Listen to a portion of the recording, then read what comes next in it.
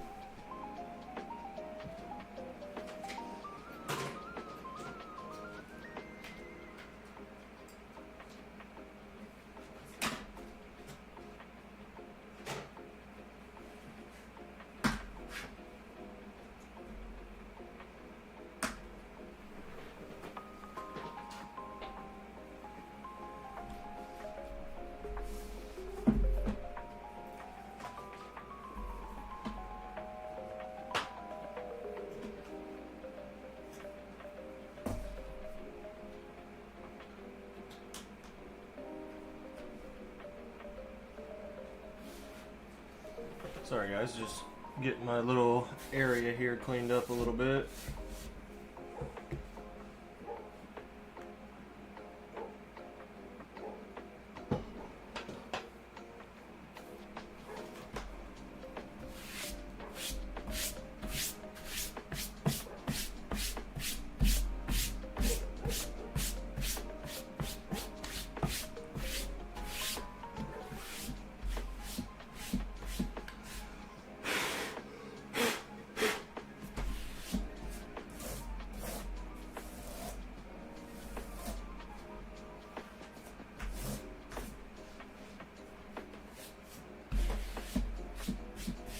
I hadn't realized that the cat had gotten on my desk. So there's hair, and I ate some pork rinds here yesterday, so there's little bits of that on the desk, and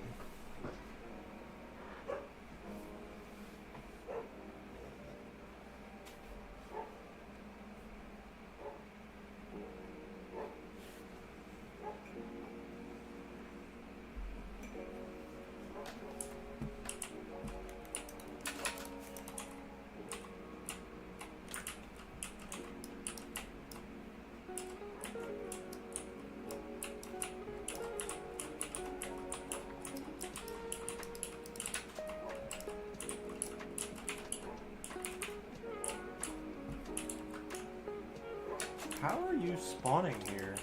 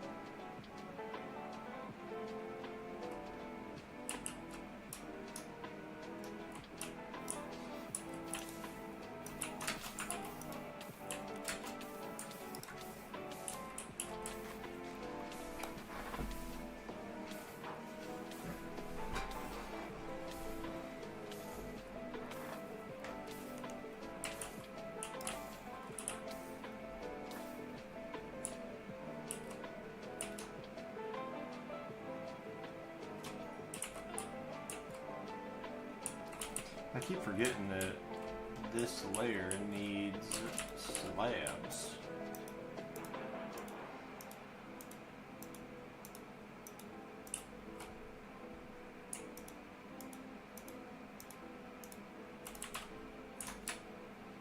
Probably because for whatever reason I'm doing this specific layer a little bit different than the other ones, and I don't know why.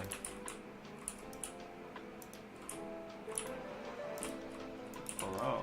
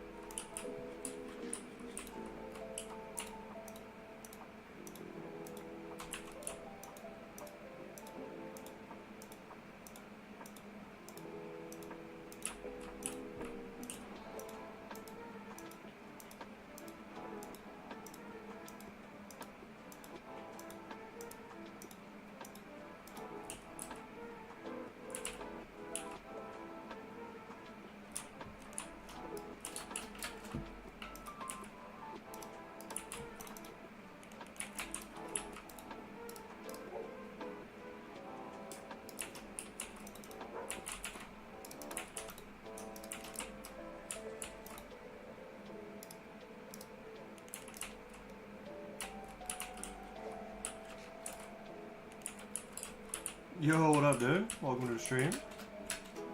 Appreciate you stopping by. Working on mining out our nether perimeter here and working on just gathering up our total blocks mined. We've got a little bit more than 7.5 million, so clearing out the nether perimeter to work on some farms in the area, and then once we get this perimeter all cleared out, we'll be going to the overworld working on a project there. Yo, what's going on? Welcome. If you guys got any questions about the world or anything like that, feel free to drop those in the chat. I'm more than happy to talk to you guys.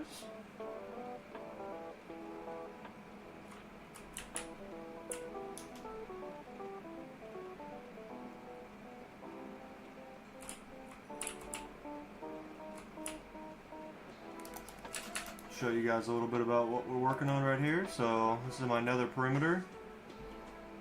Working on getting all these blocks mined out here. So we've got quite a lot of progress still to be made.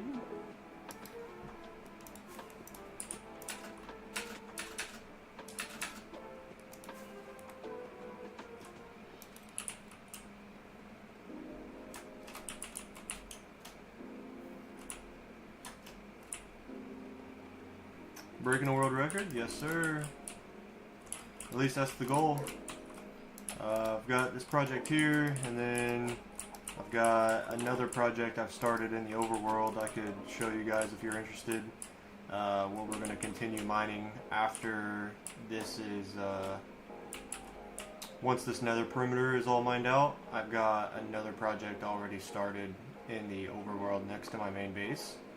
So if that's something you guys are interested in, I can go show that really quick. So for every subscriber to the channel is 150 blocks mined. So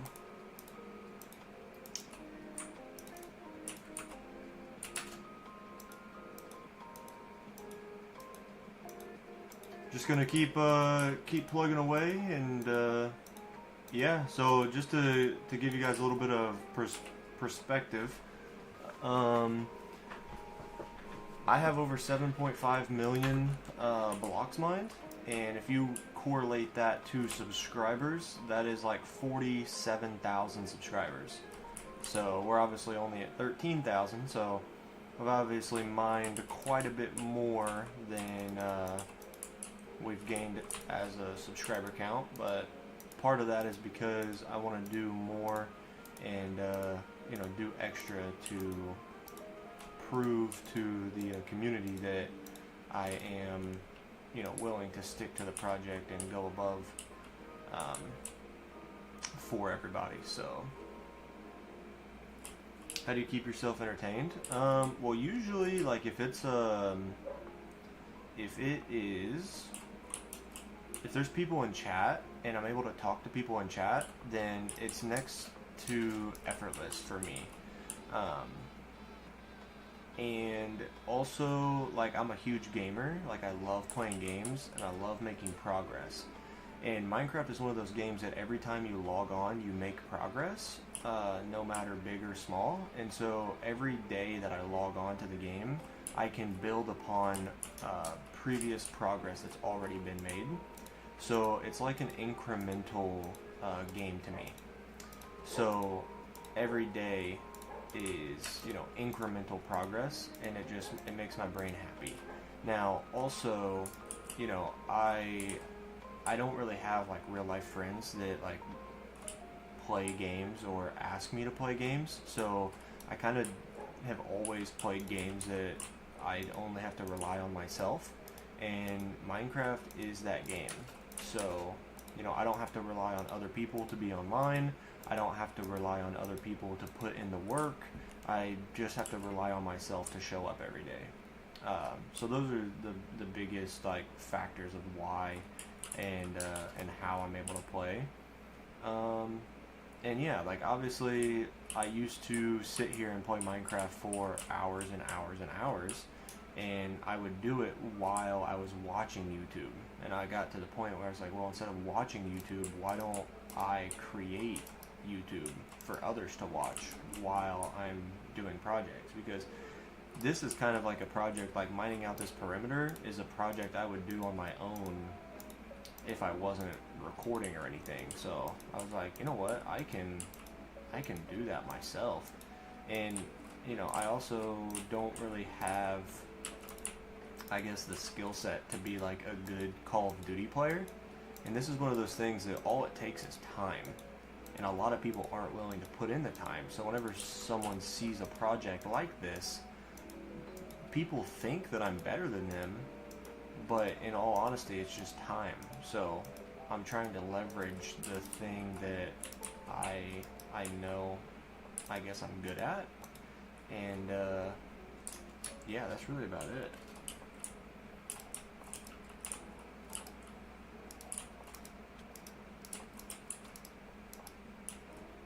So there's quite a few factors that go into it. You know, I've always loved mining, or I've always loved Minecraft. I used to play on Minecraft prison servers where all you did was mine, and so it's like the one aspect of the game I'm good at and can do. Like, I suck at building, but I can dig out a base underground and live in it, and that's how I've always played. And so, you know, I'm also trying to grow a YouTube channel, so like, yeah, I'm doing it for fun, but as I'm doing it for fun, like, I know that there's a possibility to make money. I'm obviously not doing it strictly to make money, or it would never last, but you know, I'd love to be able to play video games every day, so I'm trying to play video games and do projects that I know would gain attention and potentially allow me to do this full time. And so, you know, it's just one of those ideas that I had that, you know, you just got to try to bring all of your ideas and everything together.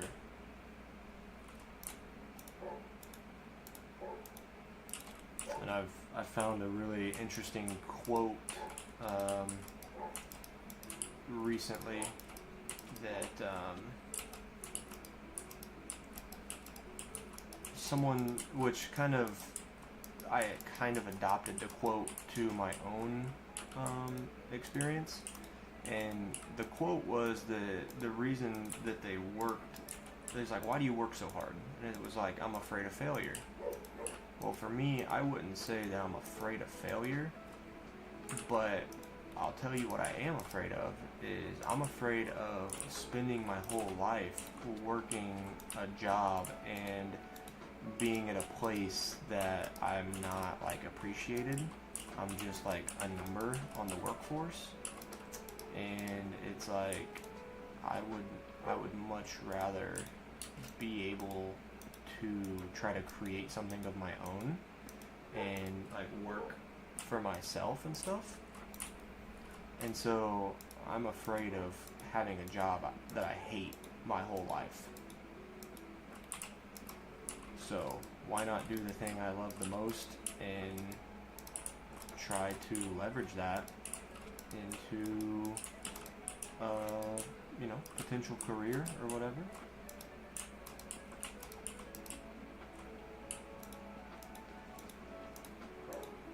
And so I've come to realize that the main thing I have to do now is just be consistent.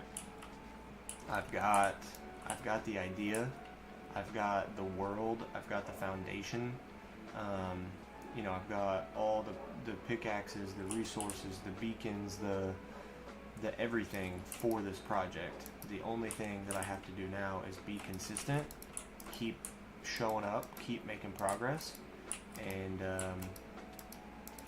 you know, it should be history in the next year or two. And there's some other records that I have as well that I would like to tackle after this one. keep finding myself seeing that too. Yeah. I just listened to a Joe Rogan podcast, and he had John Cena on. And during that podcast, he talked about, I can't remember his name, but the CEO of NVIDIA. And he said that the CEO of NVIDIA works, 7 days a week. And he asked him, like, why do you work so hard? And he was like, I'm afraid of failure. And, when I heard that, I was like, I was at work when I was listening to that. And I was like, I'm not afraid of failure. Like, you hear stories about, you have to fail to learn. And so I'm not afraid of failing. I'm just afraid of having to work for somebody else and go do a job that I don't care for. Like, I want to wake up and have purpose and wake up and be fulfilled. Like, I'm late to work every day because I don't want to get up and go to it, And so I'm still in my early 20s, and if I feel that way for the rest of my life, it's just going to be like, why am I here? And, I know that feeling whenever my favorite creator posts a video. I'm like, ooh, yes, like, let's get to sit back, forget that the world exists for 30 minutes, and let's watch this video. And so if I can create videos or create a live stream for 8 to 10 hours a day where people can sit and just, like, forget that the world exists, like, I would love to be able to create that space for people and just have that community where people can relax, hang out, enjoy themselves. And the best way I can think of to get to that point is, I have to start a challenge or have an idea that is worth grabbing people's attention. And then you just have to execute on that so that they keep showing up. And then, obviously finding new people in the audience from consistency of posting the videos and stuff like that. Keep up the good work, man. Appreciate that. What up, D-Bell? Hope all is well, my friend. Good to see you back in the stream. I recorded a new tower video this morning. After the stream this afternoon, I'm going to throw it in the editor, turn up the microphone volume, and get that posted a little bit later in the day, probably this evening.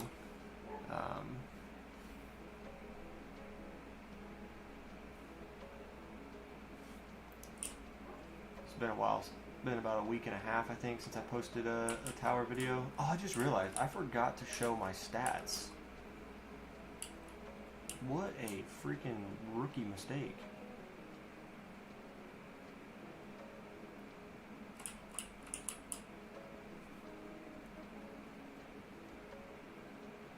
But yeah, Earl, I'm glad you're in the stream. Good to know that the videos or the shorts or however you found the channel, hopefully maybe even the recommended page on YouTube. Glad to know that it's all working. And yeah, seeing some fresh faces in here. I think this is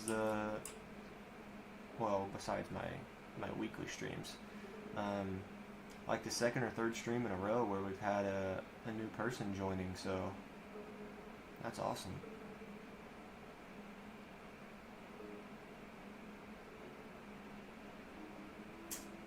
Yeah, Black Friday packs on the tower cost me to more than double my coins per run. So I went from 70 trillion to 190 trillion per run.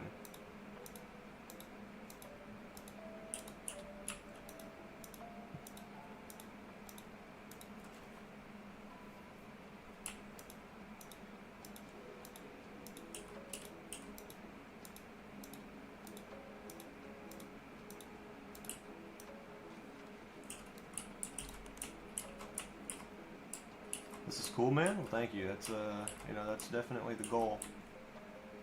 definitely the plan, the goal, the aspiration. I believe you're new around here, so in the middle of this nether perimeter, as you can see above me, all of the nether, or the bedrock, sorry, is broken. And the reason, my dogs are howling. If you can hear that, they're just laying on the back porch right outside that window, just howling. Yeah, broke all the bedrock. That was in a previous video that I posted, so that's on my channel, where I broke 250,000 bedrock for this 256 by 256 perimeter. Black Friday really boosted the tower. Yeah, it's crazy. And so I broke all the bedrock, and in the middle, well, maybe not the middle, but under all of these blocks and stuff like that is, here, I'll just show you real quick. Get out of my way. There's a nether fortress down here. So we're going to be making a wither skeleton farm. And this is also going to be the centralized area for my nether perimeter. So that's kind of a few reasons why we're doing this. I also do not use TNT duplication in my world. So if I wanted to make this perimeter for the wither skeleton farm, the only way to do that is to mine it. So it's going to help with the record. It's going to help with, you know, wither skeleton skulls. It's going to help with nether perimeter. And then the slabs are to prevent magma cubes from spawning, which, as you can see, they're annoying as hell. And then once it's all done, I'll be going through and removing all of the slabs, which will take a while, but yeah, they will be gotten rid of. So if you were wondering about that.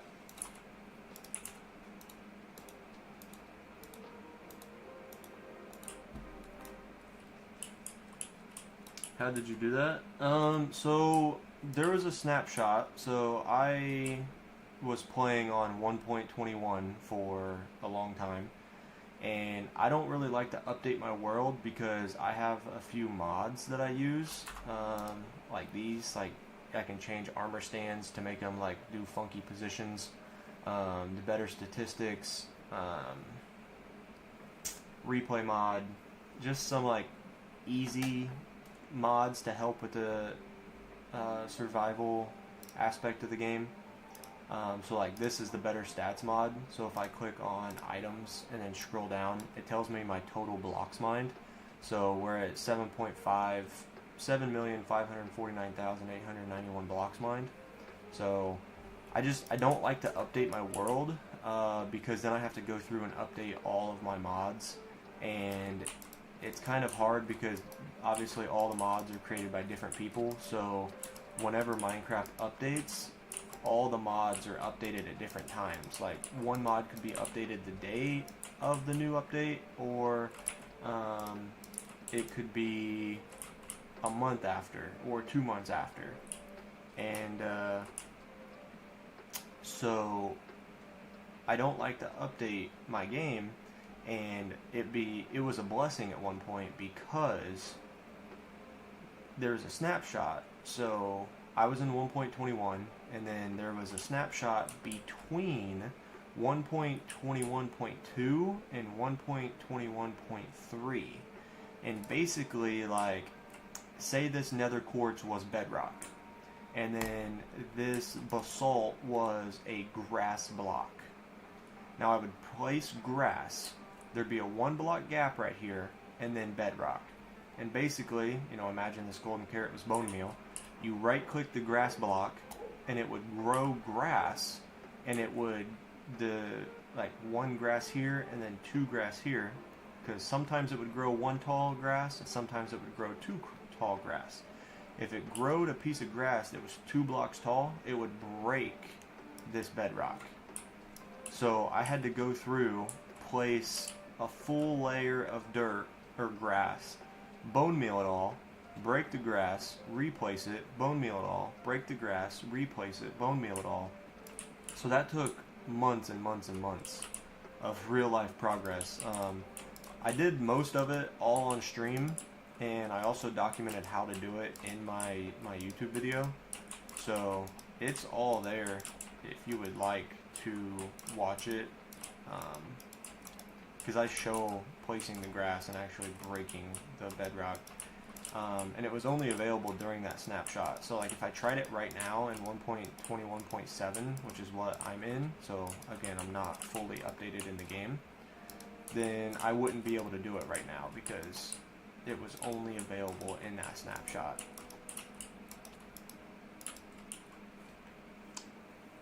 Do you get the bedrock? No, you don't get the bedrock. It just disappears and vanishes.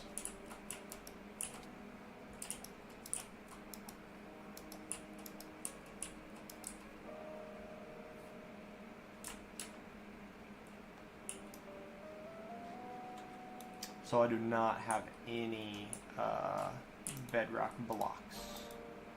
I play this very legit. I don't take advantage of, well, I try not to take advantage of glitches and bugs and stuff like that, which, I mean, growing grass to break bedrock I guess would be a glitch or a bug or something, because obviously you're not supposed to. But I also don't use TNT duplication to break bedrock. So the only way I could have broken this much bedrock was if I did it all like one piece of TNT at a time with a manual bedrock breaker, which obviously this big of a hole would be very unlikely to do. And I also have a couple smaller holes where my nether portals are in other parts of the world. So like I have just over there on the other side, I have a nether portal that leads to an ocean monument, and I broke a 32 by 32 hole so that whenever this is a nether hub, I can make a tunnel underground to the portal, and then I can just walk through the hole. But yeah, it's obviously not done. It's just a hole right now. I know I placed my ender chest on accident. I think it's because of the Y level, but like as you go down in Y level, more and more mobs spawn. And I'll tell you what, I haven't had to deal with this many magmas in a long time. I might actually have to make a mob switch because this is getting quite ridiculous.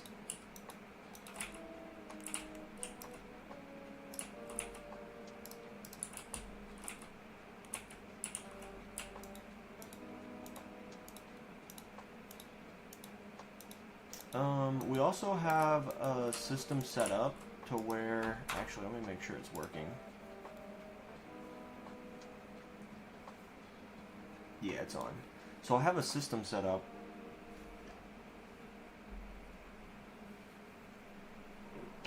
and basically what it does is it tracks your messages in the chat.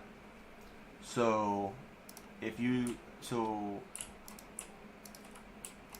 one message every 5 minutes in the live stream chat is a point, and it's basically a way to track watch time.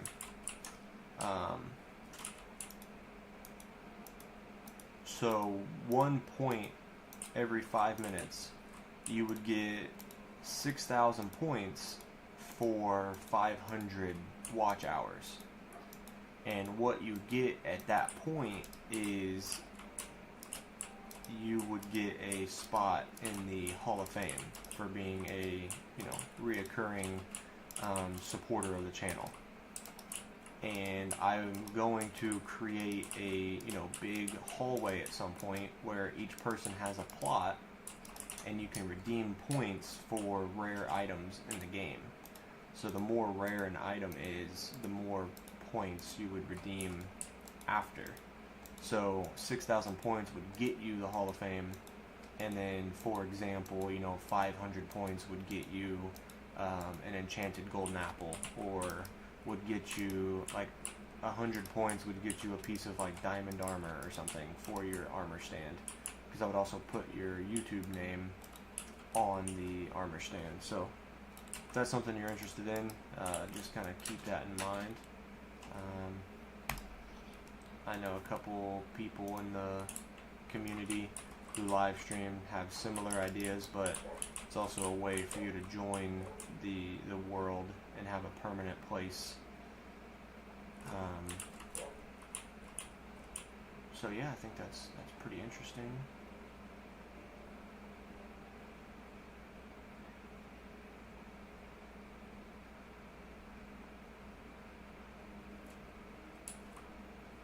These magma cubes really are driving me nuts, though.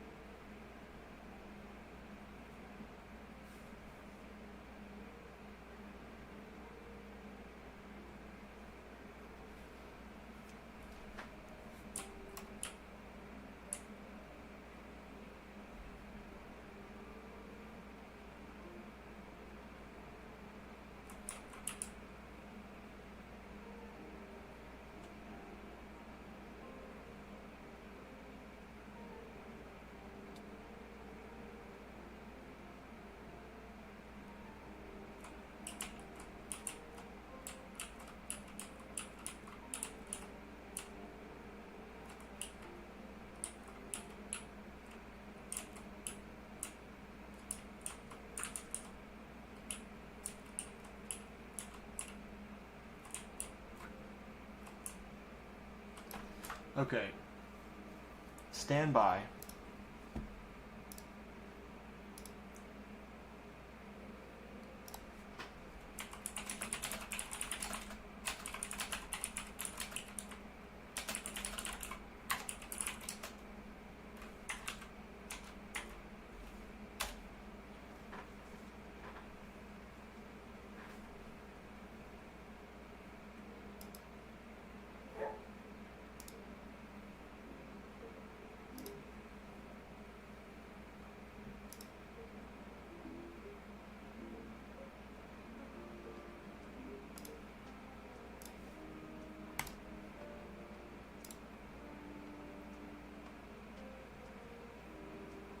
Okay, I think we're going to be making a mob switch.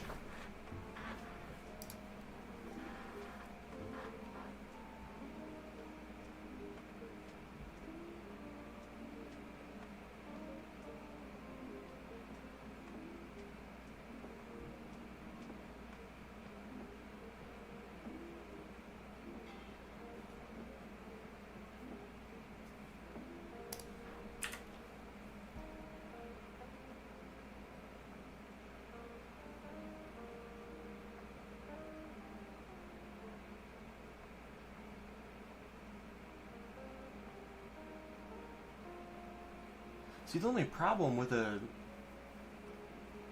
guess I don't need it right now.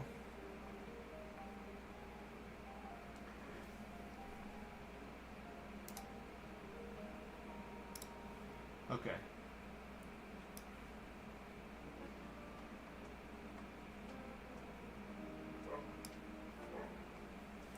Alright.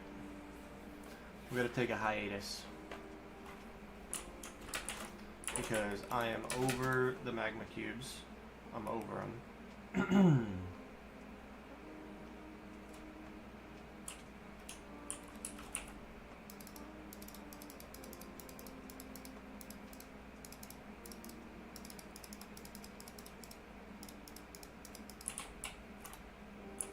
need slabs? Okay, I just need a little bit of slabs. So slabs. Solid blocks.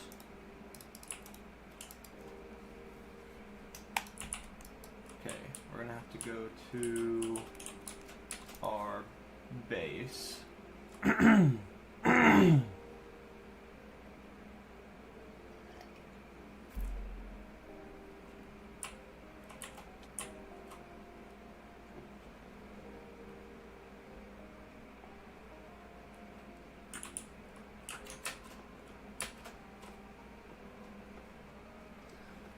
Okay, so we're gonna start gathering up some blocks here.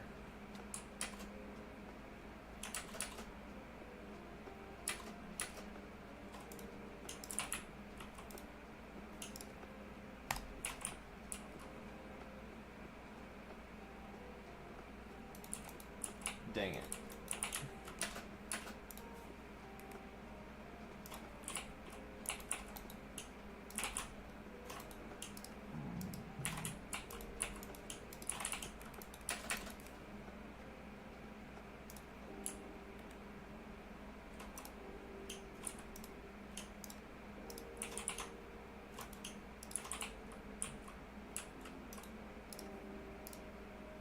I need 8 of those, 36 of those.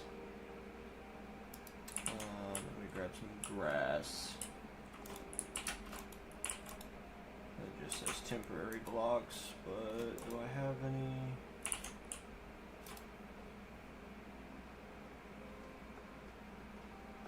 Not sure. Temporary blocks. Okay, powered rail.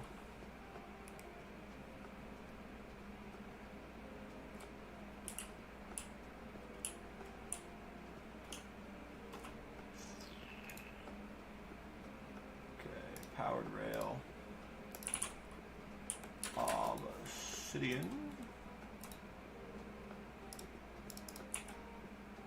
glass panes, okay, regular rail,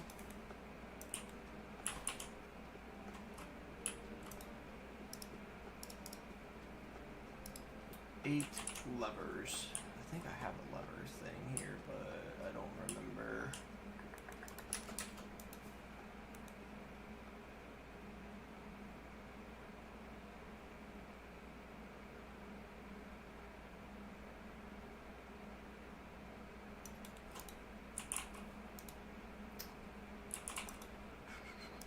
One, two, three, four, five, six, seven, 8.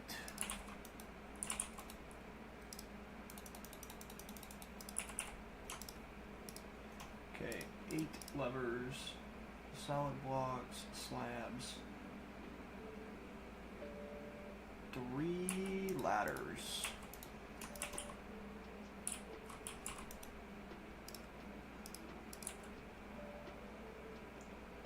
2 torches.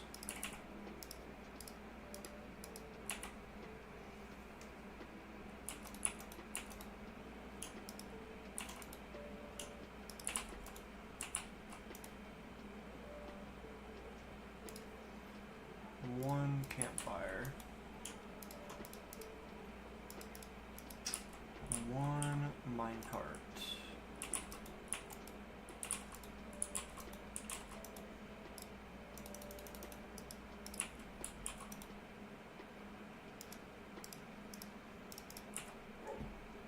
A lodestone.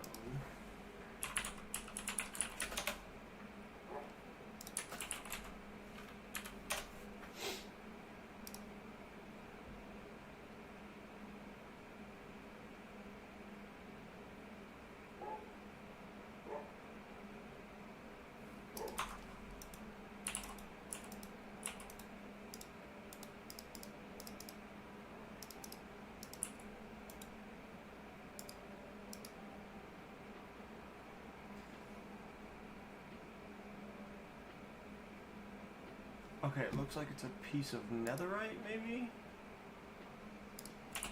Alright. Hang on a minute. Yo, what up, Micus? What up, dude? I went the wrong way.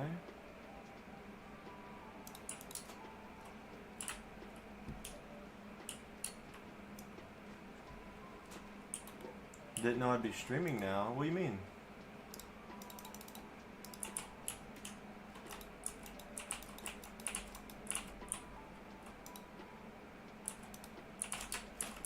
Like today, or? Yeah, I'm gonna try and stream as much as I can. You know, these blocks aren't gonna mind themselves.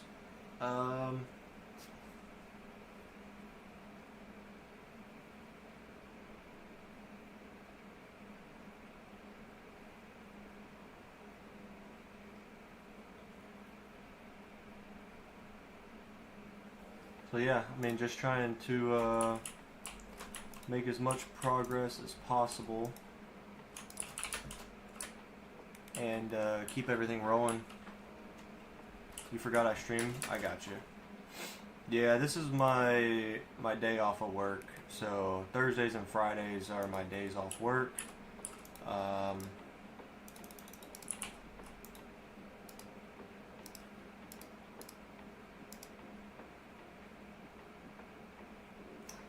How in the world do you make lodestone?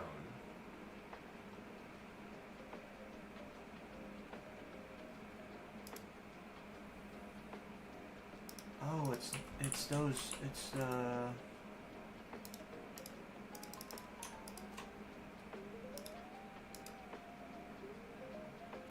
how do you make those funky looking stone blocks? These ones. There it is.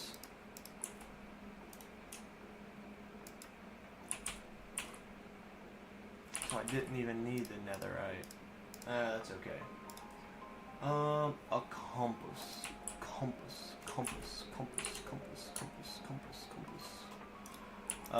I'm gonna be a little distracted for a minute. I'm trying to make a mob switch for the mobs. I need 48 iron.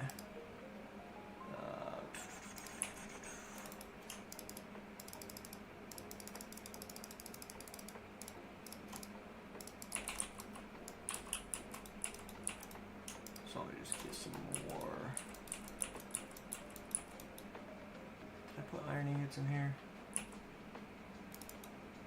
Yeah. Okay, iron ingots, iron blocks, at least 3 potions of infestation, and a carved pumpkin. Okay, well, I think infestation causes silverfish, so that's good to know. Carved pumpkin. Pumpkin.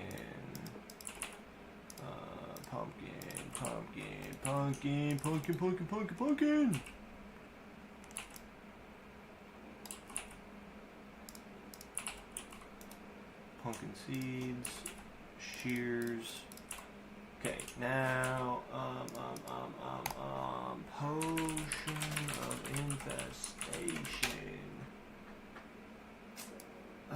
Brewed item that grants the infested status effect, causing mobs to have a chance to spawn silverfish when damaged, and it's made by brewing stone with an awkward potion. Well, that's easy. Do I have? Do I have brewing stands?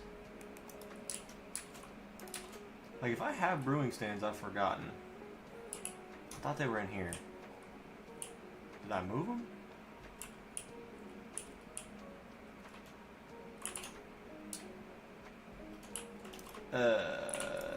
Okay.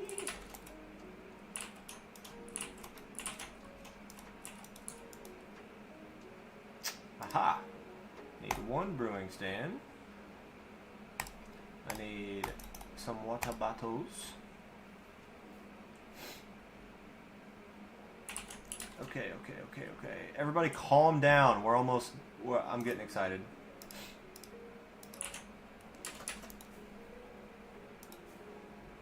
I need water.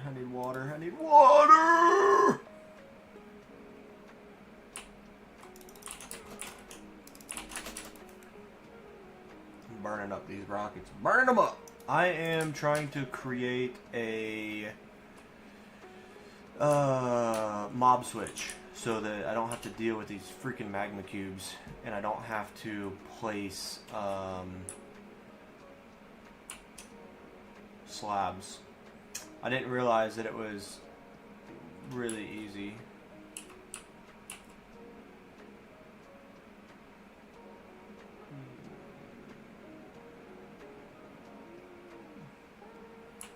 I don't have nether wart? That's not right.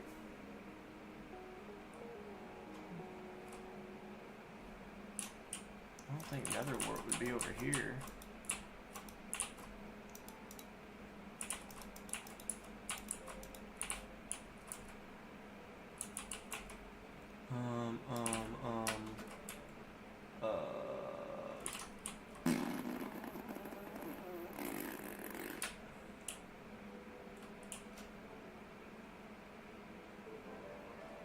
I have nether wart.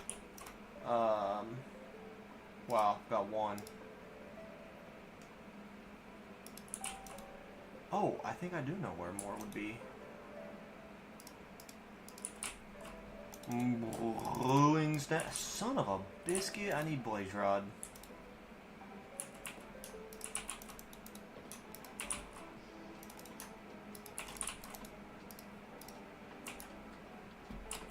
I have forgotten all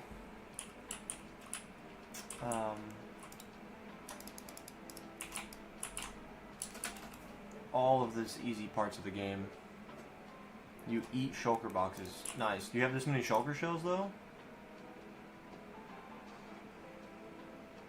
Weird flex, I know. Neptune! Appreciate you being here, man. How's everything going? I hope that this creates a awkward potion. I can't remember. I think awkward potion is the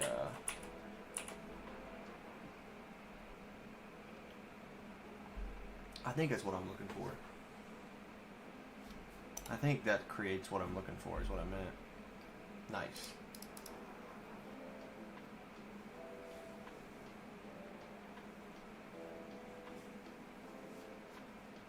This guy is a Minecraft grinder with that base. This isn't even anything, man. Just wait. Once I get this potion, I'll show you something. Yeah, this is just my automatic sorting room.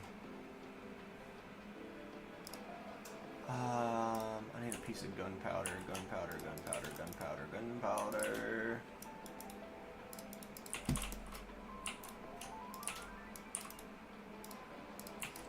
Yeah, this is nothing, my dude. How do you get the bone meal to break all the bedrock? So I had a, or I have a wither skeleton farm, and I have like double chest upon double chest upon double chest of bone meal, because if I go to mobs and I go down to wither skeletons, I have a bunch of wither skeletons killed, and they give bone meal. And like in my thing here, I have like stacks of beacons that are just not even used. So yeah, I have a lot just on standby.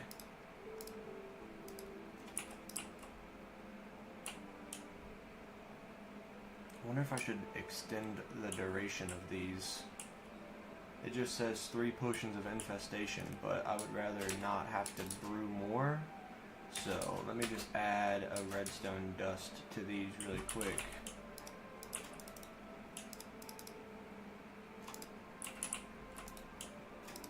And I broke it, so that means the blaze rod ran out. Can you show the farm? Yeah, absolutely. Give me 1 minute. Bang. Oh.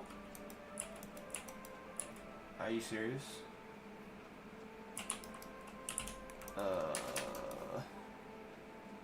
Please stand by.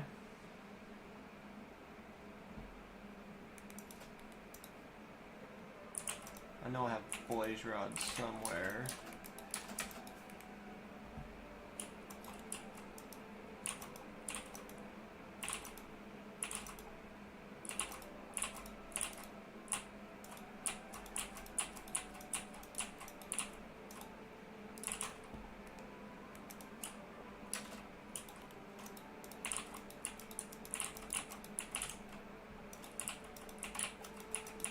because I've got to go to the nether. Alright, let's just go to the nether, because I can brew this in the nether. And then, as we're in the nether, I just got to make these potions longer, and we'll have everything for the mob switch. And I will grab a blaze rod on the way. When I try to play hardcore, then I try to find a village and survive till I get some good loot. Yeah, that's a great strategy. Finding a village right off the bat is a fantastic strategy.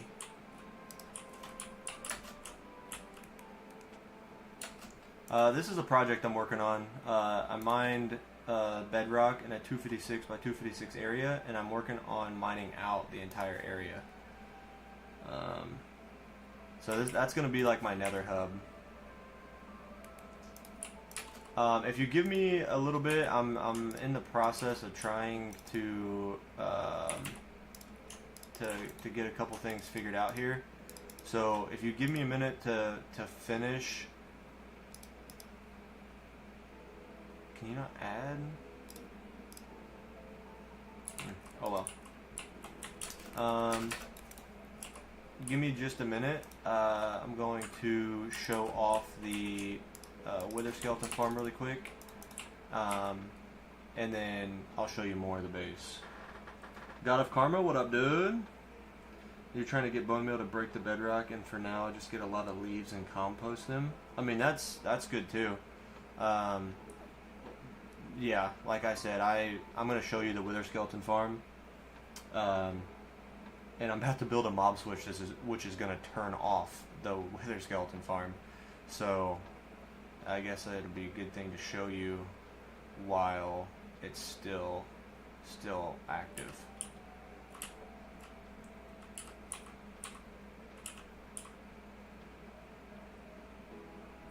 So we're here, and this is the wither skeleton farm.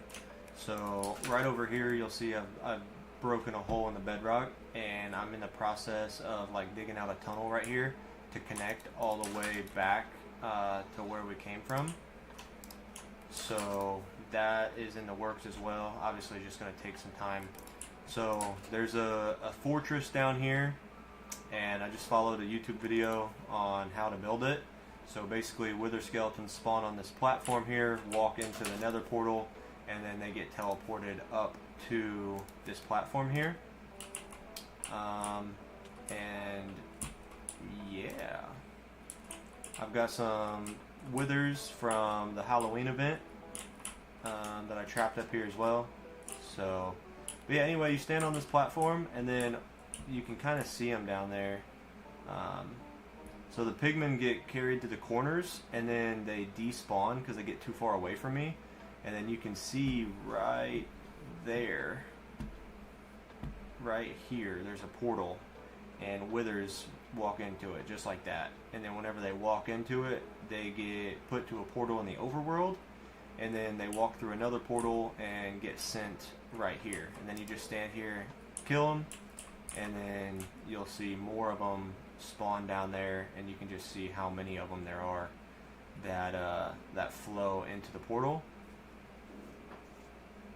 And then they get brought right up to me right here, and you kill them, and you get wither skeleton skulls, tons of bone meal, which you can see I've got all these blocks of bone meal, all of that,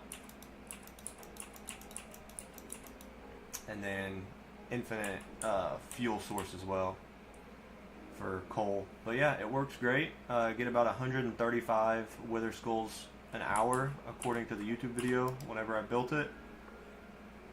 Why do they run to the portal?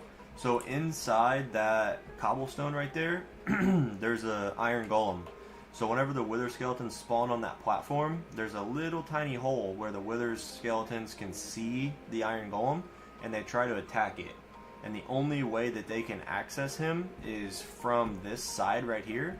But before they can get to the iron golem, they instantly teleport in the nether portal. And then you can see the pigmen walking to the corners. In the corners there's turtle eggs. But because of how high up I am, they get out of the the range of my player, and because they get out of the range of my player, right when they get in that corner, they despawn. So I'll fly down. You can see as I get closer, blazes spawn.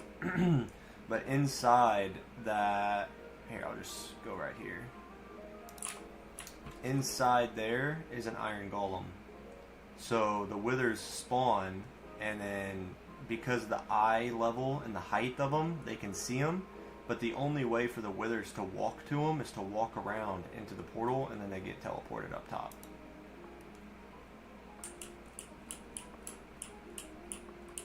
This guy doesn't fear mobs, mobs fear him. Hey man, you know, this was one of the very first farms I made in hardcore, because in order to survive a long time in hardcore, you need beacons.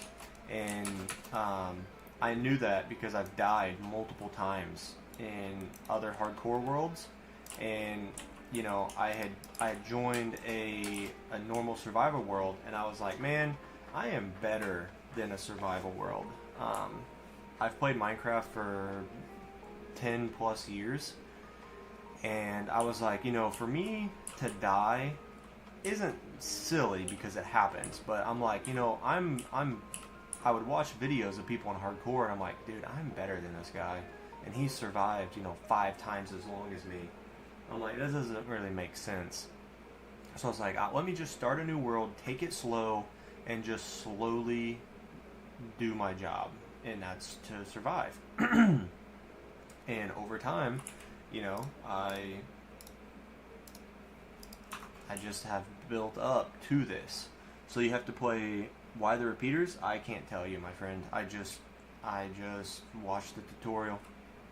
That's all I can tell you. I just don't really ask questions. Just like building this mob switch, I can't tell you why I need certain blocks, but according to this guy, you need certain blocks. So he said you need to go 1,000 blocks away from your base. So if I go this way, I am on -90. So we're just gonna fly, you know, 1,000 blocks this way, I guess. Imagine if the portal you find in ancient cities could be lighted up, and there will be a new dimension called the Ancient World with wardens and ancient villages inside. That would be kind of cool. Be a very very neat concept.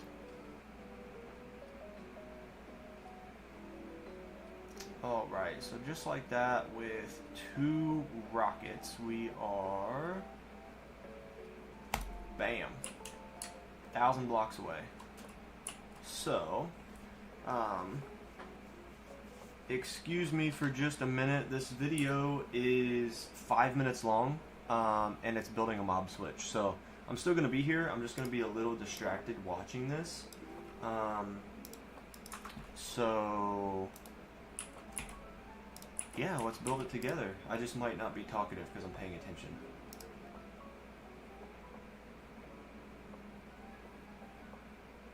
Okay, please watch the entire tutorial and usage instructions carefully before starting.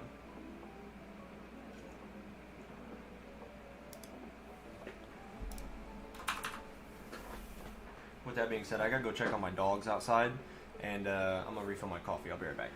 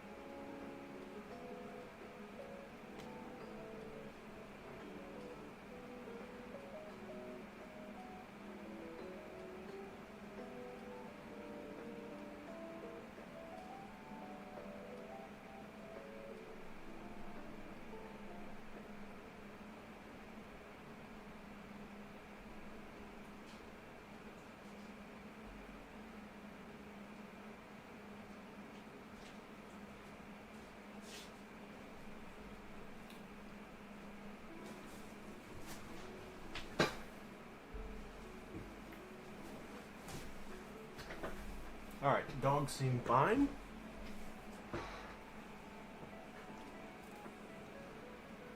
Can you send a link in chat of the Willer Farm? I don't think I can send a link in the YouTube chat. However,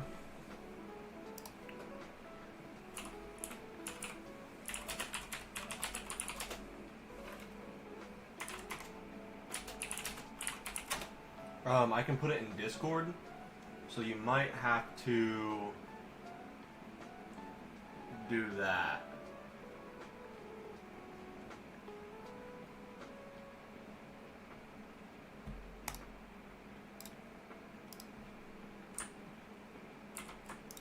I'm gonna try to put it in the YouTube chat, but I don't know if it'll let me.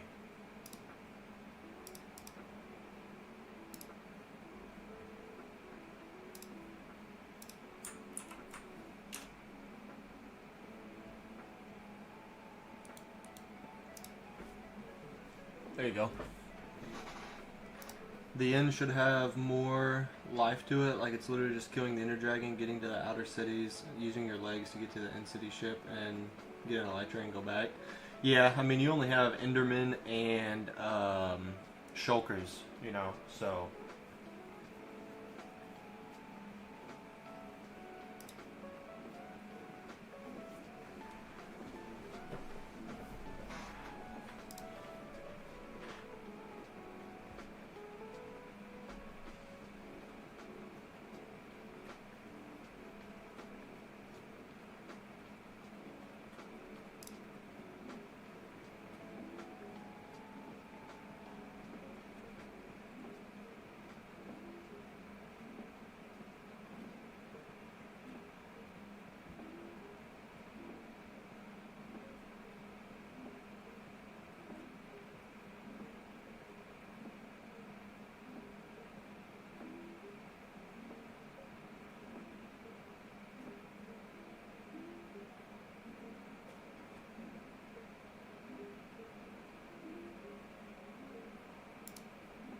Okay, I don't really know why I would need to watch this.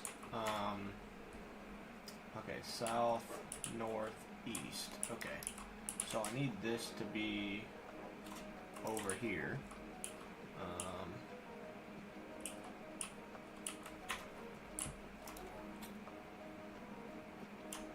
Let me put that in there. I need those. I need...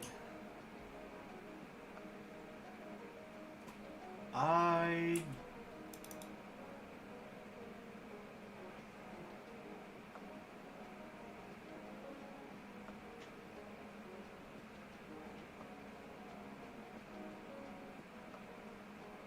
don't have a flint and steel for this portal.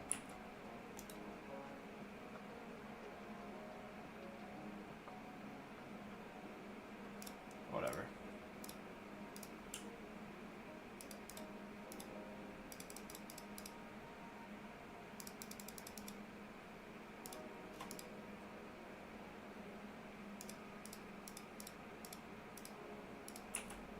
Okay. Okay, so I need a temporary block here with 2 obsidian, a temp block, 1, 2, 3, temp, 1, 2, 1, 2, 3, and slabs. And then I need 1, 2, 3, 4, 5, 6. 1, 2, 3, 4, 5, 6. 1, 2, 1, 2. Ah, shoot. 1, 2. 1, 1, 1, 2. Huh? How do you do this?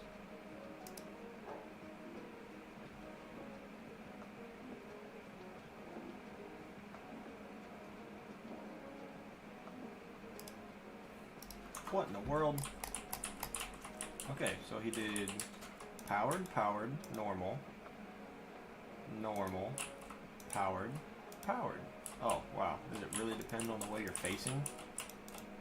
Huh. Alrighty then. Bang, bang.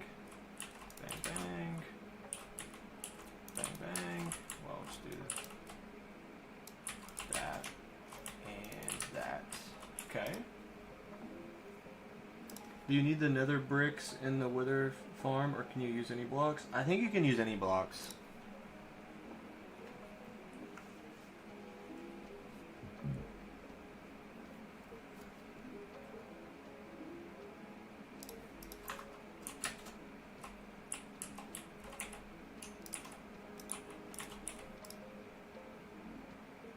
Yep, light the portal and go through.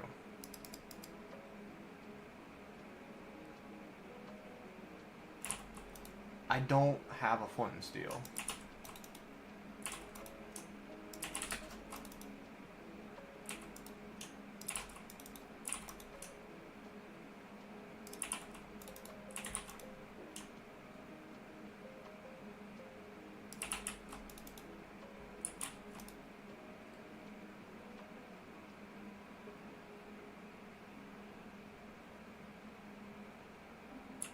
Are you serious?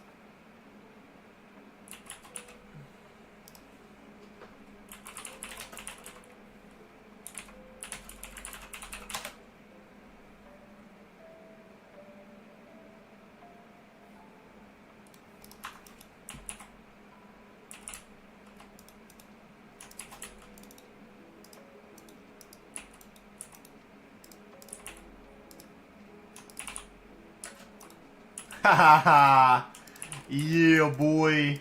I knew my Minecraft knowledge would be useful somehow.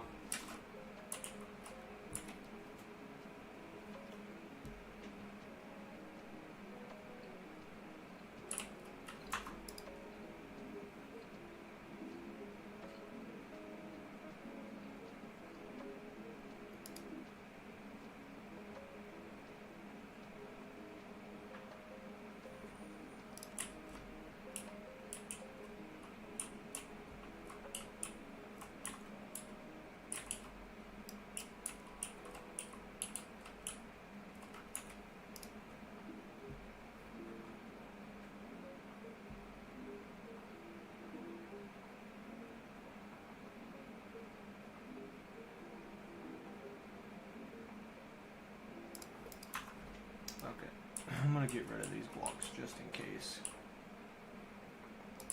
Of course.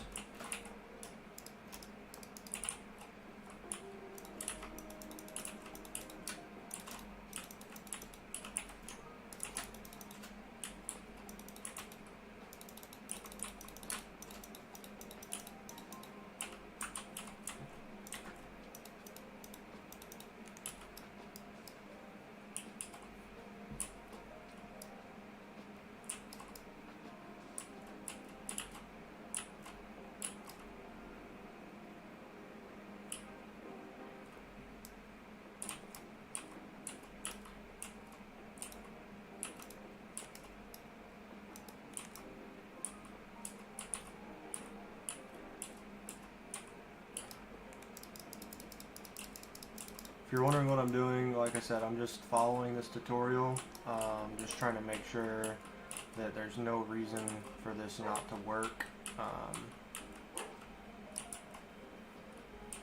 Yeah, I don't entirely know. I'm just...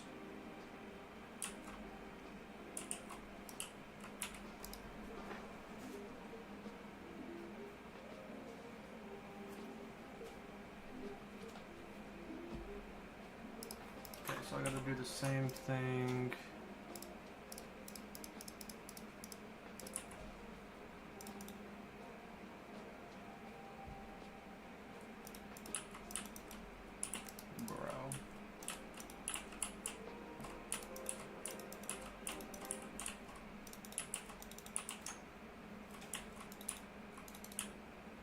I think it's supposed to go through the chunk like that.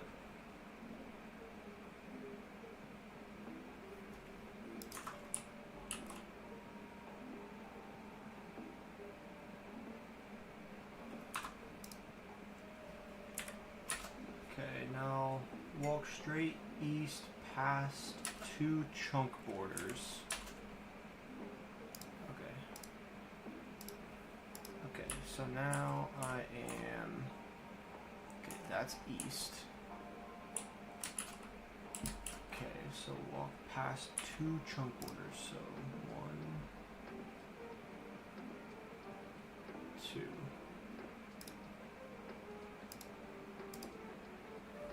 Okay, so 1, 2. Build a 3-block high glass wall surrounding a 3x3 area entirely inside this chunk. Make sure this glass box is a little closer to the west side of this chunk.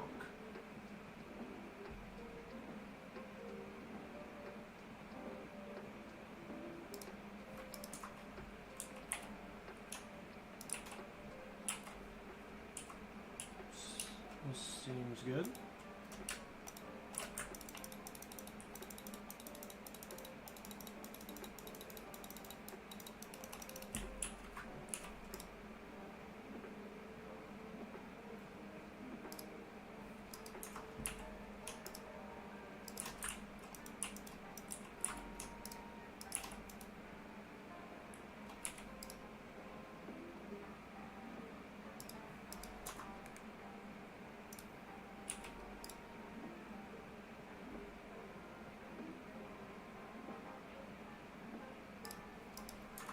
Okay, so now temporary block, glass.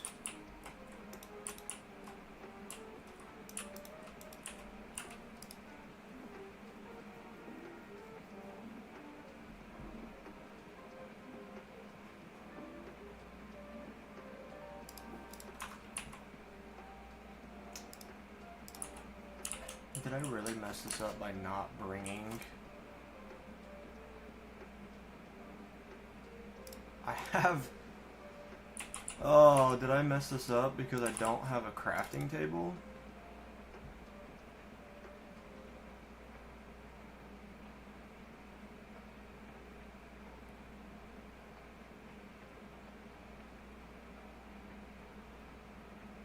Wow.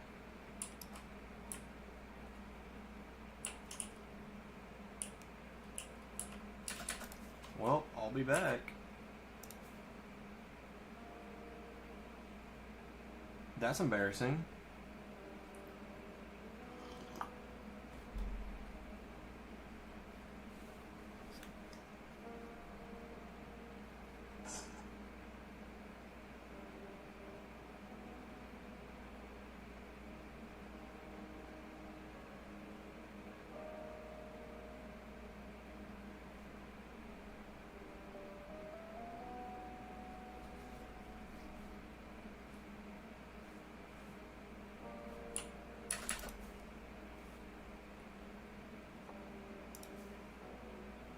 Thankfully it's not too far away.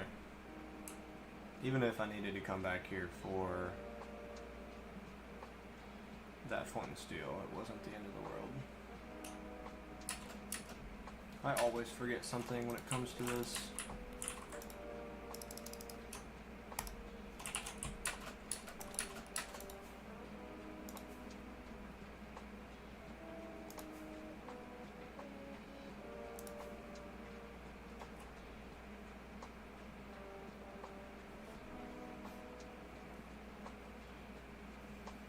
No, man, you're all good.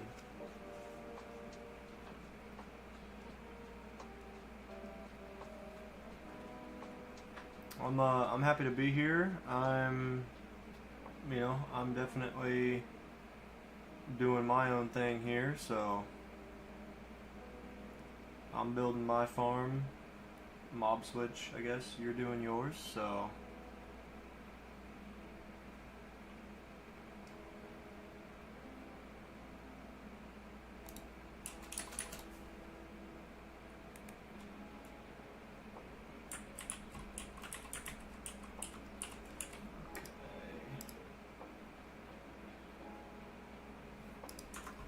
he just straight up did one of those numbers And then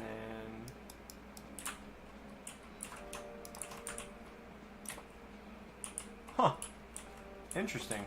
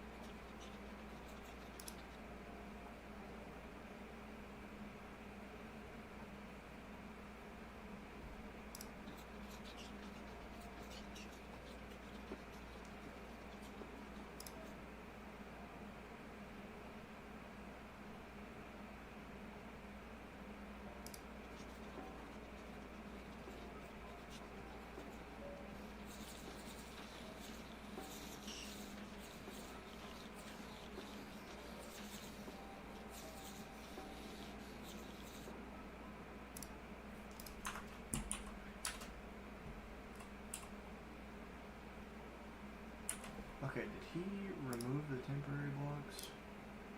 Yeah, he did. Okay, so now, how did he... Oh, you've got to be kidding me.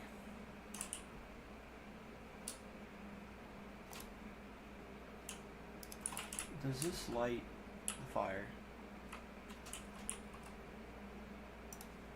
Oh, it does.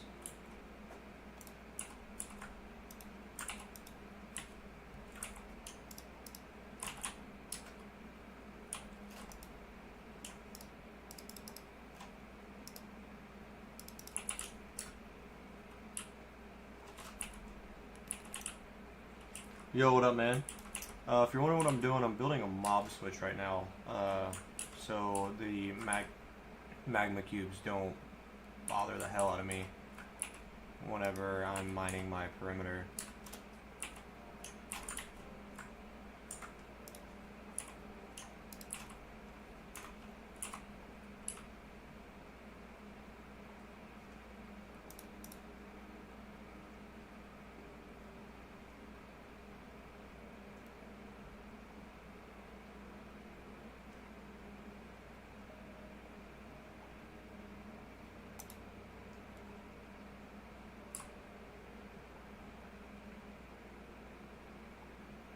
A seed map cheating?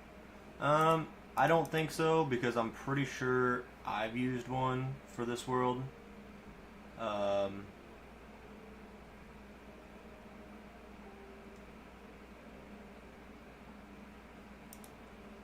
mean, all it does is help you find stuff that you would find anyway, just quicker.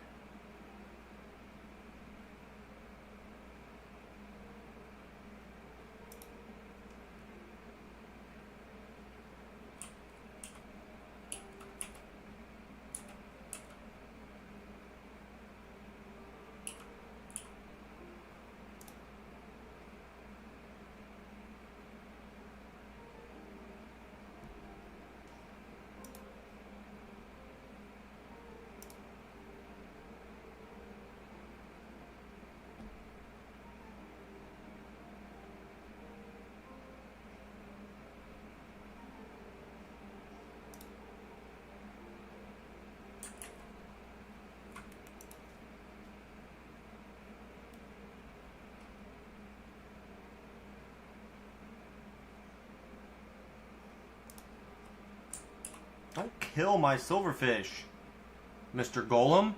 What are you doing?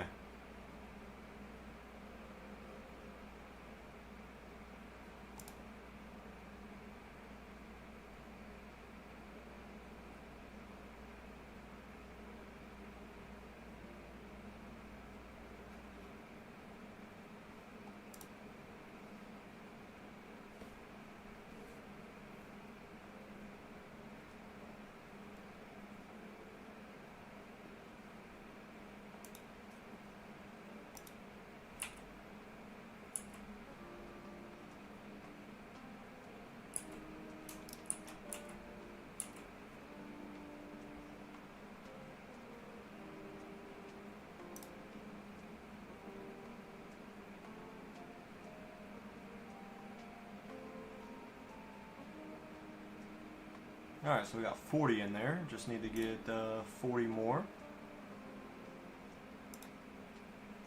Hoping this last potion is enough.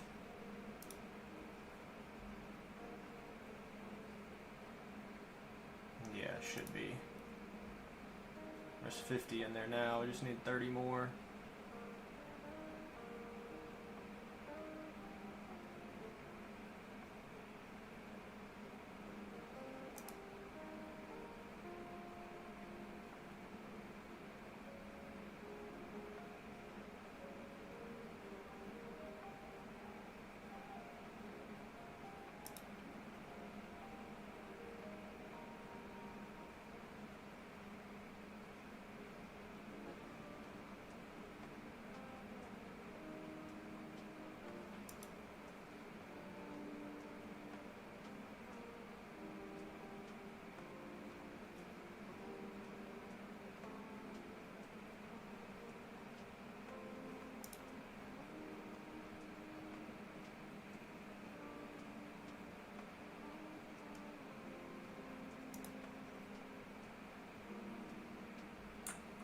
Okay, so I think my blocks despawn in there, so now I'm looking at 58.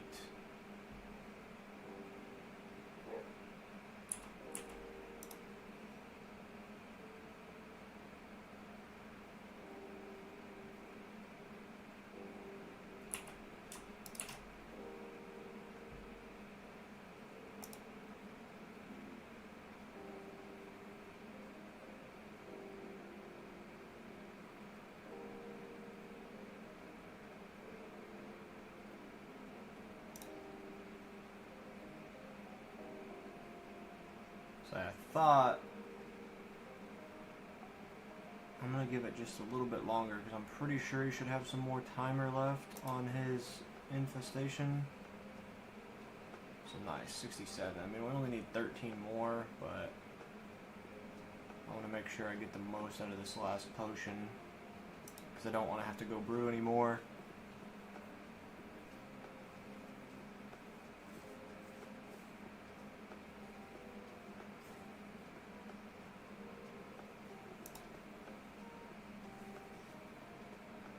Nice.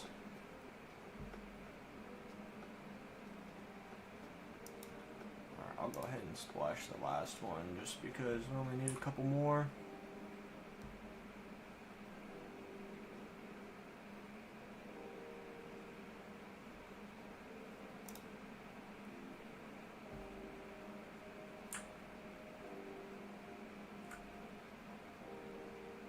I'm gonna set this at 82, just so we hopefully have one extra, maybe two extra, because I know the iron golem counts for one, so there we go. Perfect.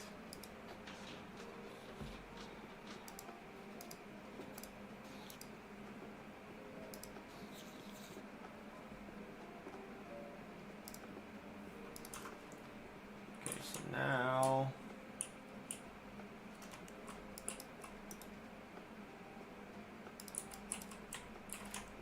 need the lodestone with a slab on top.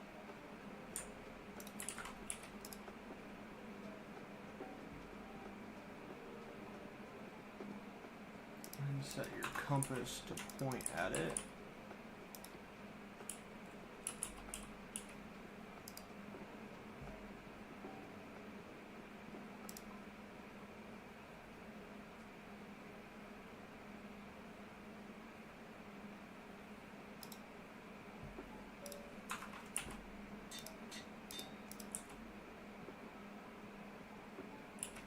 So record the X and Z block coordinate of the lodestone. In my example, they are, in case you lose your compass, you can use this information to find another mob switch. I don't need to do that because I know exactly where it's at.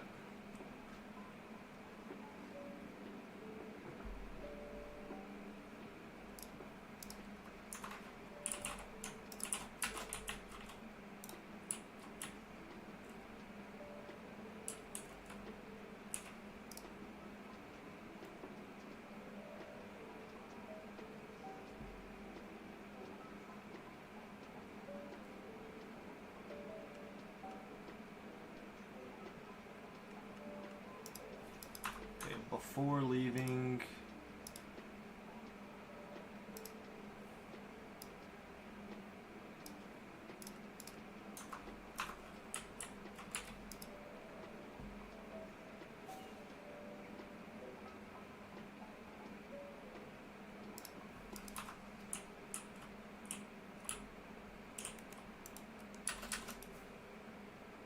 said fly 100 blocks or more before turning your render distance back to what you play on. What'd you miss? Give me 1 second. Should be completely done now, so we should be going back to the mining area. You'll see I'm doing a mining area in the Nether, which involves in an area with magma cubes. So I've been having to place slabs to prevent them from spawning, and I didn't realize how easy a nether mob switch was. So we just created another mob switch, and yeah, we should be able to get back to mining, and I don't think you would have missed anything else. So right here is my little area. So, options, video.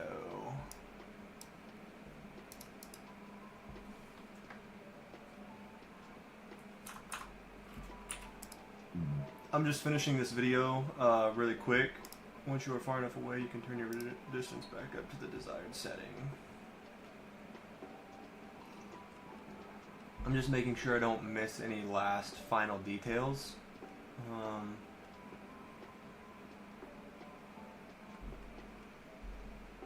Okay, so before I go back, I need to try to remember.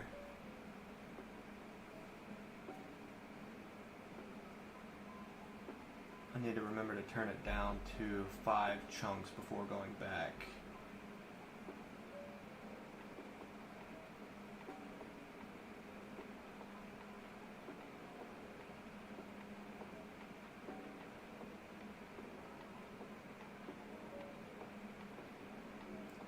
Okay, I feel really dumb for not doing this sooner.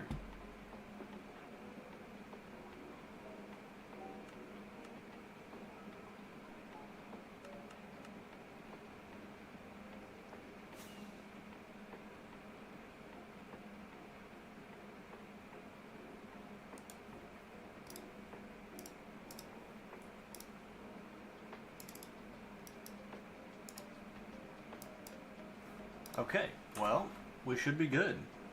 So yeah,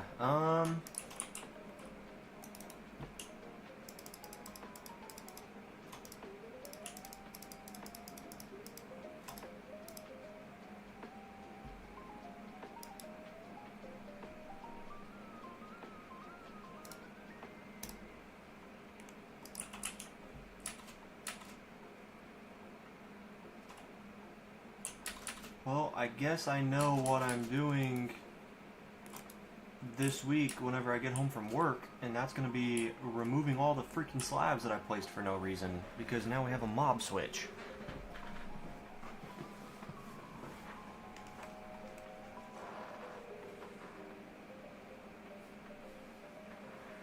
Give me 1 second.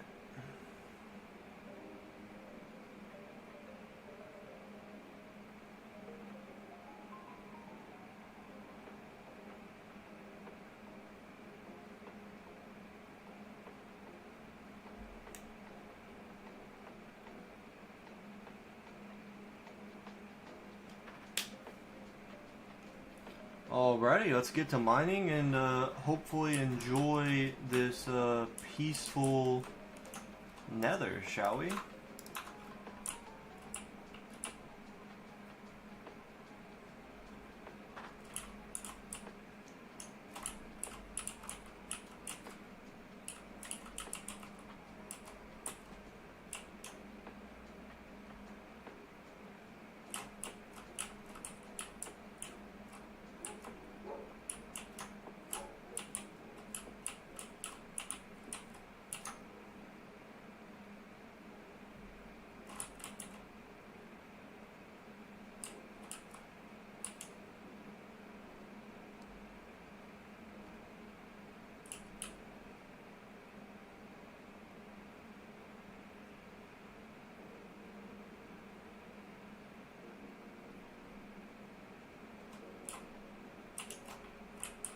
Oh, this is gonna make so much of a difference.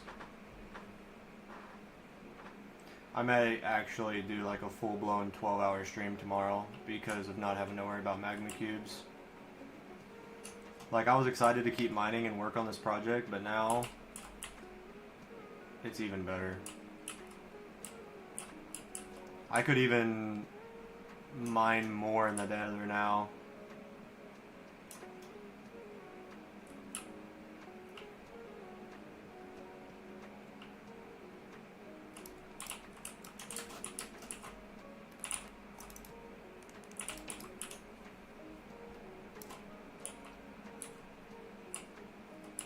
Yo, what up? LOL, check it out, dude. I built a mob switch, man.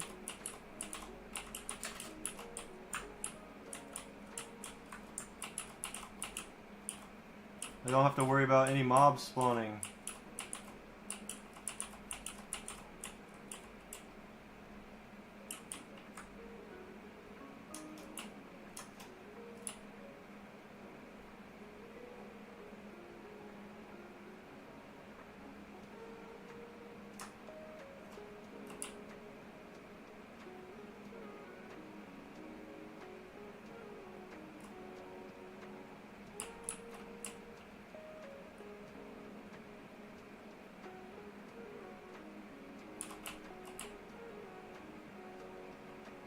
I know, man. I don't have to place slabs anymore, which means I have to go through and break them all, but that's fine.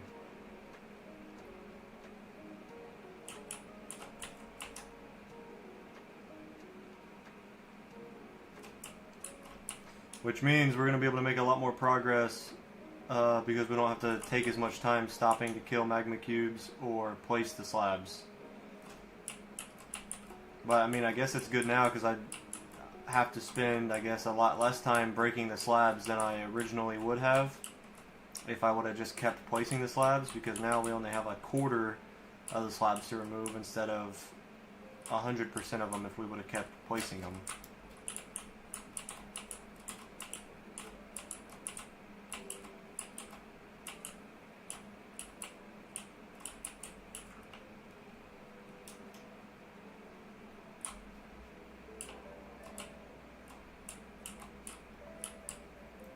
Dude, I do agree that they kind of look cool, but it's also a pain because that's also like a lot of stone blocks I was having to use to convert to slabs. And then also it's kind of a pain to fly in and out of the area because of how many slabs there are.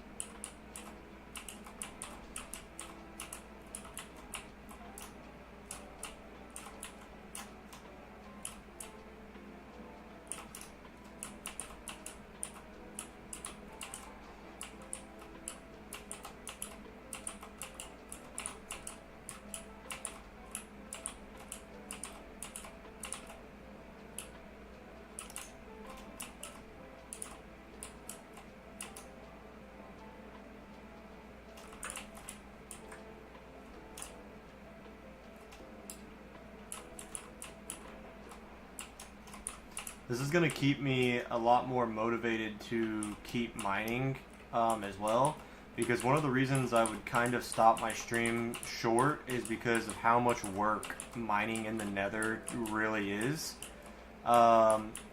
Because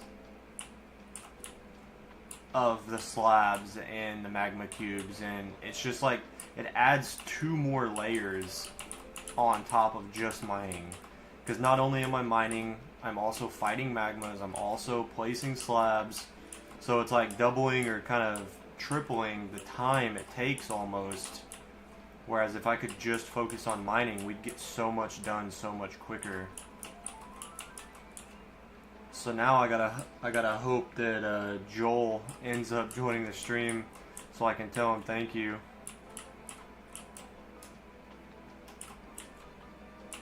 I think LOL might have mentioned a mob switch as well at some point, but I'm not entirely sure. Let me see if he's in the Discord. Add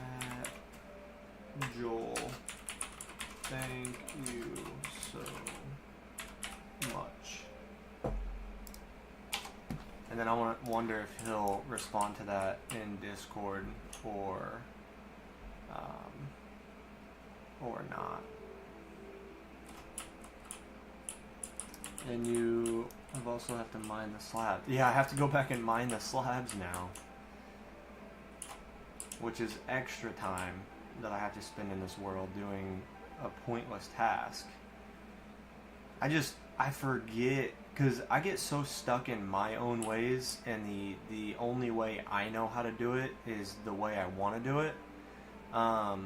Because, like, I've been playing Minecraft for 10 years, right? So, like, for me, a mob switch, I'm thinking of, you know, I have to go and have 70 zombie pigmen spawn, and I have to name tag them. Or, like, the videos I've seen of people in the overworld. You know, you have to get zombies in the overworld. Then you have to, like, throw them a sword or a shovel so that they pick it up. And then you also have to name tag them. And then it's just, like, all that work. And I'm like, oh, I'm not going through all that. I'll just place slabs. Placing slabs seems easier, you know? But I forget that they've updated this game so much since then, and that's all that I know is, like, old Minecraft mechanics, because I don't watch the new Minecraft videos. So I don't know all of the new tech and stuff like that, right? So I need to be more open to, like, at least looking into my options. And I'm gonna admit, that's always been is that a fly? It's a ladybug. A ladybug flew on my neck, and I'm like, what is touching me? And I literally, like, pinched it in my fingers, thinking it was a fly, but it was a ladybug. That's a very, like, bad trait that I have. Is, you know, just getting stuck in my own headspace and just not willing to really accept that there's other options or more efficient options out there. Which, I mean, I guess I'm at least on the right track, you know, in the sense of, like, understanding bad, you know, kind of toxic traits that I have within myself, and there's nothing you can do besides, you know, work to better those. So, you know, I'm also working on, like, yeah, it sucks that we've wasted a lot of time placing the slabs, and we gotta waste a lot more time mining them, but, you know, it's just your mindset with life, you know. We could have done it a lot longer, it could have been a lot worse, or, you know, also think about it in the sense of, like, well, if that infestation potion and what we just did, what if it didn't even exist in the game? Then we wouldn't have had another option. So you always gotta try to use your brain and see the positives of things. And that's something I've been working on for quite a while, and I think we all, you know, can always do better in that regard. So pretty much everyone does that, exactly. And so, you know, step one is recognizing that you have that bad thought process, and, you know, and recognizing that, because a lot of people who have that bad thought process don't want to recognize that it's bad.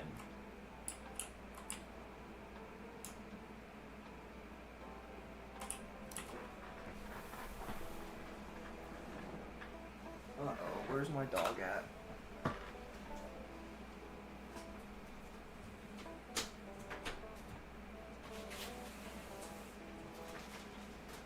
Thanks! There you are, buddy. I gotta make sure you don't run away on me. That's a lot quicker than walking out to the kitchen. Just gonna start opening the window and yelling for him.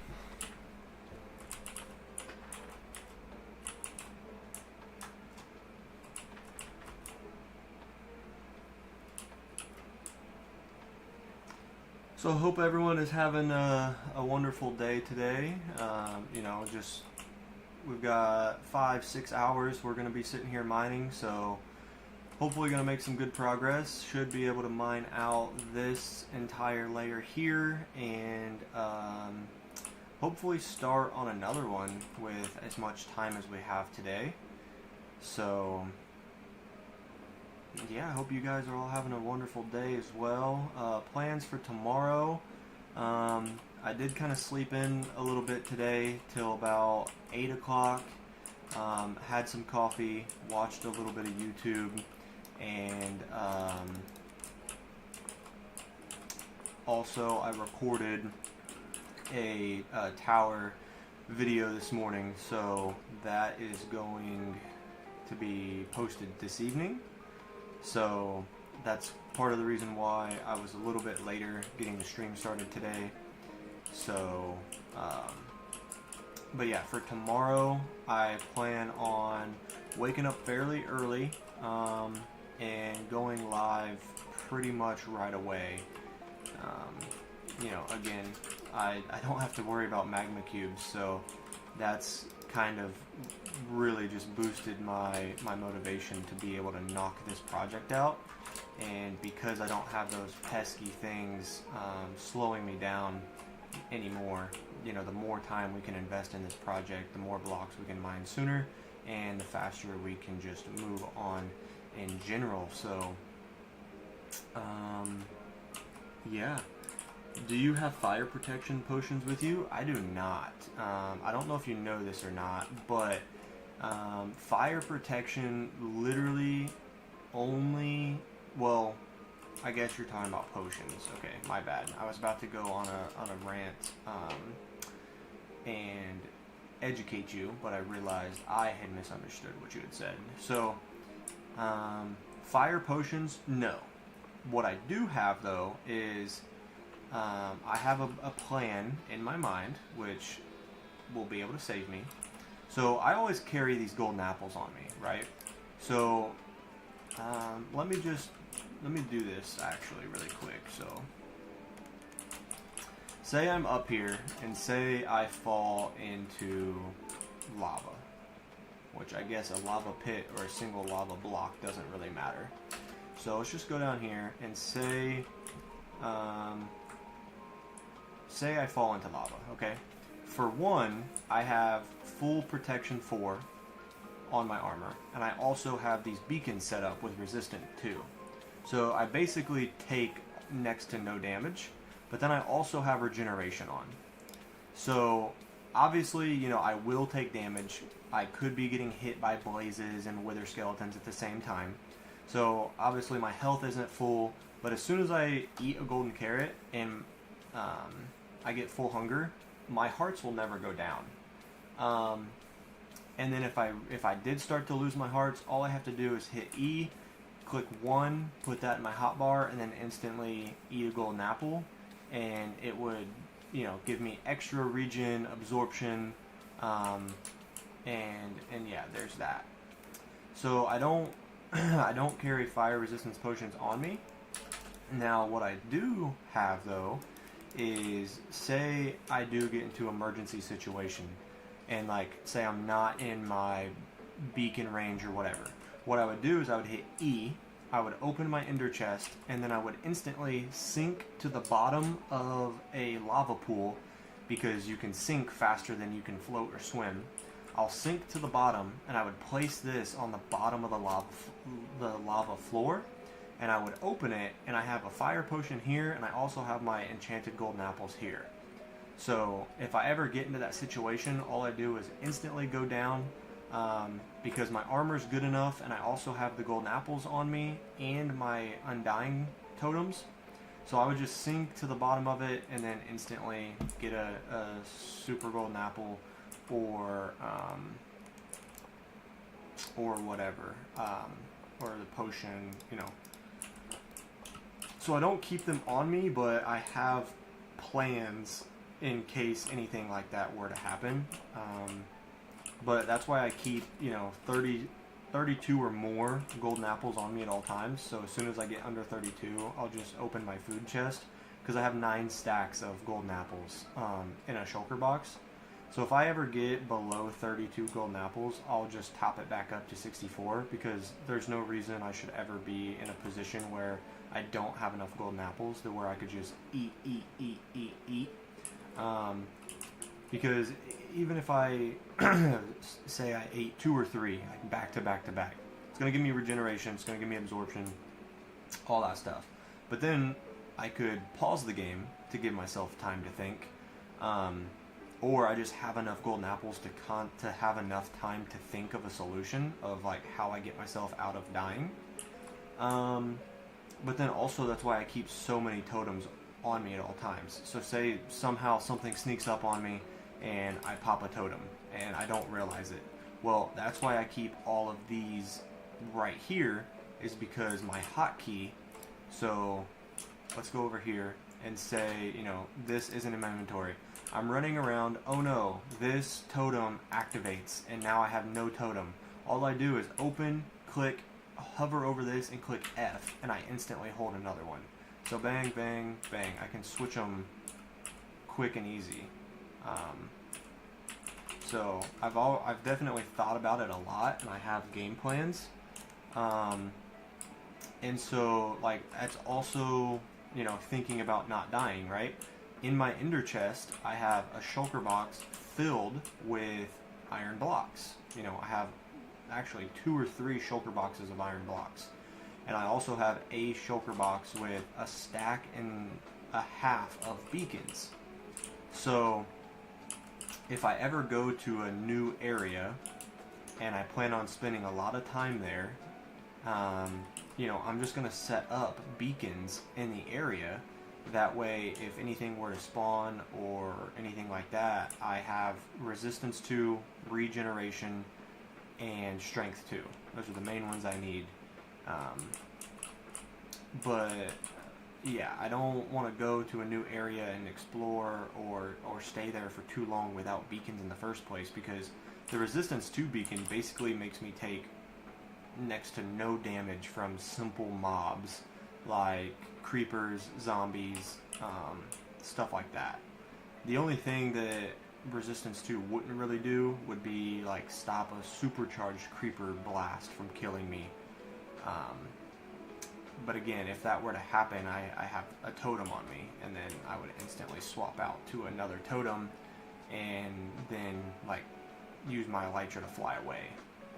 So there's just, it would take a super crazy, unexpected situation to like kill me. The other thing that I would like to start doing that I don't do right now is I have spare elytras in a shulker box. Now what I would like to do is I would like to get, it would literally take me less than 5 minutes to do this. I would like to say like this blackstone, right? Throw that on the ground. Come on. Okay, this empty inventory slot, just have a spare elytra with Unbreaking 3 and Mending, because what happens if I'm flying in the end and my elytra breaks? I need to have a spare one. Or, you know, the other thing I could see happening is if I accidentally ran out of rockets in my inventory and I didn't have enough rockets to fly me back up to an island, and I fall into the void either from a broken elytra or from running out of rockets. And so if I run out of rockets, you know, I can't place a shulker box down to get more out. So that's about the only 2 other things that I could potentially do to make sure I don't die, which now that I think about it are probably some of the best things I could do for myself.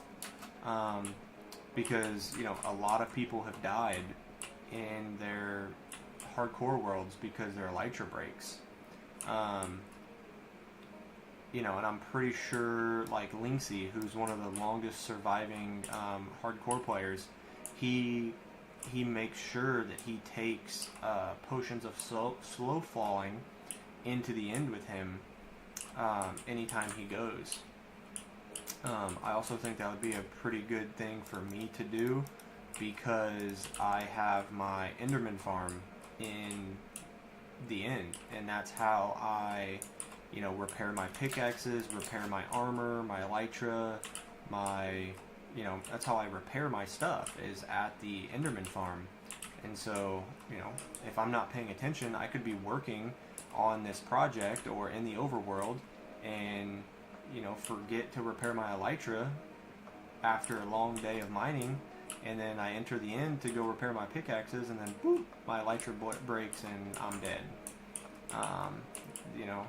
Wilds, he's a hardcore Minecraft YouTuber, and that's how he lost his world. He was in the end, and his elytra broke, and he fell into the void and died. So, just like the extra silly little step, I could sacrifice 2 inventory slots for an extra elytra and an extra stack of fireworks, just to make sure, because I have 36 real life days played in this world, and for me to lose it for something silly like that, of simple negligence, like, I don't know how I would cope with that. Bro's better prepared than the president. That's funny.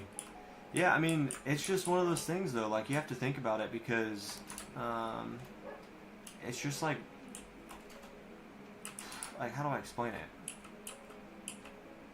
Like, when you have spent so much time on something, it's more worth it to sacrifice 2 inventory slots for an elytra and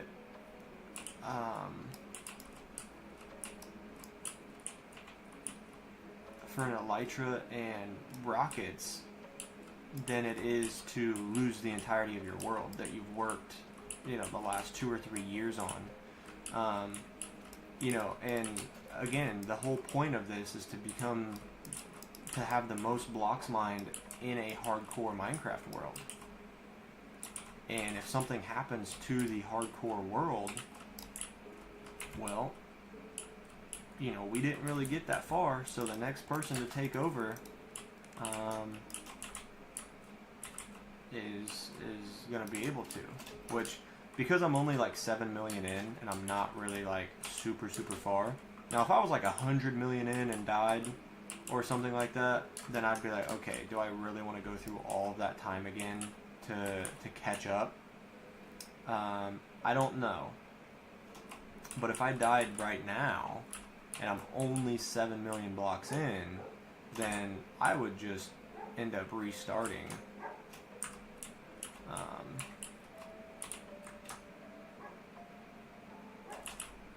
But yeah. Anyway, like I said, it's easier to sacrifice 2 inventory slots than it is to risk losing the whole world. So, and negligence is really what gets people killed in hardcore. I don't know if you've ever heard of the YouTuber Wax Fraud. He is an absolutely amazing builder. He's a skilled Minecraft player, but he lost his world due to a simple mistake of negligence. He was building in the end, or he was building in the nether rather, and he had his elytra on. Magma cube snuck up behind him, hit him like 2 or 3 times, pushed him into a little bit of lava, and he tried flying away with his elytra and ended up dying in midair because he was on fire. Now, I'm pretty sure he only had 1 totem because his totem popped, and then he ended up dying. So if he had a second totem, then he would have been able to outlive the fire and continue on with his world.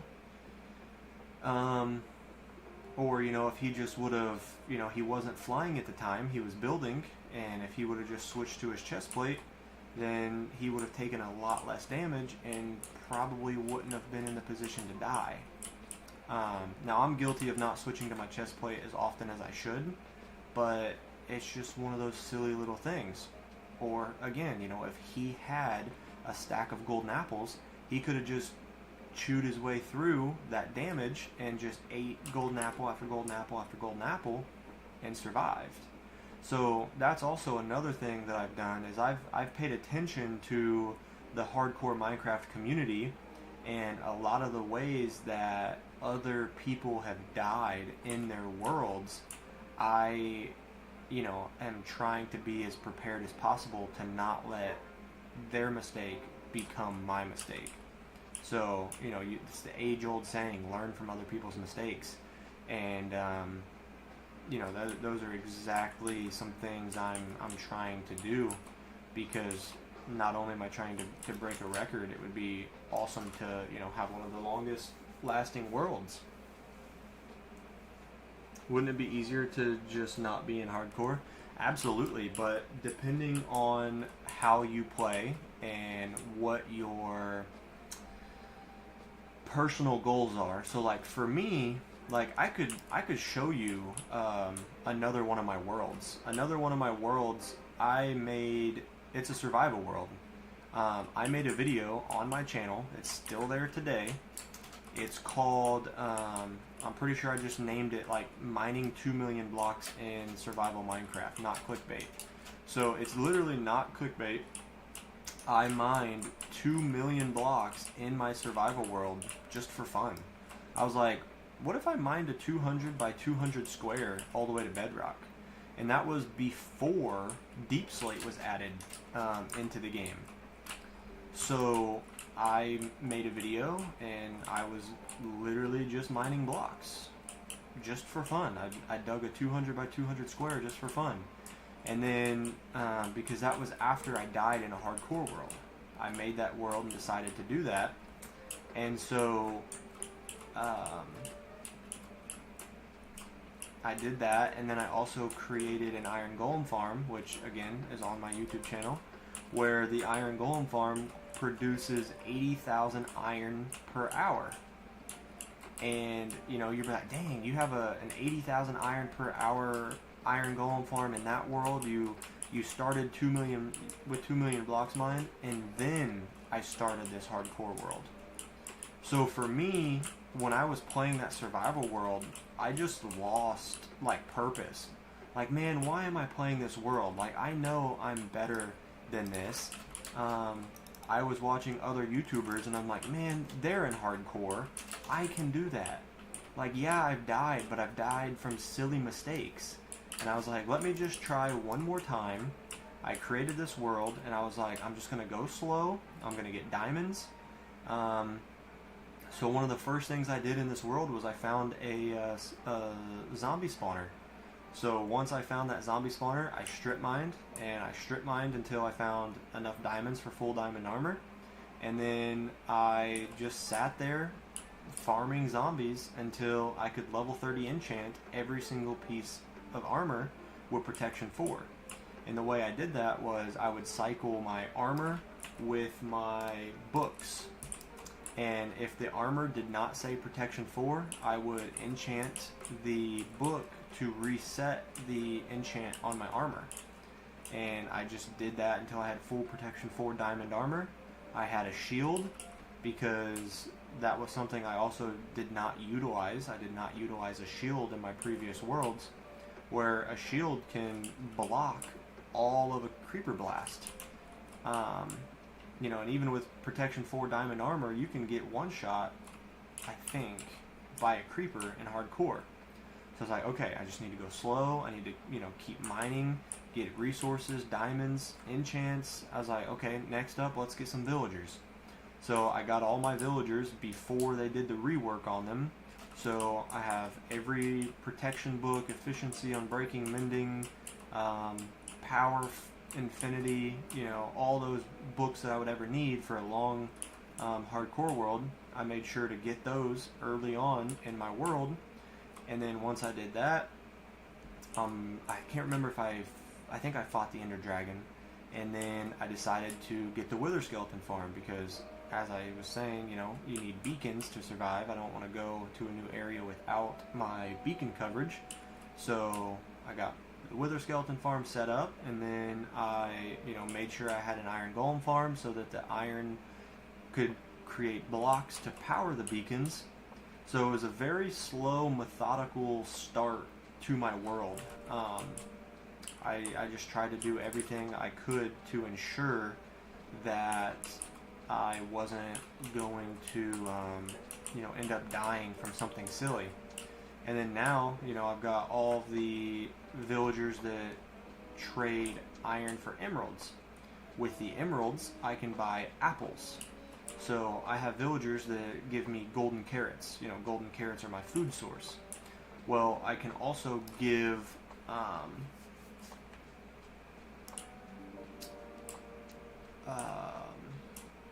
emeralds. I can buy apples from the same villagers that give me golden carrots. So I can buy apples, and then I have a gold farm. So I could technically farm gold for hours at my gold farm, and then just buy a bunch of apples, and I could use golden apples as my main food source. But I don't, just because it would add an extra layer of work to my world, because I have to sit at the gold farm for hours and hours and hours, because golden apples only give you 2 hunger bar. And that would just be a little bit excessive. But yeah.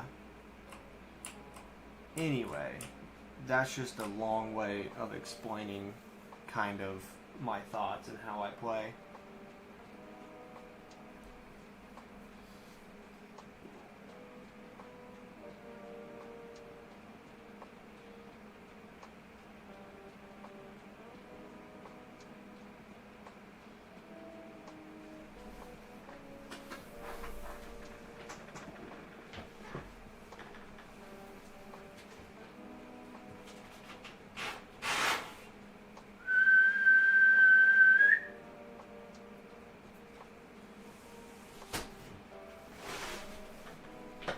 I don't like when the dog goes out of sight. And if he's out of sight for too long, I gotta make sure to bring him back the very long way. But again, it's one of those things that just simply, you can achieve the same thing in hardcore as you can in survival. It just takes a little bit longer because you have to be more cautious, which is the way... How do I explain it? In my survival world, I would always just kind of not care, right? And so it's like, I'm not saying people who play in survival aren't skilled, because there's some people who have some crazy worlds that, you have to be skilled to do.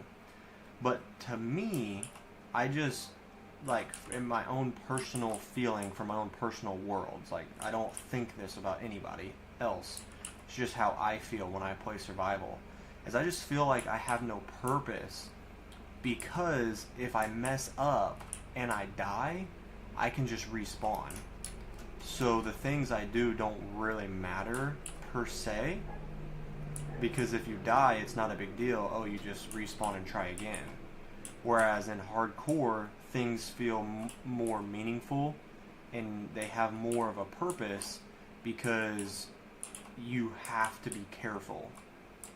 And then also, again, I'm posting videos, so anybody in the Minecraft community that hears me say hardcore, or even just tunes in and sees my hearts, and then just watches and then realizes how much I've accomplished in hardcore, it just adds that little bit extra bit of oh wow, this guy's kind of crazy, because he's accomplished this much, and he hasn't died. It's just a little bit more impressive for YouTube, because people know, and also other people aren't as willing to put in the time, because they are afraid if they die they're going to lose it all. So that's another reason why people find it more impressive, is because they aren't willing to waste that much real life time if they were to do the same thing and then die. You're so methodical that if I didn't know you better, I'd think you're a robot. Well, see, I've also like my whole life I've been like OCD, and I don't mean that in the sense of like washing my hands, right? I mean that in the sense of like anytime I sit down, anytime I stand up, anytime I simply go to a different room, I have this procedure of my person in real life that I always do. And like the first thing I do when I sit down, stand up, is like I'll shake my wrist or look at my wrist to make sure my watch is still there. I will put both my hands on my lap and like I'll feel my pockets, and I'll make sure that everything I put in my pockets from the morning when I got ready is still there.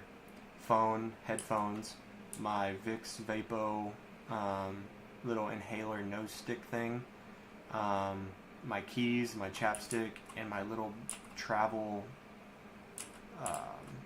bottle of ibuprofen that I put in my pocket. I'll make sure my wallet's still back there. It's something I've always done my entire life. I'm super OCD about it. If I ever lose something, like, I don't know. I don't know how to explain it. I've always been like that. So like even with like doing projects like this, like I know it's gonna get finished because I'm OCD. Like leaving this project half done is like not an option to me. So like this perimeter will get mined out.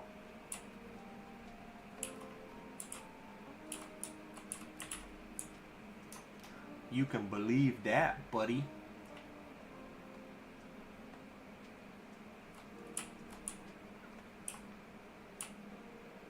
I don't know how to explain it. I've always been super methodical and like I think things through. You know, a lot of people, they're like, oh, like you'll do something and like someone will get in trouble, right? Well, it's like before I do anything, like in school or even at my job or whatever, it's like, okay, if I do this, you know, am I going to lose my job, or am I going to, you know, am I going to get in trouble? Am I going to get expelled or suspended? And it's like, I'm methodical in my actions because I'm thinking about what would happen.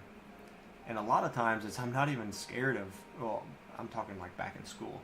I wasn't ever scared of like getting in trouble at school. I was scared of like what my parents would do.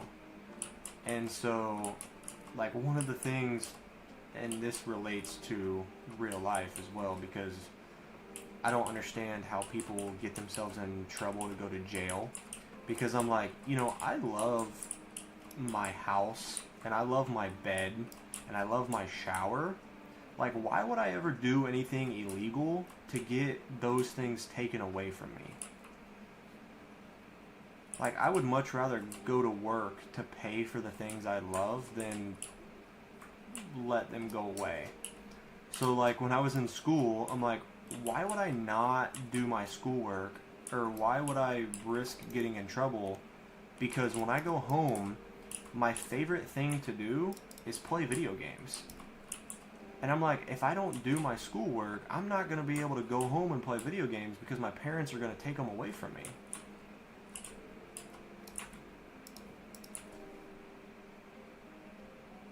So like that never made sense to me, of like why people would, like, why would you even risk it?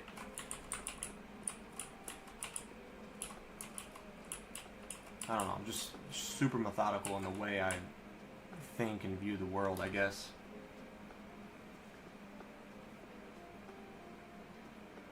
Why do you take so much stuff with you, like, in real life?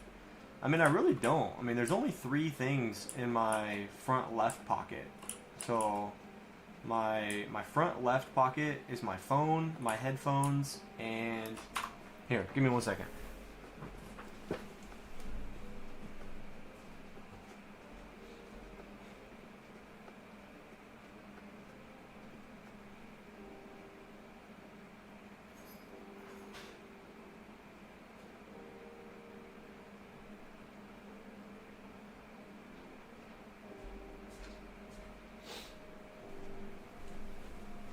I actually wanted to get my Vicks Vapo thingy. So in real life, my front left pocket only has my headphones, my phone, and this little thing. Those are the 3 things in my pocket. Right? And then my right pocket is these 2 things, which is chapstick, Carmex, and a travel pill thing for like if I get a headache. I've got that. I've also got a bad back, so I've got like my back medicine in here. And then my keys, obviously. And then my back right pocket is my wallet. So I don't think I have a lot at all. I just have like standard everyday stuff. And then this is just a Vicks. So like it's got a, so there's a little hole that you can breathe, and then like down in the bottom of this is like a little tablet. It's not medicated, it's nothing. You just buy it at like a Walmart on the shelf, and then you just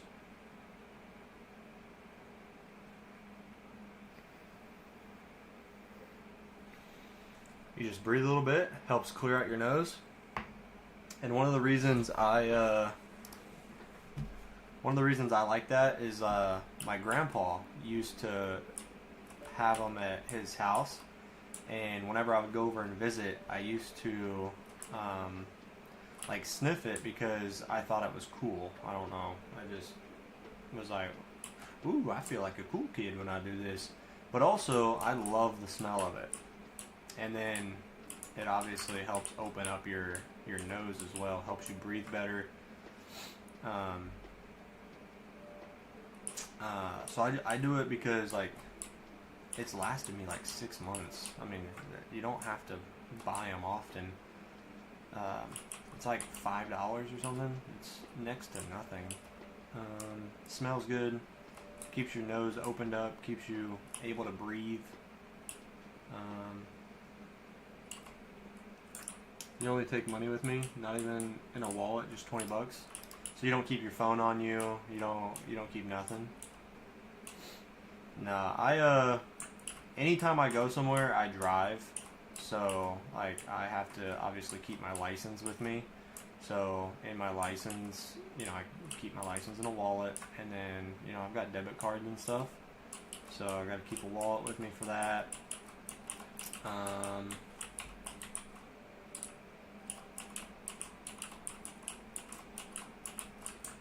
Yeah, so like the pill bottle thing is because when I was in school, I used to like, have to sit at a computer and like read articles and then, like select the correct answer. It was a question about the article and you'd have to like, what's the correct answer or whatever. And so whenever I was in school, looking at the monitors used to give me the worst headache imaginable, like every single day. So I started taking ibuprofen with me, that way I could, help combat the headache sooner.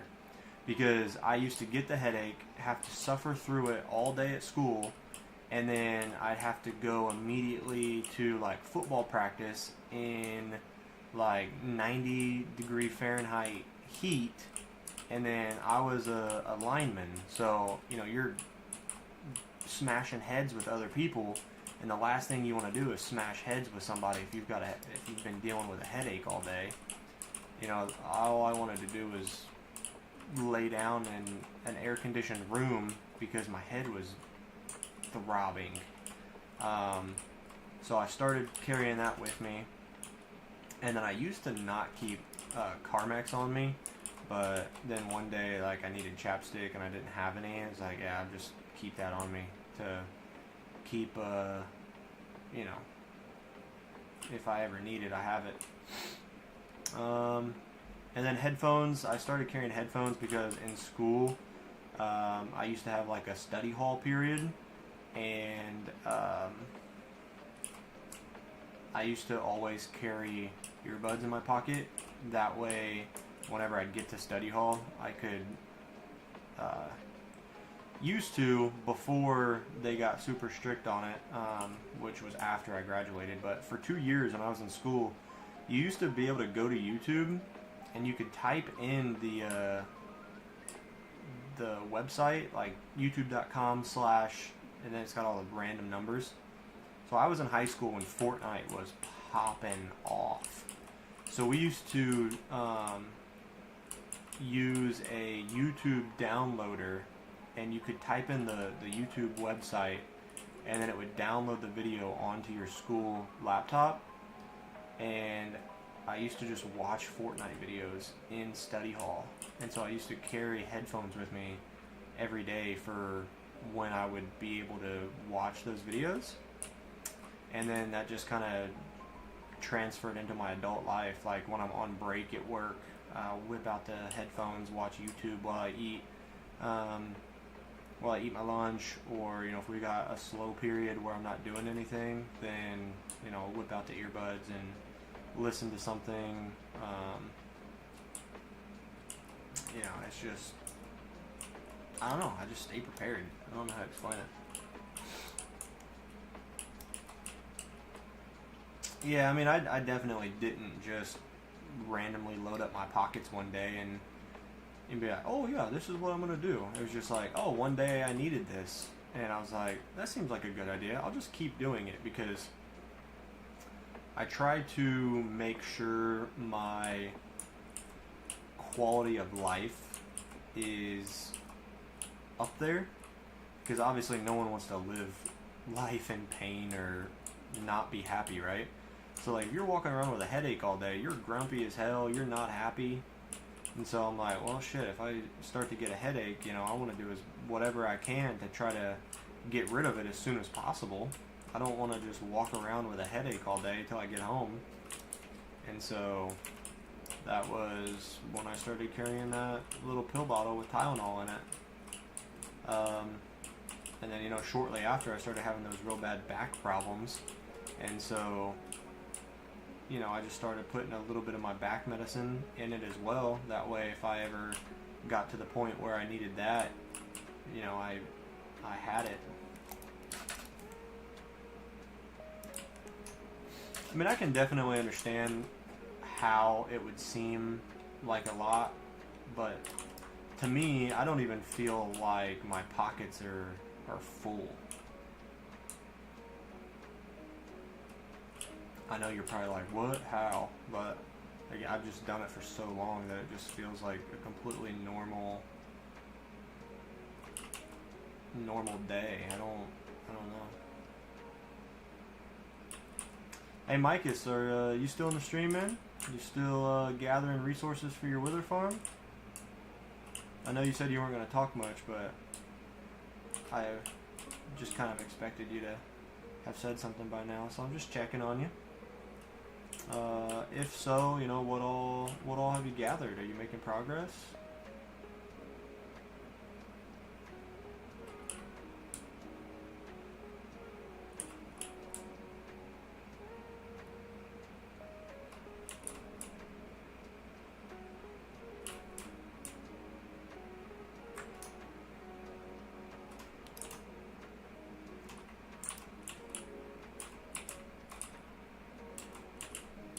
I didn't realize that this little section here was gonna be mined out right now, so this is gonna open up quite a lot into the down below area.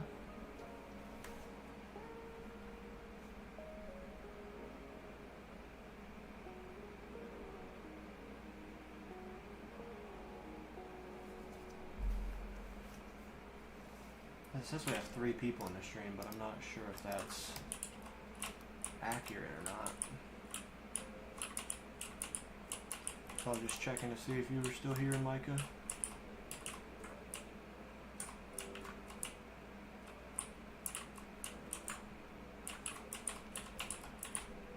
What am I standing on? Is this... I don't want to mine this all the way down.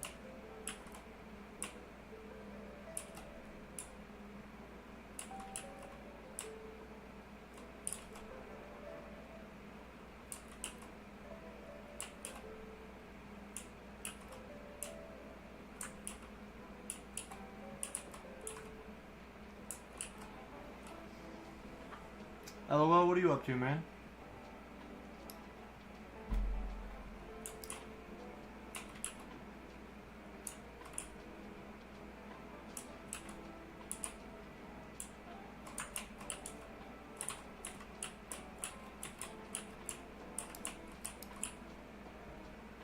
Often get headaches too because I have migraines. Most stuff just doesn't work on me usually, unless I take ungodly amounts because I'm nearly 2 meters tall and 75 kilos. I don't know what that means, brother.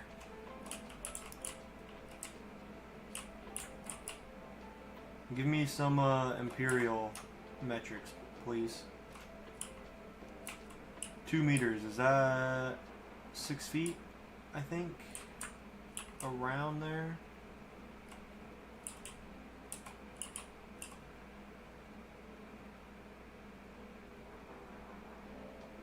You're doing nothing, just vibing? Lit. I appreciate you being here, man. You've definitely helped with the flow of the live streams the last couple days, and helping give me someone to talk to and someone new to talk to as well, you know. Obviously love having repeat viewers who are here every day, but having new people in the stream gives me a nice, fresh person to talk to and, you know, kind of find out find out, how do I explain that without sounding weird? Someone new to communicate with, you know.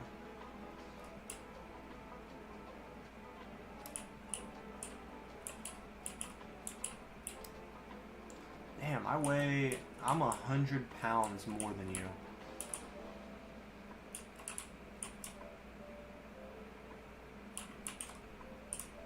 Well, like 90, but...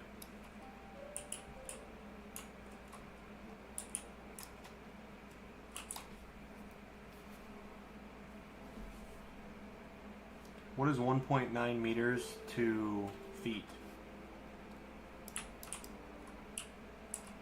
Hey, you're as tall as I am. 6.2 feet. 6.23 feet tall. I'm 6'2". Dang, you're a skinny boy, huh? You probably got abs, don't you? Like I said, I'm 6'2" as well, so 1.9 meters tall, and I'm 240 in body weight. 247, I think, was what I was this morning. So I've been trying to get it down, but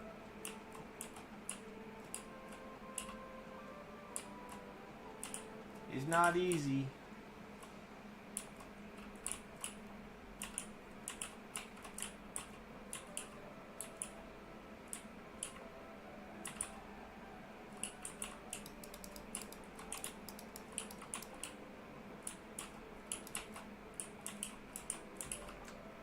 Yo, what up? I don't know. Cap, don't make me stand in front of a tape measure.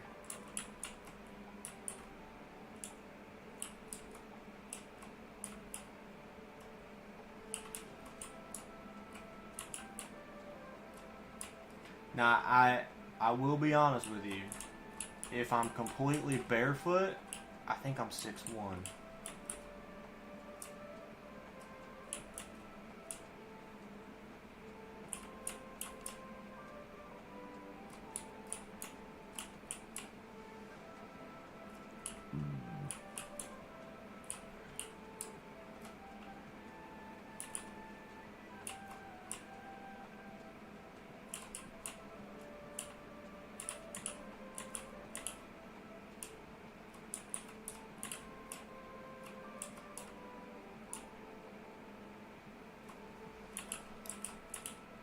do have abs, but I'm still growing, so it's not really an achievement. I just kind of eat whatever. Man, I wish. Yeah, I've been telling you guys I'm doing a carnivore, so, you know, all meat. Last night was, what, Wednesday night? So, last Wednesday was when I started. So, technically would have been 1 week. I did have an alcoholic drink last night, so that ended my carnivore. However, what I'm doing right now, which I've told myself, I just was way stricter on it than I anticipated. December, I'm just going to be eating better than I had been. And then January is when I'm going to go like full carnivore, like I did. And so, but like last night I was carnivore. Oh shoot, I had cauliflower rice. Anyway, I had half a pound of ground beef with 3 scrambled eggs and half a bag of cauliflower rice with a drizzle of honey. So, you know, still really healthy, but I did have 2, I think, slices of a lemon loaf cake. So, obviously that was carbs and sugar and stuff. But, yeah, obviously with it being Christmas and whatnot, I do want to enjoy a little bit of Christmassy foods. I think we're going to make some cookies or something this weekend. And then, yeah, just going to enjoy a couple alcoholic beverages before the new year and whatnot, while still maintaining a relatively clean diet through the week. So, just keeping it real with you guys, you know, for those of you who are keeping up and care. Like I said, I told you guys last week when I was streaming I was doing carnivore, so that's still the plan.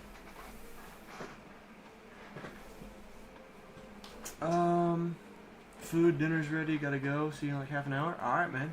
I gotta figure out what I'm gonna eat.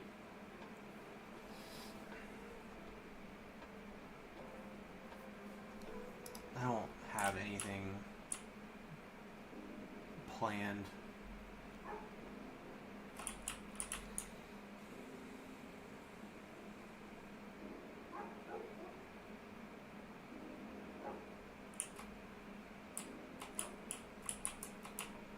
Only thing I have, I think, which I'll probably just do that. It's quick and easy since I'm streaming. I've got some string cheese and like pepperoni and salami and some hard-boiled eggs. I'll probably just eat that.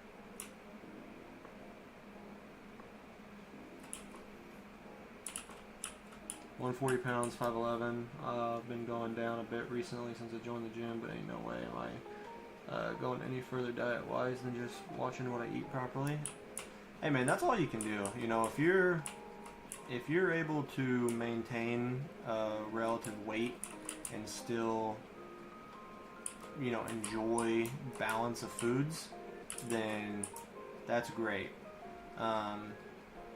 You know, I would like to consider myself self-aware. I'm self-aware, but I'm not good at holding myself accountable. So, like, I know I have 2 problems.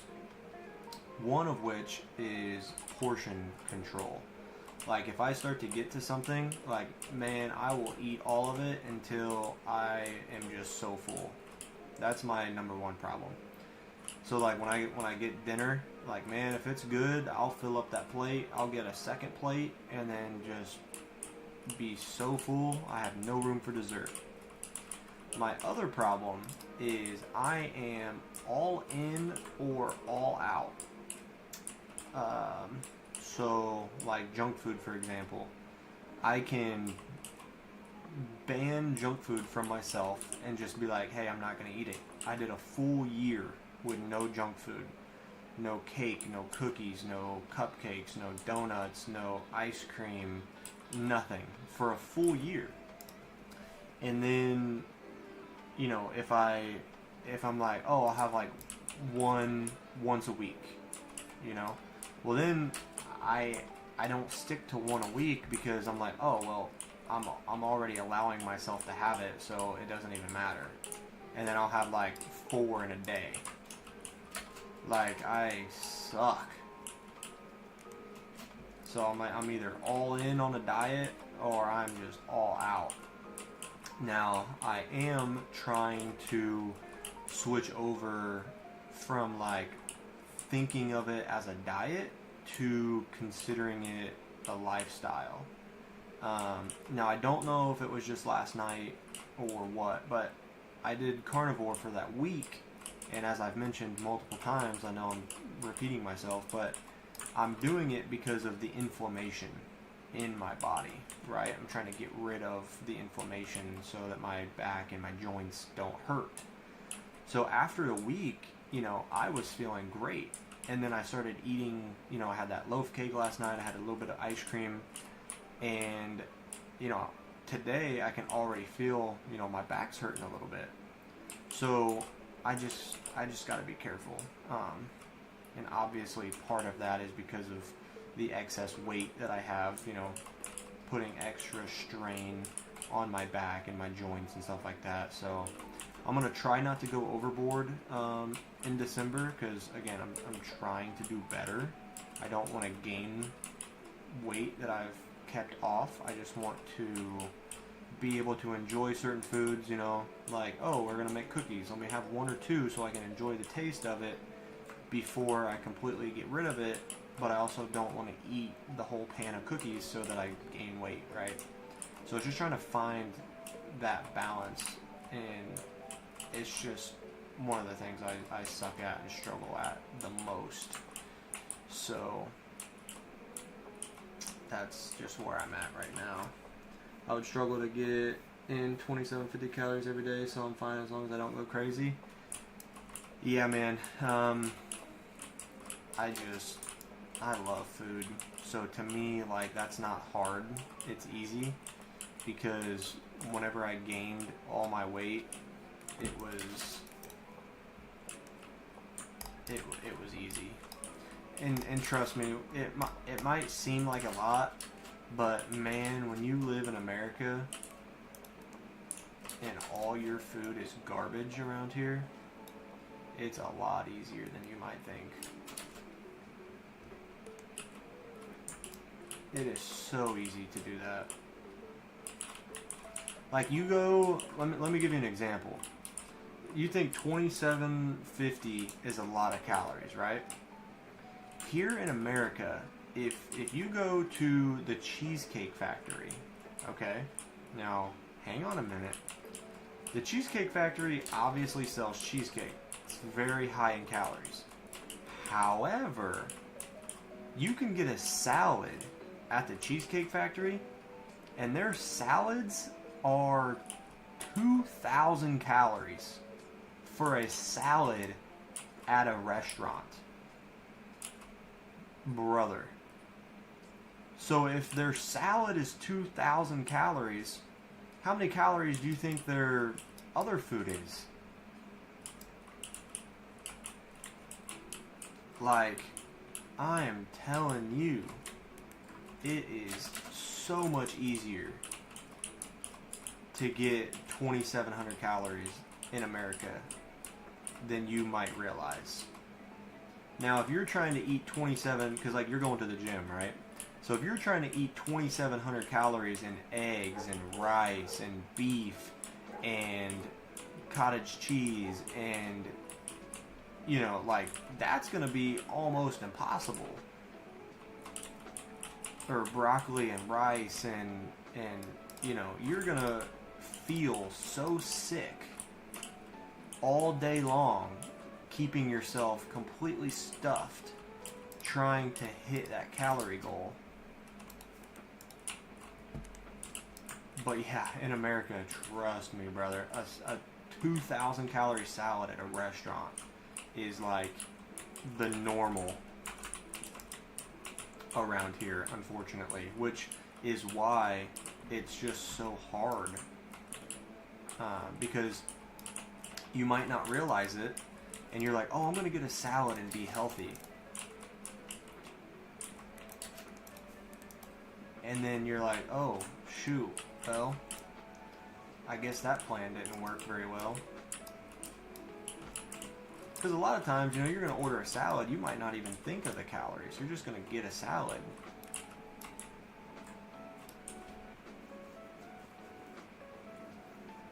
Most of what I eat is just what I cook, and even the chips I have are just healthier than normal ones, just because they're the ones I like, and it's things that can help. That's something else I was going to say. The U.S. is harder for healthy eating. 2,000 calorie salad is insane. I'm telling you, dude. I'm telling you. Yeah, because like we don't have the same restrictions on like additives in food, like food dye. Like something, and this is something I feel very strongly about. Is like I wish the food was better, right? Now, what I'm about to say, I don't have anything to believe what I'm about to say is true, so take what I'm about to say with a grain of salt. But I believe that, so like I'm on carnivore, right? Well, for the most part, you get what I'm saying. So when I tell people I eat like 6 eggs a day, or even like 9 eggs a day, people's like, oh my god, I could never do that. My cholesterol would go crazy. I'm like, okay, you are someone who is brainwashed by the government and doesn't have a mind of their own. And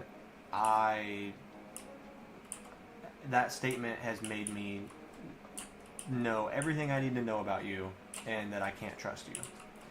And I say that because they're the same people that are going to eat a bowl of Honey Nut Cheerios for breakfast and think that they're doing something good for their heart. Like, yeah, Honey Nut Cheerios on the box says heart healthy. Yeah, of course, food brands are going to tell you that because they want you to keep buying it to make money. You really think Cheerios are going to be better for your heart and health than a raw egg? A raw egg has all the nutrients, vitamins, minerals to create life.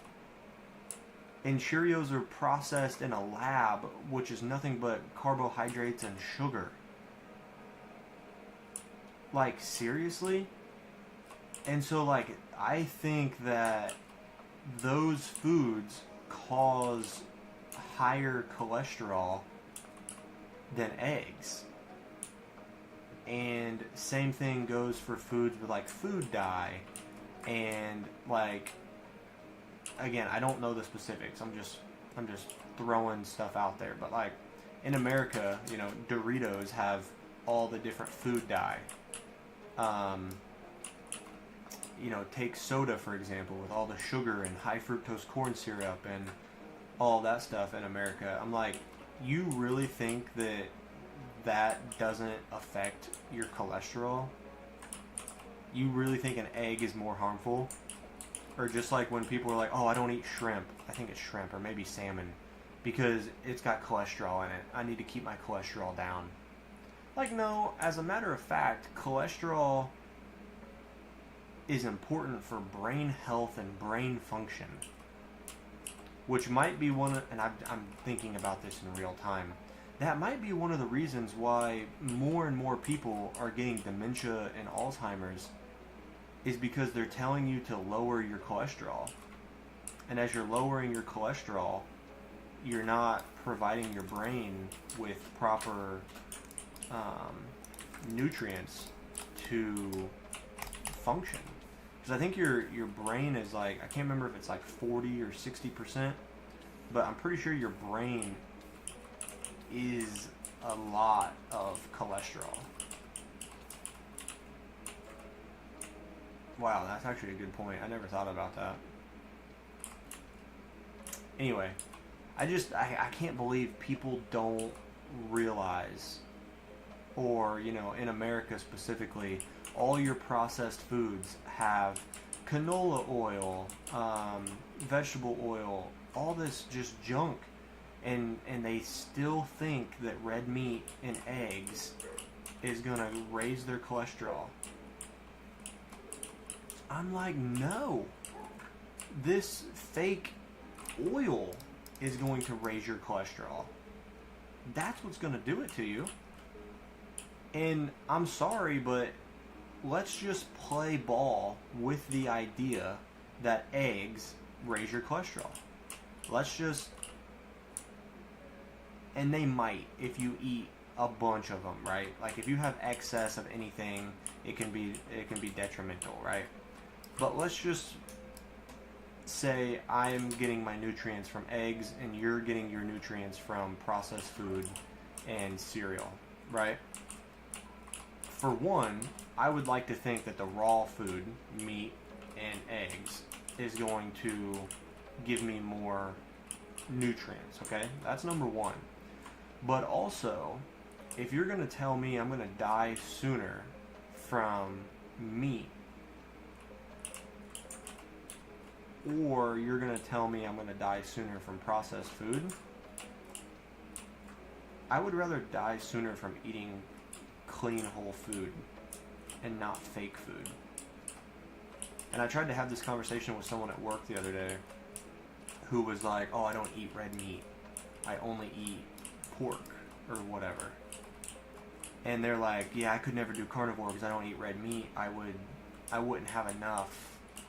Like, there wouldn't be enough for me to eat or whatever. I can't remember what they said.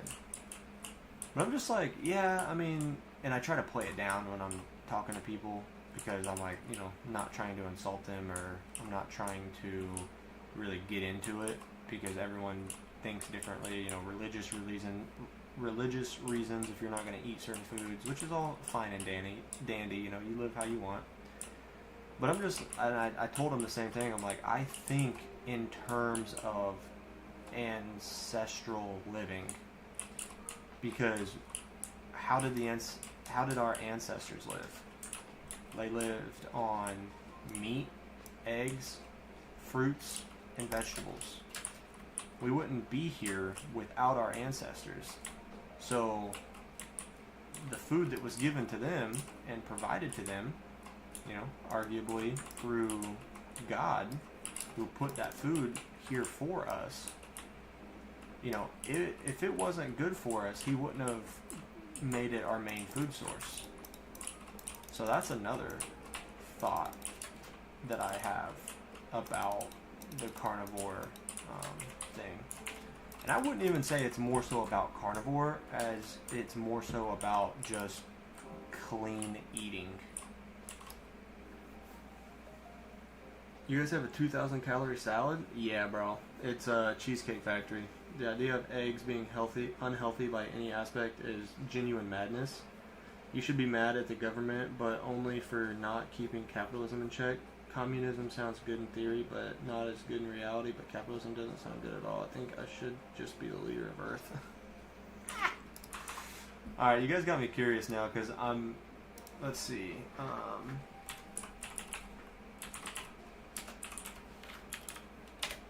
let me Google something for you guys.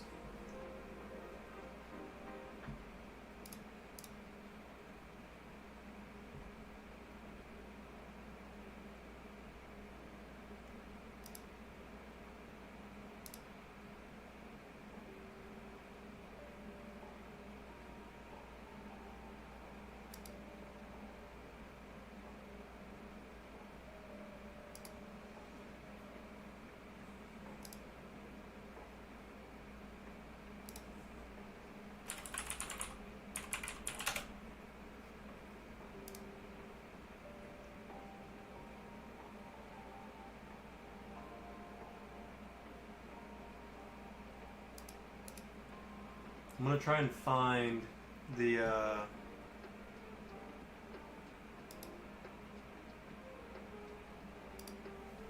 hang on, stand by.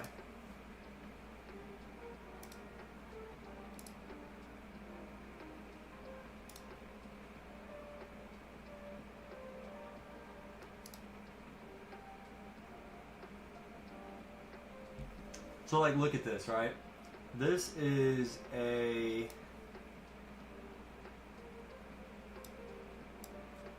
Alright, it's gonna have a location on here, but this is like an hour from where I used to live, so... Look at that. It's like a grilled chicken and avocado salad. Look at the calories.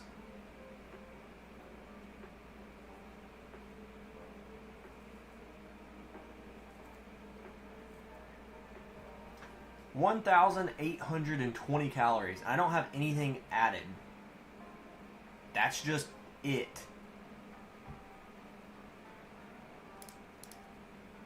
Um...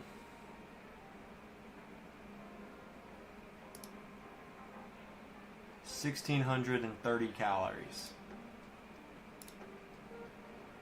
1,200 calories. 1,950 calories.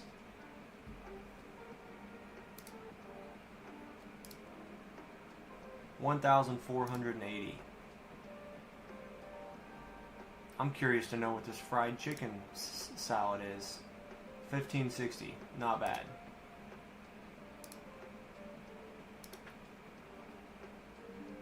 Even a vegan salad is still over 1,000 calories. Like, what are we doing, man?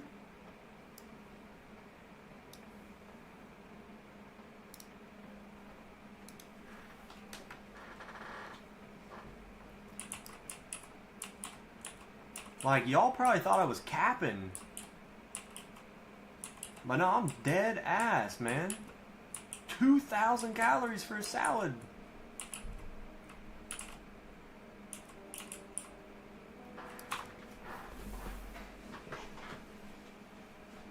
So again, like, imagine how much their other food costs.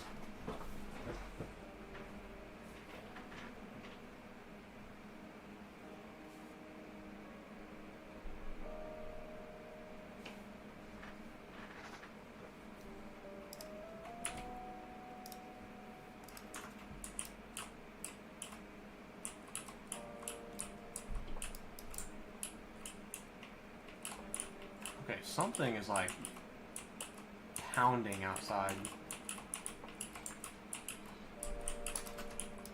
What the hell? I'll be right back. It's like my roof is shaking. What the hell is happening?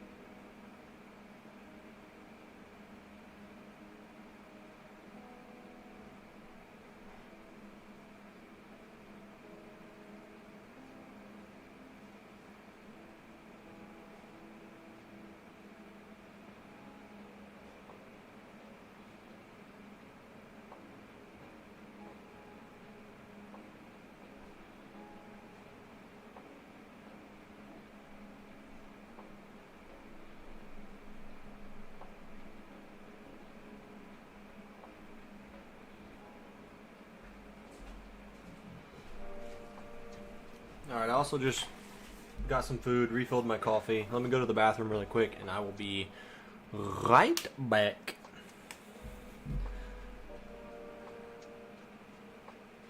That's like a 3-in-1, 3 meals and 1 salad. Dude, isn't it crazy? I'm telling you, like, it's freaking wild. I hate living here sometimes.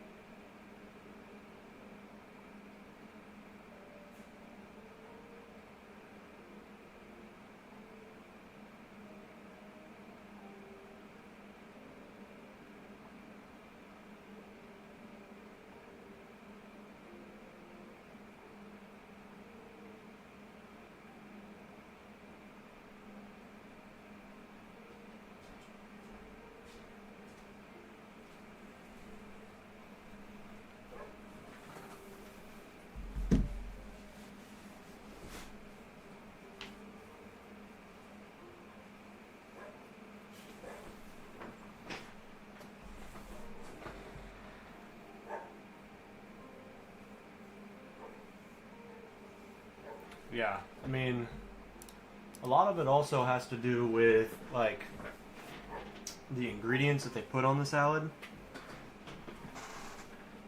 and how those ingredients are prepared.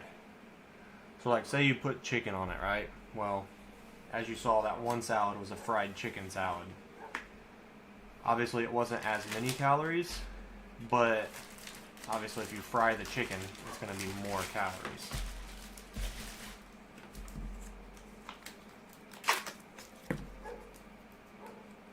Yo, what up, Micus? I was actually just talking about you. I was asking if you were here and if you had made progress on your farm, and if so, like how your block collection and stuff was going.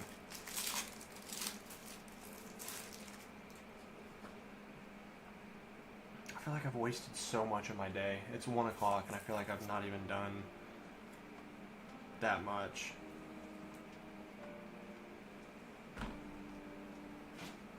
Like we haven't even finished mining one layer yet. Oh.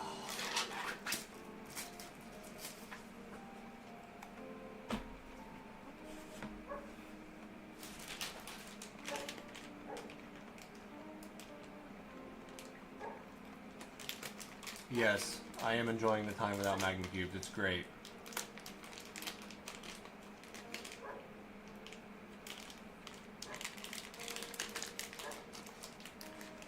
Oh, I don't have a knife.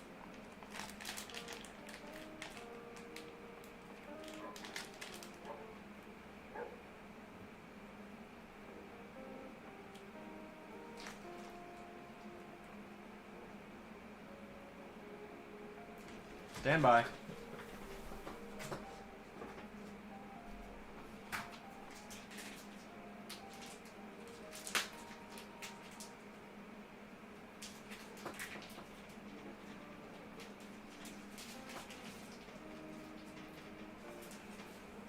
I used a pin. I stuck the pin in the plastic and popped a hole in it so I could get to my eggs.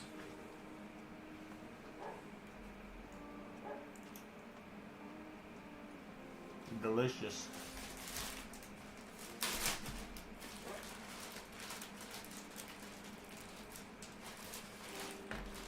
Little hunk of salami.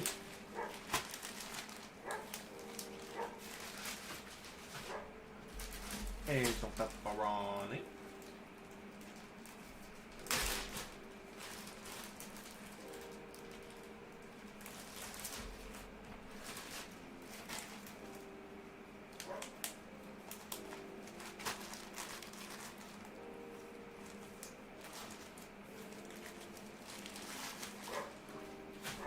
Oh, my dog has a stick.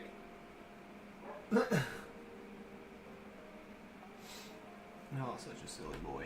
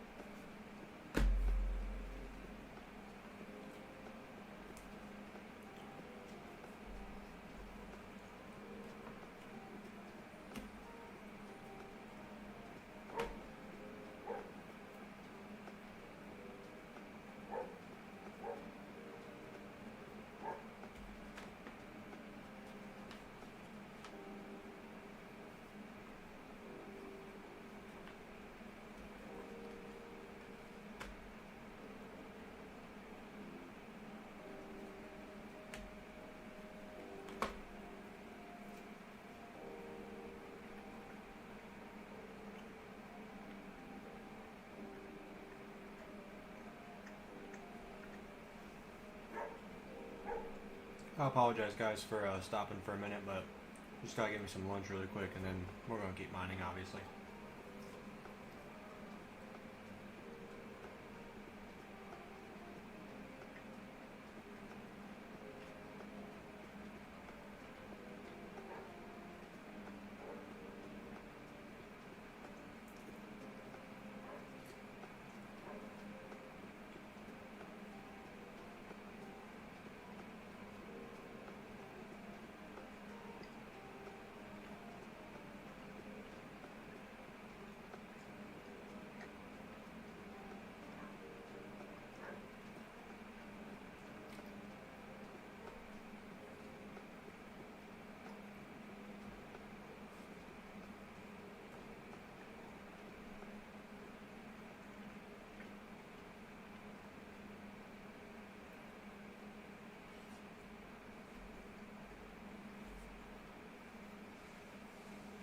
Does that mean good appetite?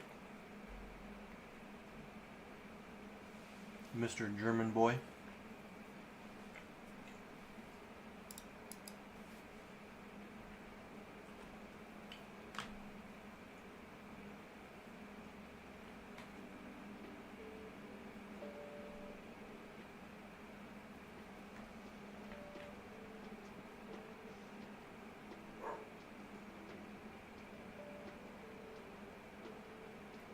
And you're almost done with that.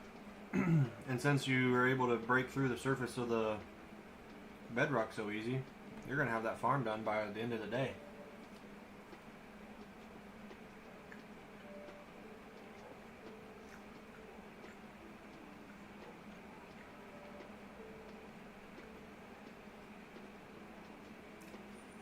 Wait, bon appetit means good appetite?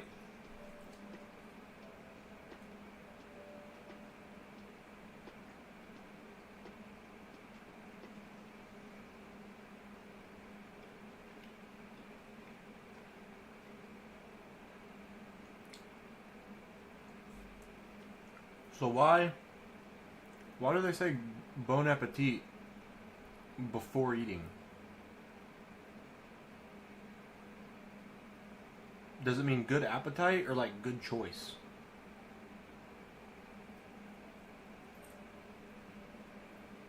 Because I could understand if it meant like good choice of food.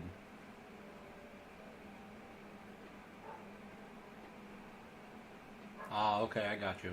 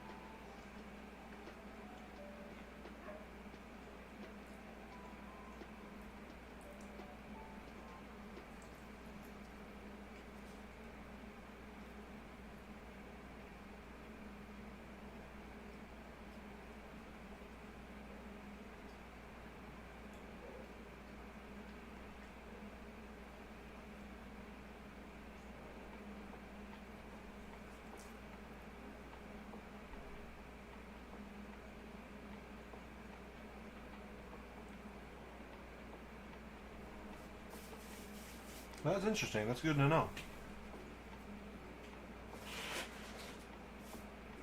I gotta go wash this grease off my hands.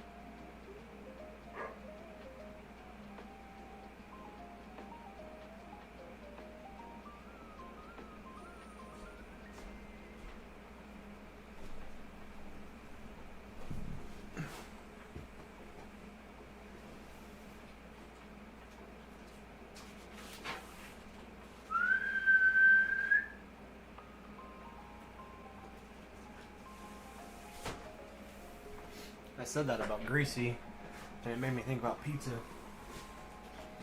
I wish I could order a pizza, but... oh, that's okay.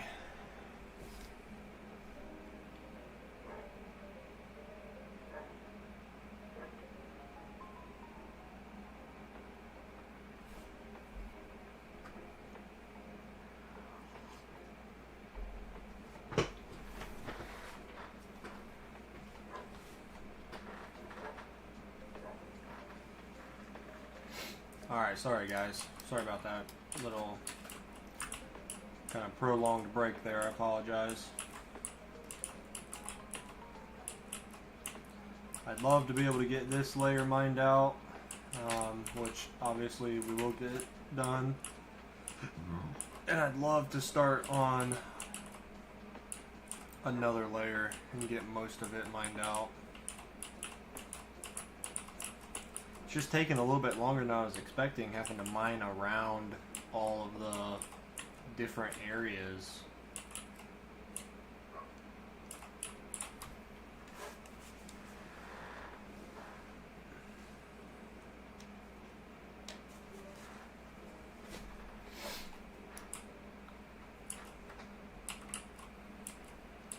Like, you know, this big old section, having to mine around it.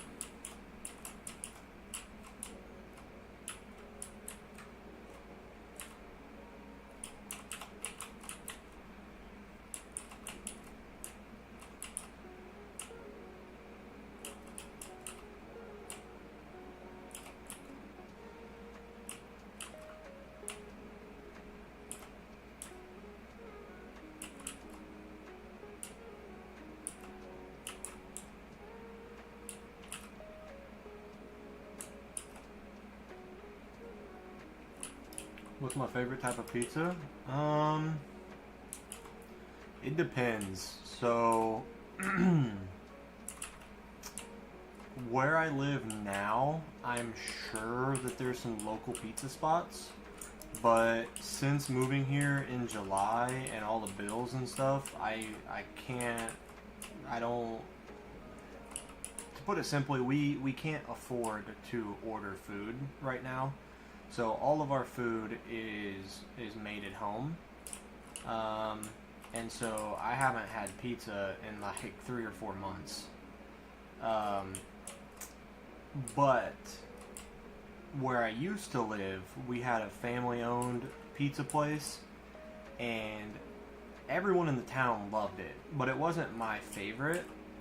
However, they have a ham and barbecue pizza, which is really good, but my like overall favorite to order, no matter like where you're at, is probably Domino's. I like Domino's over like Papa John's and all those as well.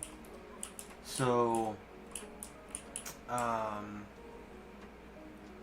favorite from there is like a handmade sausage and bacon pizza. And what else do I like? I love a good supreme pizza. I like olives, so I'm a big fan of a supreme pizza. You know, meat lovers can't go wrong with that. But actually, depending on where it's from, my actual favorite, I don't know how I forgot about this, probably because not a lot of places make it, is a margarita pizza. That is my favorite pizza. I would say margarita pizza, and then everything else I mentioned is like second and third. So, make pizza at home like once a week. Yeah, I actually, with carnivore, there's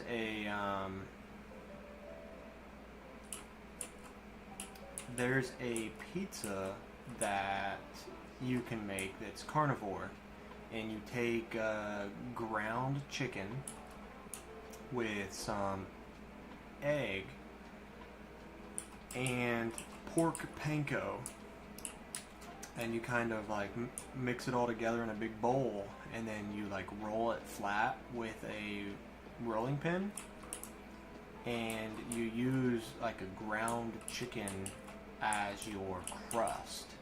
So when we were at the store last week, I actually got that to make, but I haven't gotten to it yet, so that might be something I make like in January when I'm actually on full carnivore. But yeah, and then my parents used to make margarita pizza at home as well, so I could do it myself, but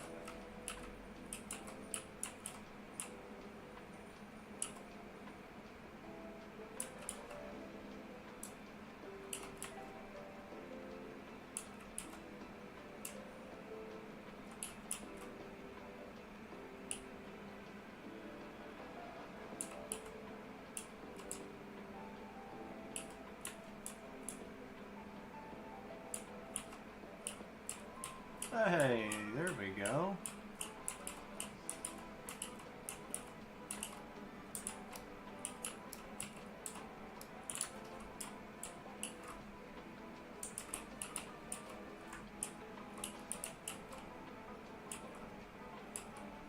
How about you? What are your guys' favorite pizza?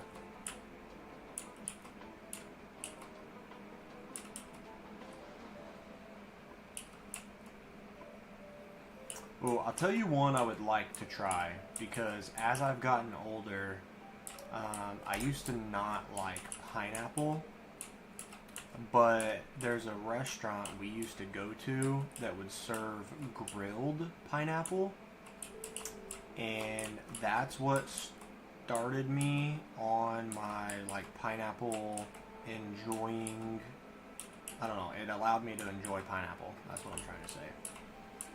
And so, as I've gotten older, I've started drinking like pineapple juice, and like my go-to alcoholic drink is vodka, orange juice, and pineapple juice. So that's good, and I've not tried it, but I would be interested in trying it, and that is a Hawaiian pizza. You know, a lot of people say you don't put pineapple on pizza. I can't say yes or no because I've never had it. So that would be something I'd be interested in trying because I know the people that like it, and the people that don't. There's not a lot of people in the middle. So I would at least be willing to try it since I have become a fan of pineapple. I feel like ham, pineapple, and maybe even a little like tangy barbecue sauce would be really good. But yeah, I just have to try it because I've not had it.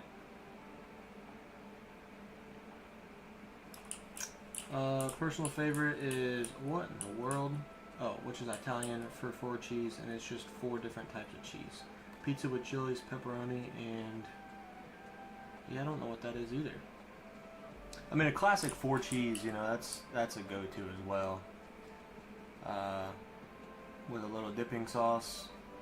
Ooh, I'll tell you another one I want to try. Hot honey. That's become really popular recently, and I've not had hot honey on anything.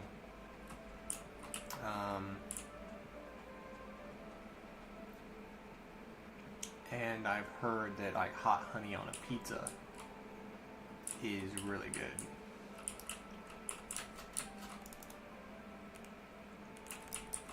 But I wouldn't know because I haven't had it.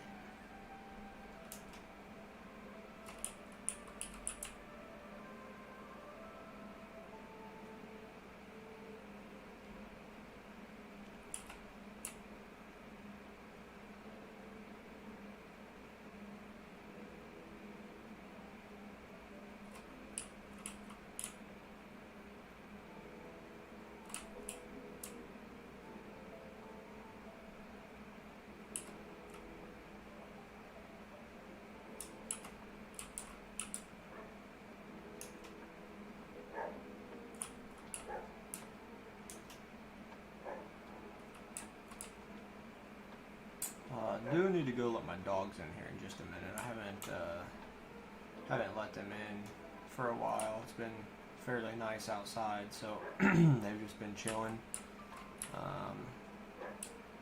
But they probably need some water, so.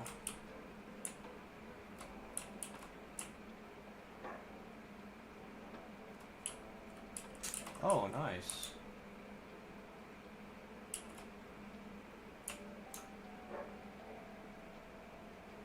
Yeah, let me go let them in real quick.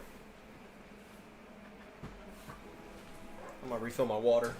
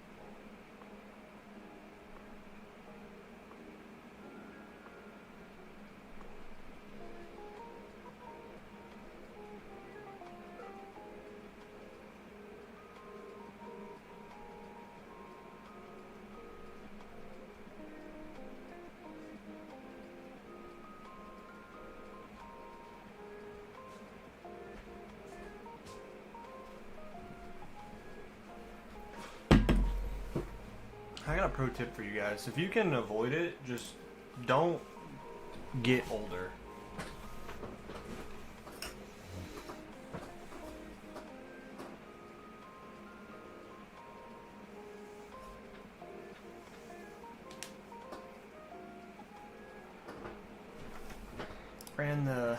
Ran the dishwasher last night, so I'm gonna have to unload the dishwasher and then reload the dishwasher and then make dinner and then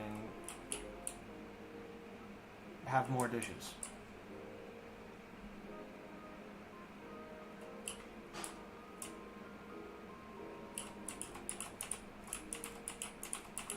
It is not fair.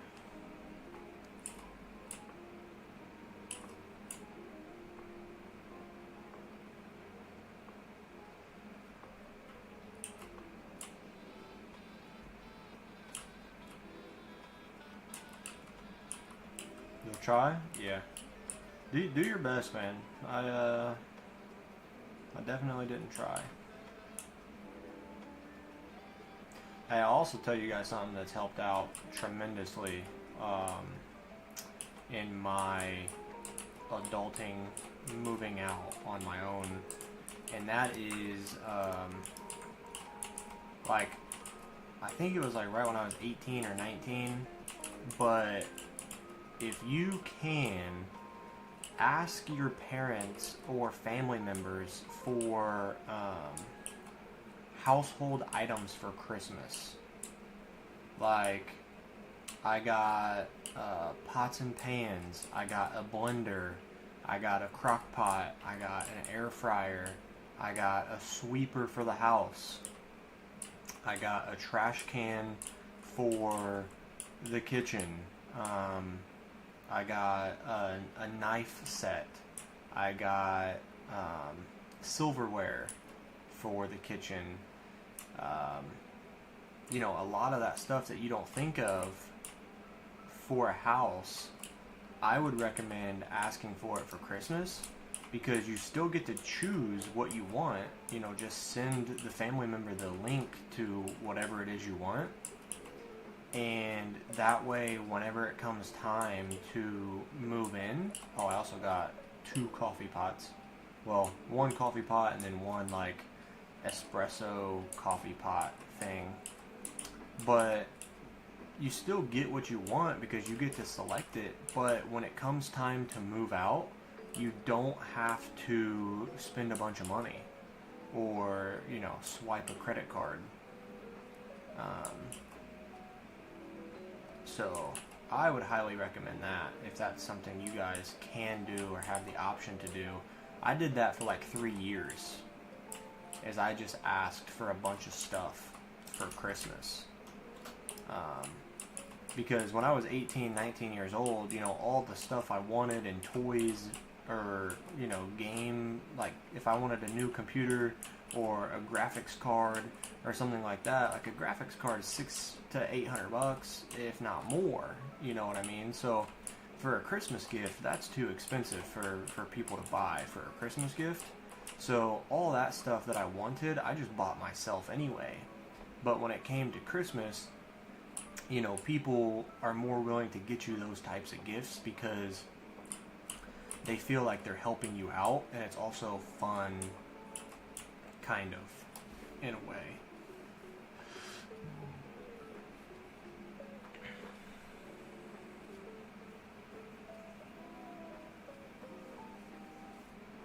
You're getting cooking stuff before furniture. I agree. Like I said, I had asked for all the cooking stuff for Christmas, so I already had that. And then whenever I moved in, you know, I had saved up for furniture. So again, take this as a perfect example. You know, Google, you know, what's the best knives and pots and pans and all that stuff, and ask for those for Christmas. And one, you know, if you get those for Christmas, then just keep saving your money so that you can actually buy furniture. And then that way you get both right when you move in. You get some stuff for free through Christmas, and then the other stuff you buy, and then you just get it all at the same time.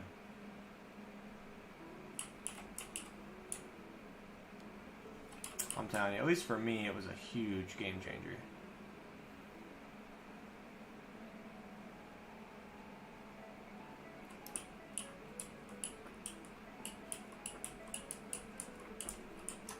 Hey, that's one hell of a way to live, you know?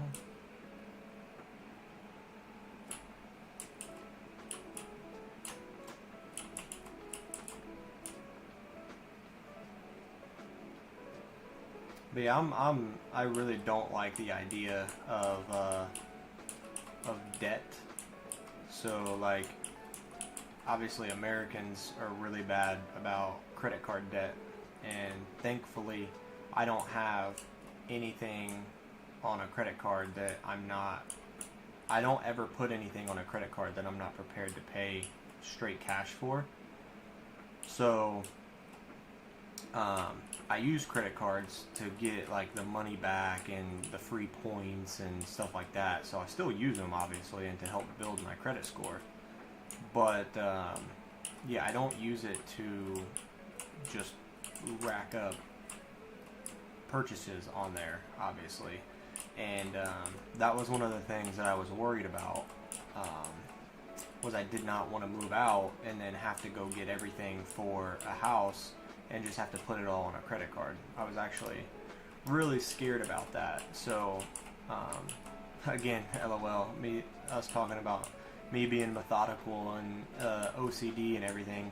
I just tried to plan in advance and was thinking about like how I could, you know, get everything I wanted, but still being able to save money or not spend as much money, etc. And yeah, that's the way that I decided to do it, is I just was asking for it for Christmas. It bothered the hell out of me because my room was just filled with all this stuff sitting on the floor and under my desk and in the corner, in the closet. Like I had like all these totes back here. These were totes filled with stuff in my room, just sitting and like taking up space. And like I wanted to clean my room so bad because it felt like it was just so messy and filled up. But there was nothing I could do because it was just all stuff that was going to be needed whenever I got a house.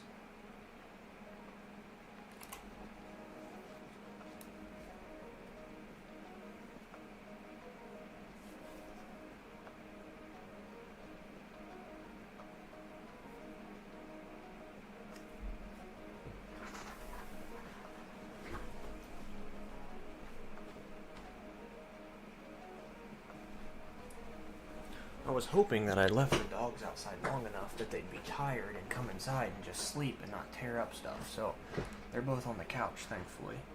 Uncle owns a business where he plans and installs kitchen, so I'll probably contact him. Alright, gang, gotta go, but I'll be back in like 2 hours if you're still streaming. Alright, man. The plan is to still be streaming, so hope to see you then.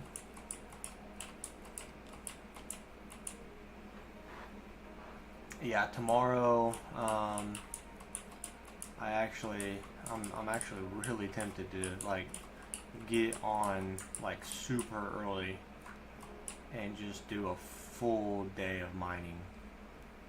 I'm talking like a potential 12-hour stream tomorrow, and mine like, so I count this as like mining 2 layers because obviously it's 2 layers of blocks. So if I'm able to get on early tomorrow, maybe we could do 6 to 8 layers.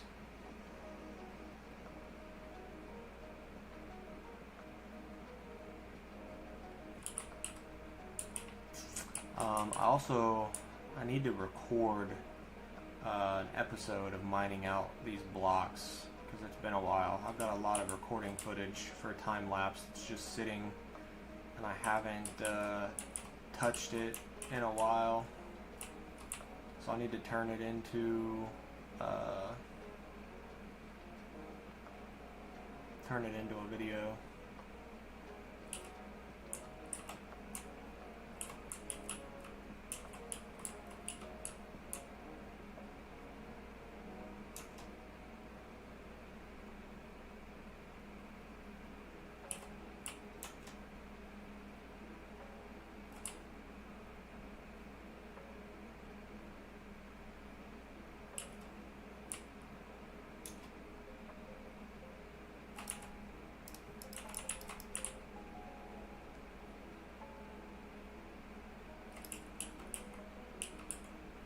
When would the live stream be?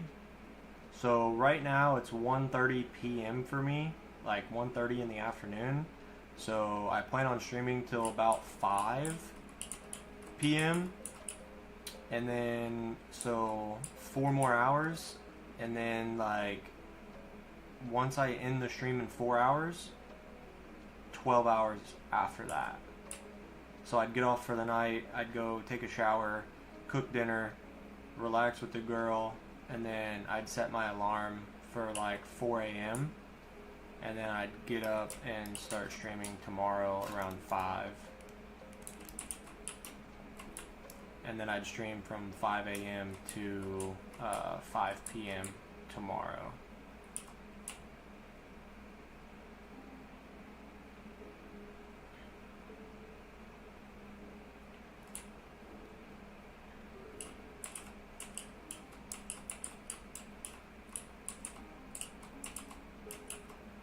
So basically once I end the stream, it would be right about 12 hours after I end the stream. So if I started at 5 a.m. my time, it would probably be like 9 or 10 a.m. for you.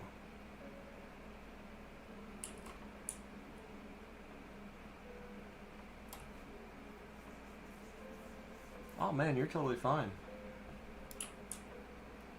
You being here in the stream, you know, really means a lot. All the watch time, you know, helping the channel gain watch time is how we you know, we progress the channel. All the messages in chat, I would like to assume shows YouTube that, you know, people are interacting with the stream and people are liking the stream. Because of how many people are typing in chat, and then that way it's more likely to push the stream to more people on the recommended feed, and then hopefully we get more people in here. But obviously I don't know that for fact. I'm just assuming. So any type of support that you're able to show, watch time, comments, likes, you know, all of that, I'm just, you know, very grateful for anything. So even if you're here for a minute, you know, you being here for 1 minute is better than being here or not being here at all. So, you know, I try to be very appreciative and thankful for every watch time and every comment and everything in general. So it all adds up, and yeah, that's all I really can say. Alright, how many pickaxes do we have here? Because I'm tempted. I don't know. Should we go repair all of our pickaxes? What do you guys think? We've got 9, 10, 11, 12. We've got 12 pickaxes left. 13 technically.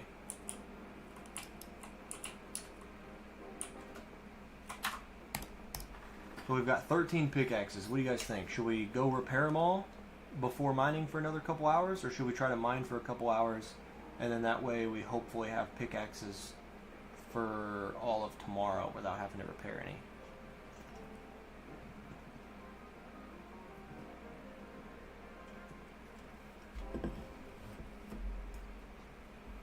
Let's just use all of what we have. And then someone in the chat made a good point the other day. I could use emeralds to buy diamond pickaxes through villagers. So I might try and see if, like, my villagers sell. Yeah, let's use all 13 durability of our pickaxes we have left. And then let's go back to the base and see if we have like efficiency 3 on breaking 3 villagers that give us pickaxes. And then that way we could maybe just use those for our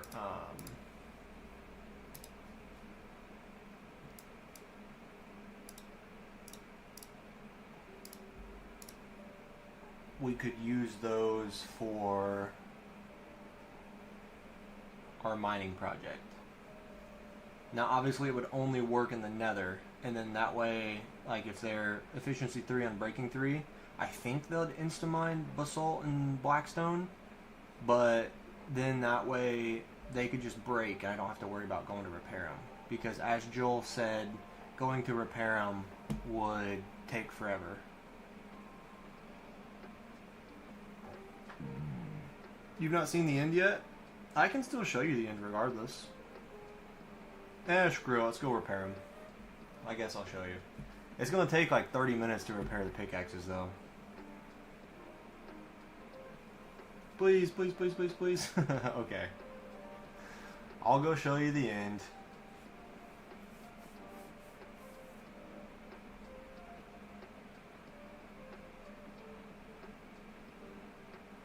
Wow, they sent out overtime for tomorrow. I kind of really need that. But I want to stream. What do I do? Overtime or stream tomorrow?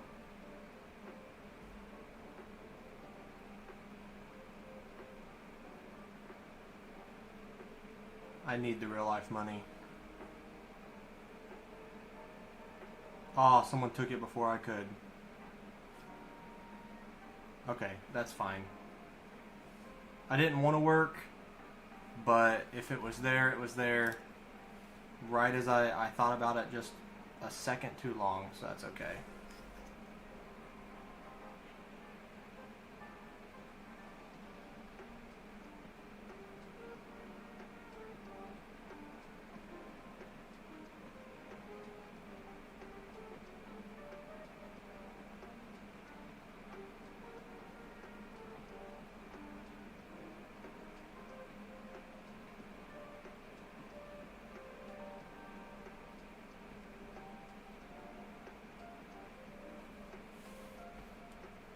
Overtime, you have bills to pay? I know. I thought about it too long.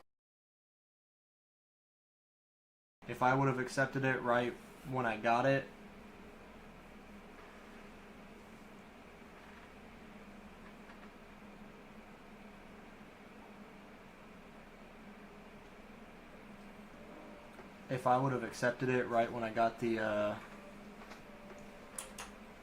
when I got the notification, then I would have gotten it, but I waited just a little too long contemplating, and someone else took it.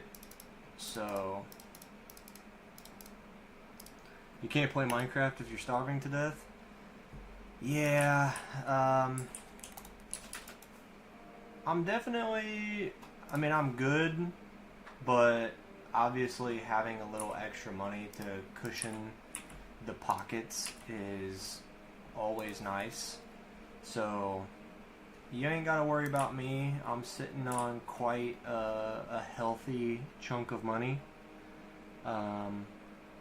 because I was very well prepared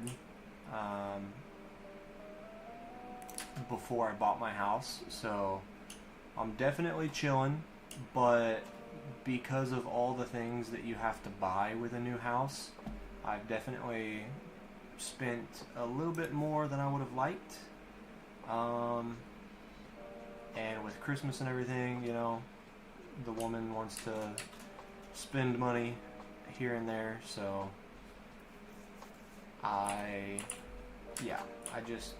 it would be nice to have a little bit of extra cushion, but all is good.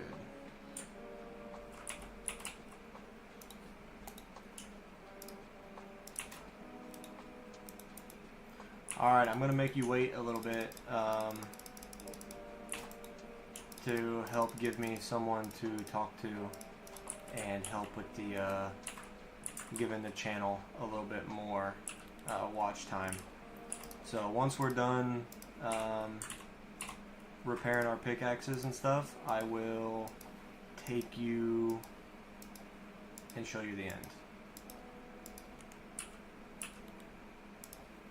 So not too much is going on in the end, but we have mined a couple obsidian pillars and we've mined a decent chunk of the end island. So a good chunk of it is missing, which is kind of interesting to look at.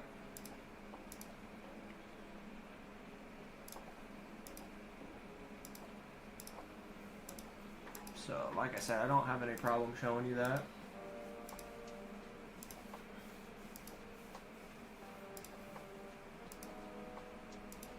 That's very nice of you.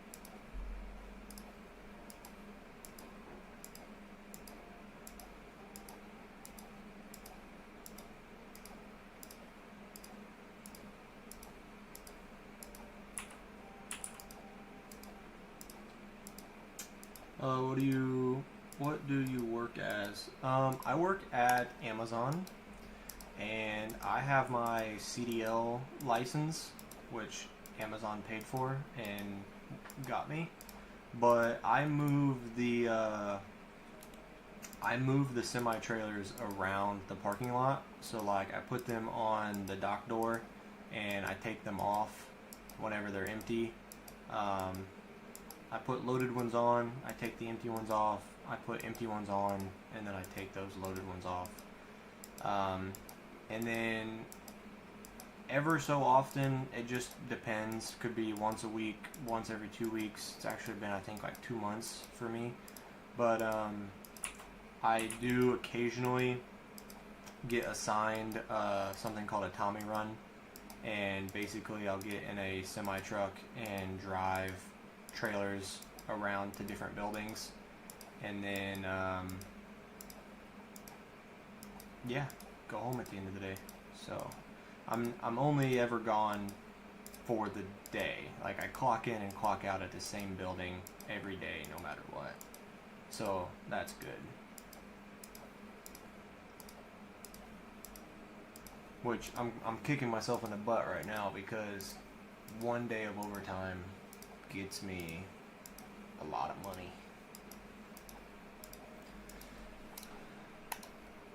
And I should have taken it, but I also have to, only way to get bigger streaming and making videos and stuff is to show up and put the work in. So like I said, the bills are covered, the bills are taken care of, but the little bit of extra money to cushion would be nice. And then like I said, we've been in this house since August, and we've only ordered something to eat to the house one time. And we've gone out to eat, I think, twice.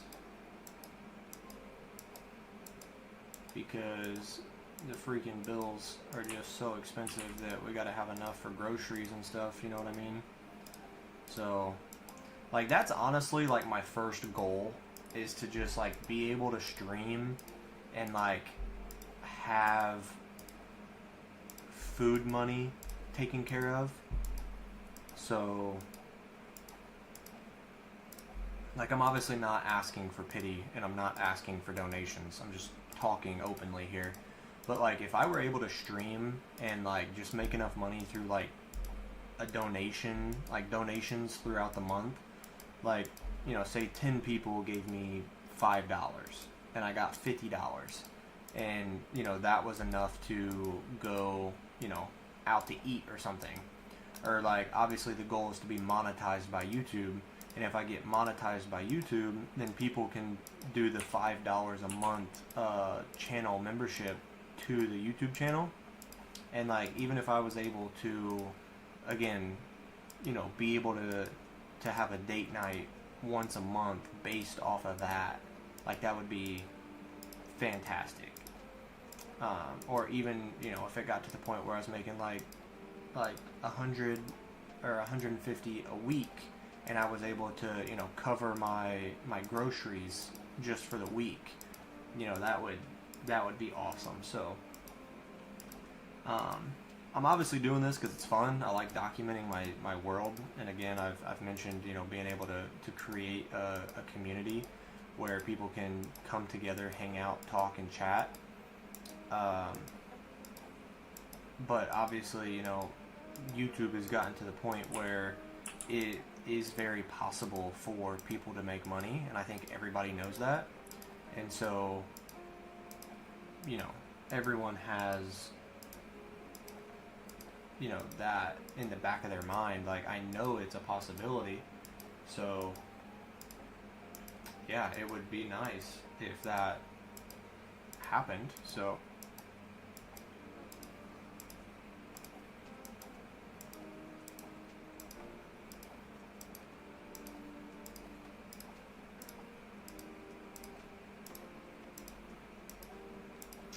or even, you know, just being able to do enough to where I wouldn't have to worry about accepting overtime anymore if I was able to make enough through streaming, you know?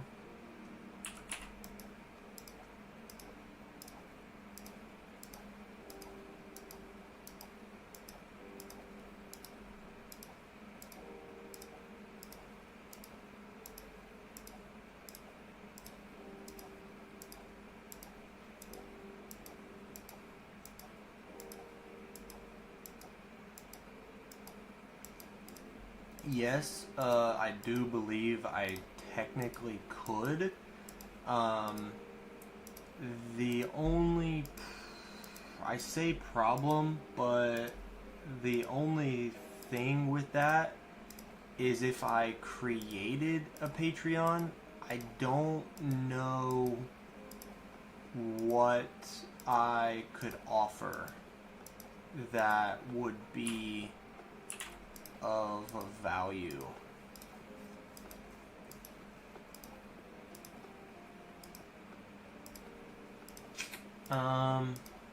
I only have 2 ideas of things I could do if I were to do that. The first is allowing people to be able to world download my world. The second is if you joined the Patreon, then I could like write your name in a book, and I could just keep the book in my inventory. That way, like, people who are a part of the Patreon are a part of the world. Or I like put up a sign in the base somewhere with their name. I don't know what I could do of value that people would want to subscribe.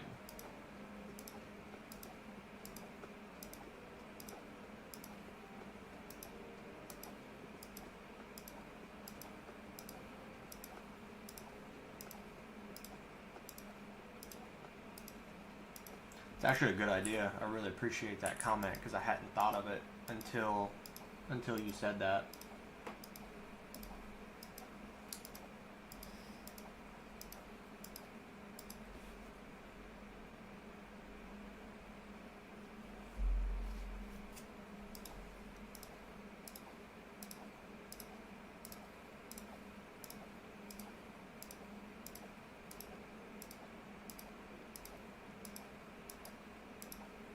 I could also do like 1,000 blocks mined, or like 5,000 blocks mined for each unique individual person who does a subscription. A second Hall of Fame, one for stream viewers and one for donators. It's not a bad idea either.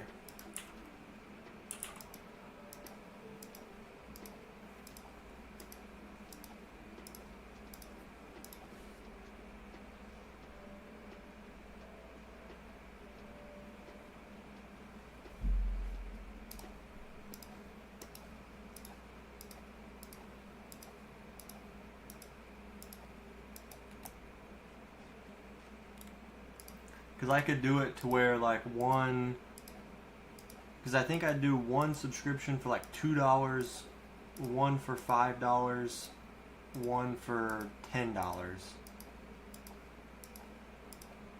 And then maybe like each one correlates to how many blocks I would mine on top of the 150 for subscribers. So if someone paid $2 for a subscription, I'd mine 2,000 blocks per person with that subscription. And then if someone did the $10 a month, then I would do 10,000 blocks per person with that subscription. And then same thing with the 5,000. So if there's 5 people with the $5 a month, I would have to mine 25,000 blocks.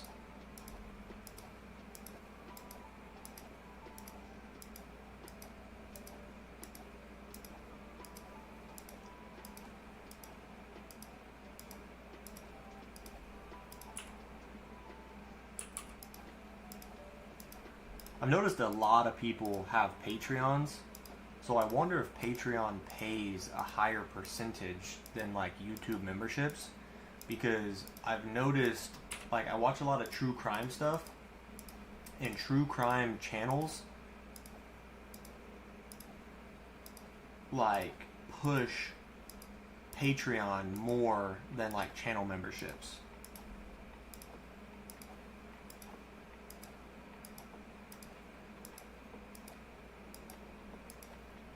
You make it like a pyramid? What do you mean? Like Hall of Fame wise? Like the ones that pay more get a bigger Hall of Fame thing?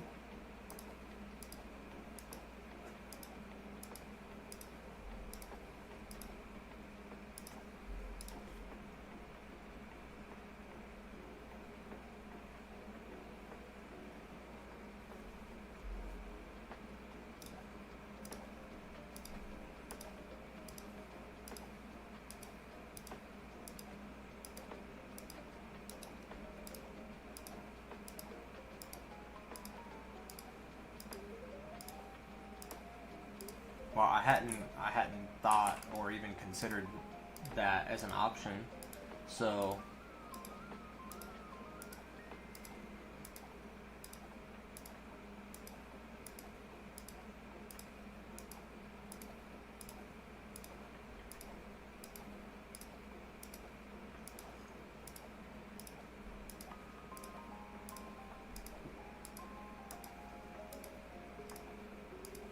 So do you think those 3 things would be good? Like name in a book and quill, blocks mined according to the dollar amount that they subscribe at, and then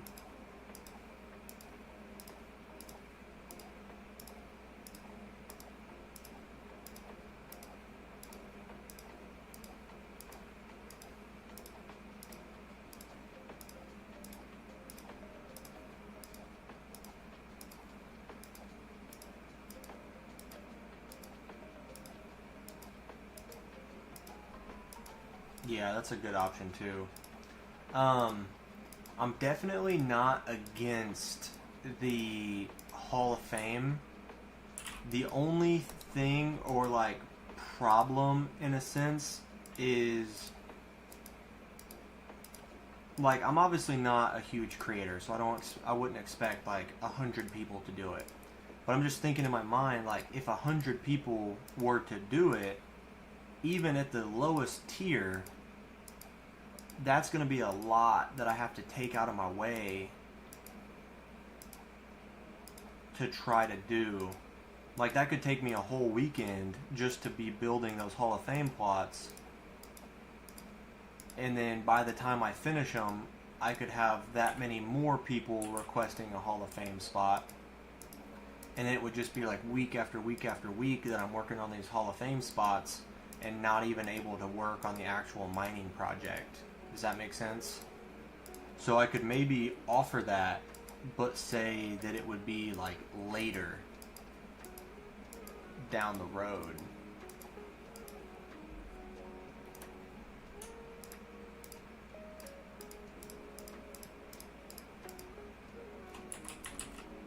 I knew I shouldn't have been standing there when I did that.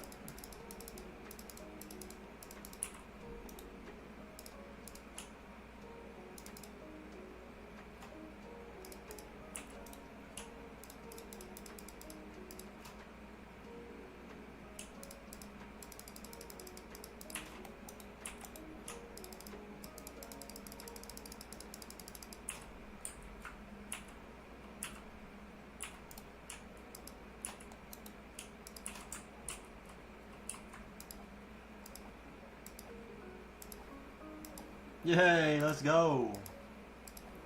Yeah, because I could be like, I could put in parentheses like, will make Hall of Fame spots for donators in a separate area, but you'll only be added once I'm ready to make them. Because, oh dude, I just had a sick idea.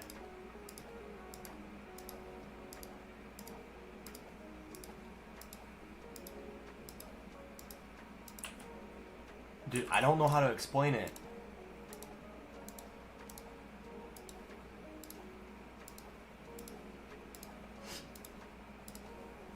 Dude, like... Okay, let me ask you this. LOL. Do you know the big hole that I have dug out in the overworld by my base?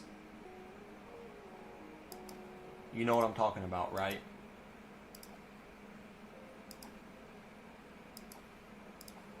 Alright, man. I'll be here.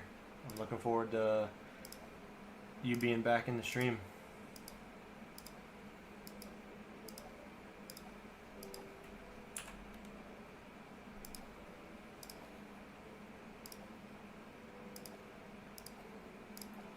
I'm going to try and give you an idea by explaining it, but I'll show you once I'm done repairing these pickaxes. So, imagine this is the big hole in my overworld, and my base is back up there, and this is the corner, right? So imagine each block as a little plot on that wall. I could make Hall of Fame spots next to the world record mining area, if that makes sense.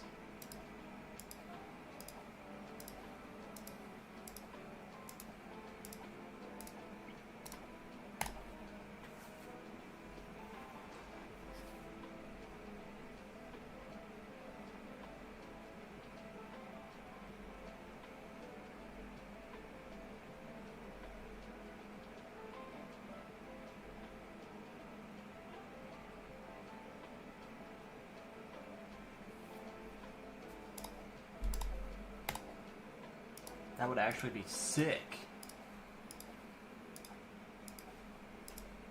Because obviously if people are paying and they're going to have these Hall of Fame spots, then I'm never going to give up on this project until it's done.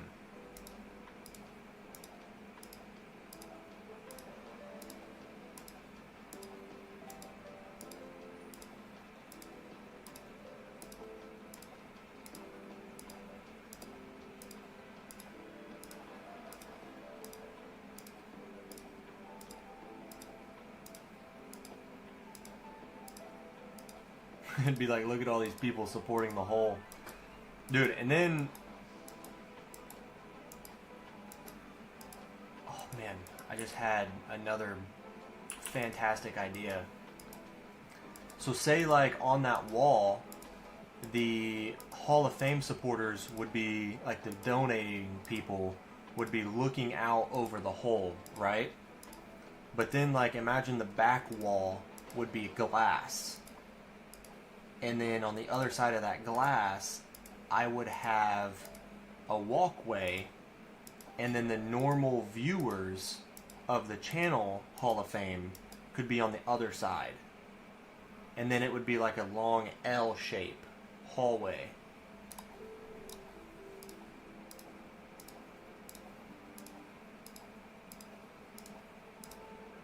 Oh my god, I have to finish these pickaxes, and I have to go explain my idea.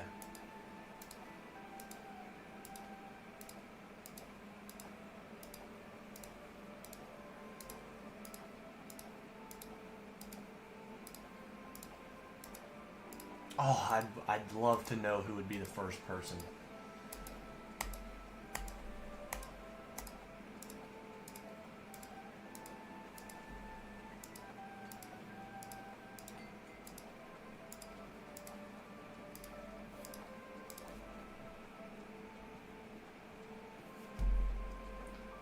I'm gonna message my friend.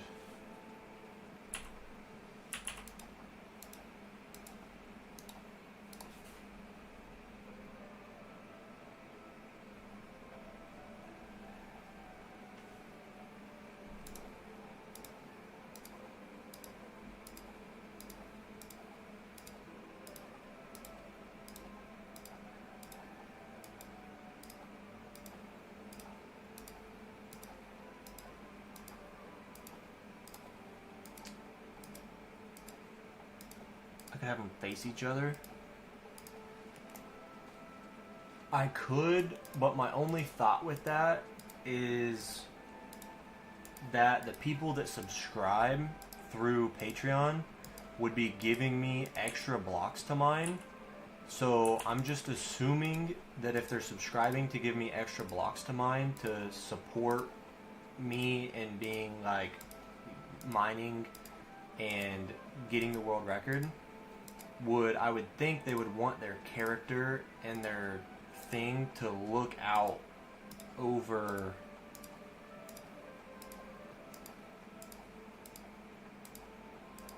hang on. I know what I want. I'm having a hard time.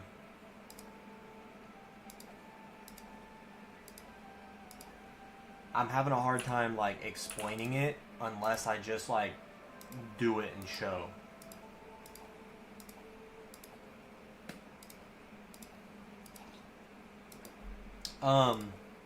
What size are you thinking?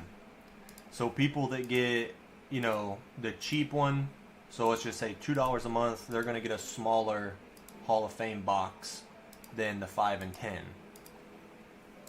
So how are we thinking of having that go? Should it be 5 by 5, 10 by 10, and then 15 by 15 blocks?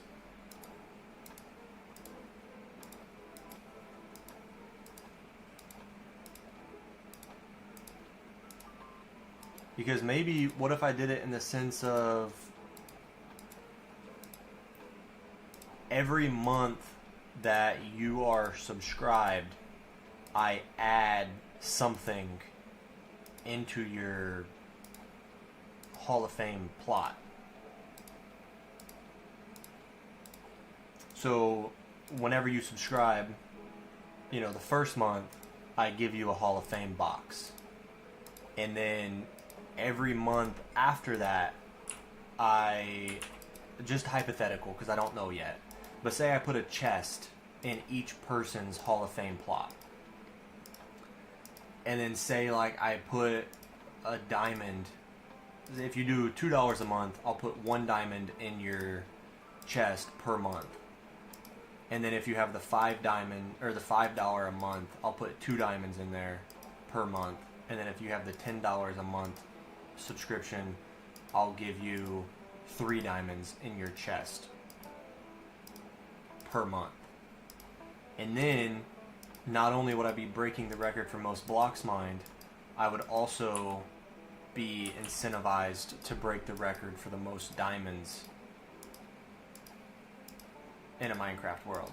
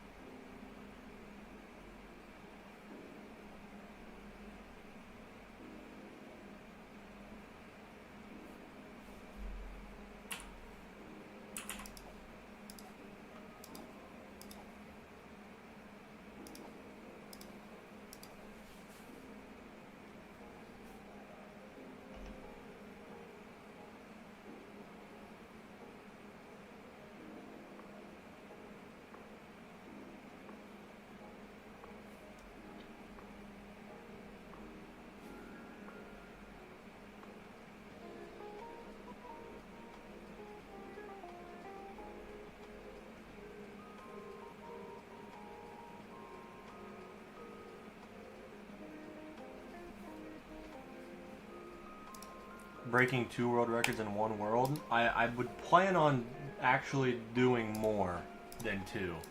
There's a couple that I have in my mind that I feel like are very doable. So like one of them is strip mining 100,000 blocks.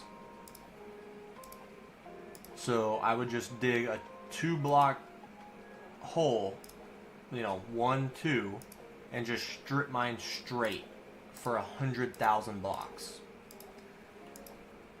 And then the other record is the longest stretch of redstone dust. So I would just strip mine 100,000 blocks and then place 100,000 redstone dust backwards on my way out.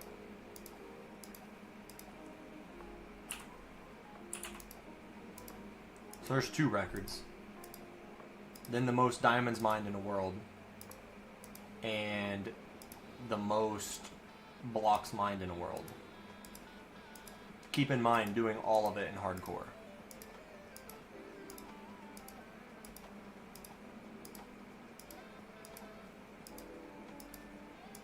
And then obviously with the whole tiered subscription thing, if people stay subscribed to me, it's going to keep me playing the world. It's going to keep me mining, keep me getting diamonds, and keep me being, filling their diamonds for every month that they're subscribed.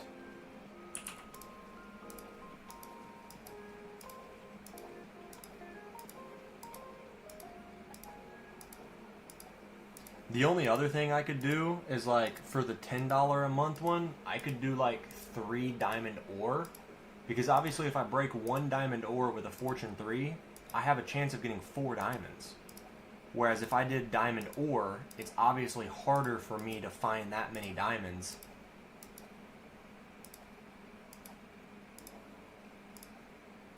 That's only 11,000 redstone blocks.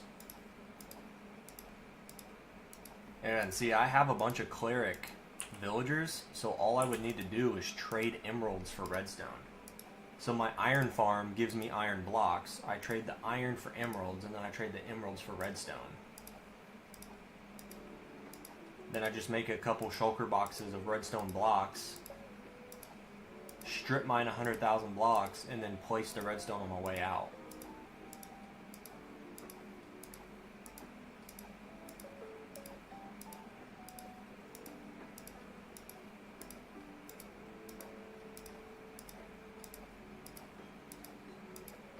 think the hardest part would be doing the prep work for the strip mine, because I'd obviously do it with stone, not deep slate. And then if I did it with stone, I'd want haste too. So I think the prep work would be getting wither skulls and then placing beacons for 100,000 blocks.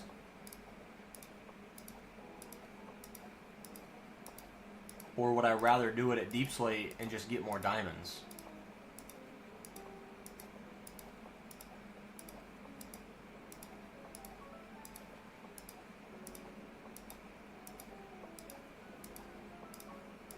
Yeah, witch farm would be pretty nice. I've never made a witch farm, so that'd be kind of fun. Building a new farm for the first time.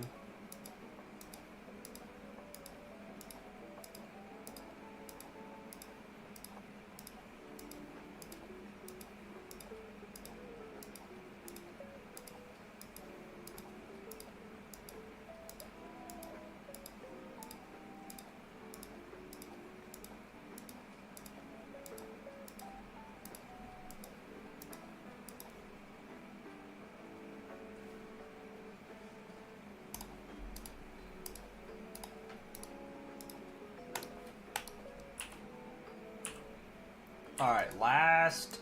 Nope. Ah, I thought I was done.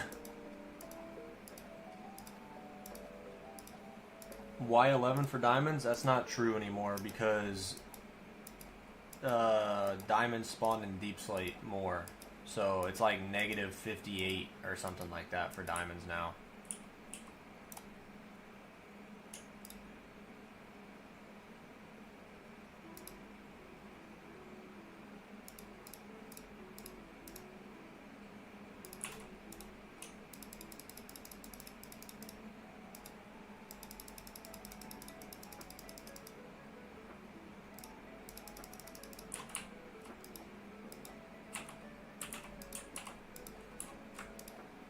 Or I think it might be like Y level negative 57 or negative 56 because I would want to do it just above the lava lake level.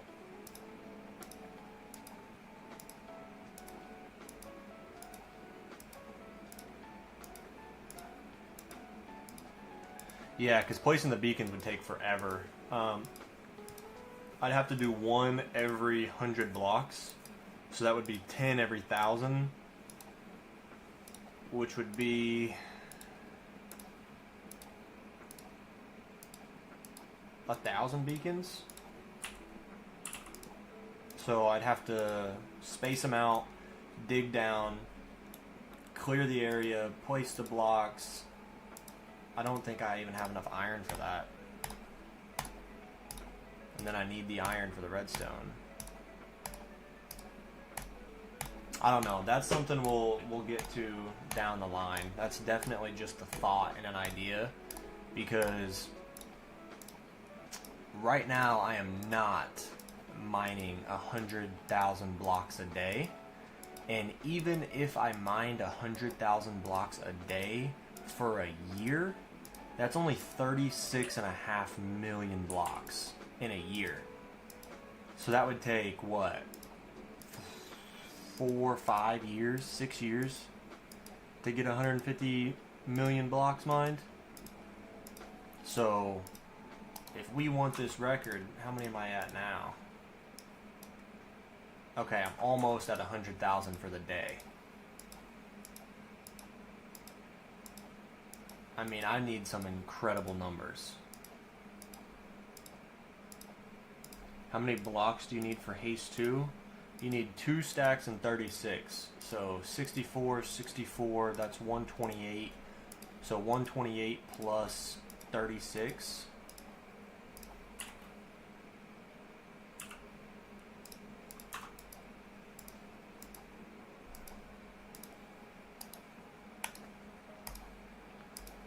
That's how many iron blocks you need.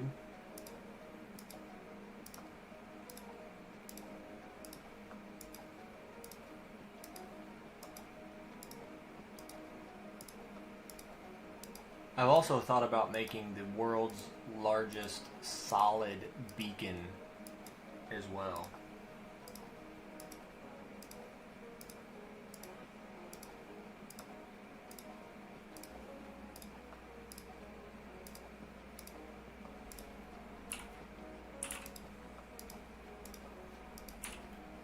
Let's see, what is the build height?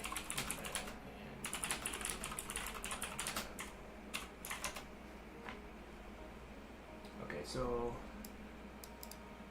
the end is 256. So I thought about building the world's largest solid beacon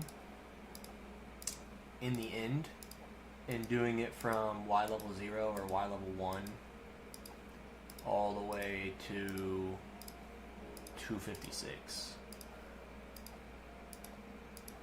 164,000 iron blocks. Good grief. So how many stacks is that? 164,000 iron blocks. Divide that by 64.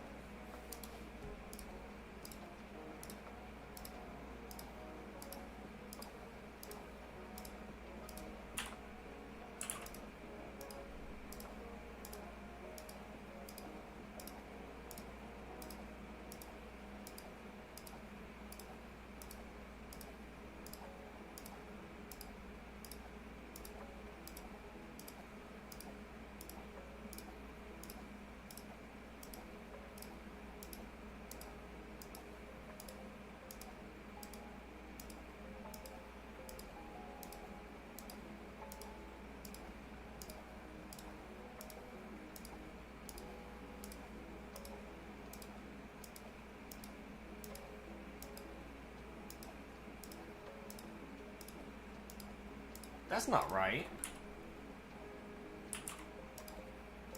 That's not right at all. So you have 164,000 iron blocks. How do you have more stacks of blocks than you have blocks? Hang on. That's not right at all. 128 plus 36. Okay, so you need 164 iron blocks times 1,000 beacons. It's 164,000 divided by 64, which is how much is in a stack. You need 2,562 stacks.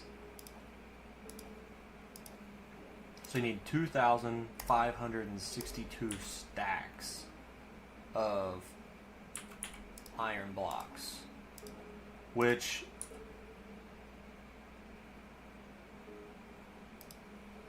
no, that's not right. Yeah, 25k. That's right. I was like, 2,500 is just barely more than an inventory. I'm like, that's not right. An inventory is like 2,100, I think, or something. So yeah, it would be 25,000. That's right.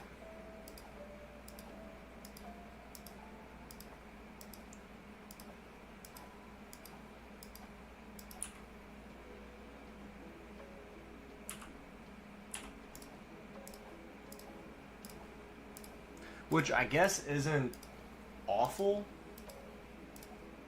So let's see. 9, 18, 27 times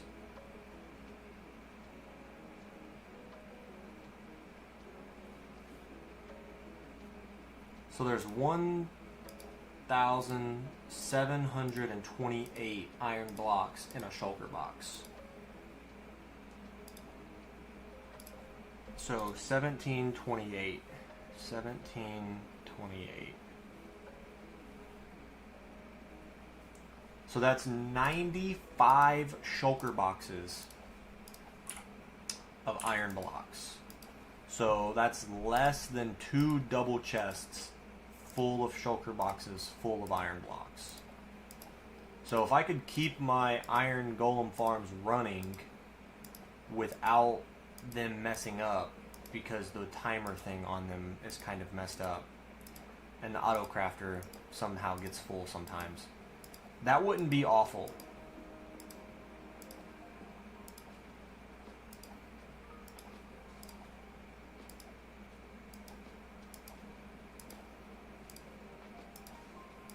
So the easiest way to do this is it's 164,000 iron blocks, right? And 1,728 iron blocks fit in a shulker box. So take 164,000 iron blocks divided by 1,728. That's 95 shulker boxes. That's the best way to prioritize it. And then a double chest is 54 stacks. So it would be just less than 2 double chests filled with shulker boxes filled with iron blocks.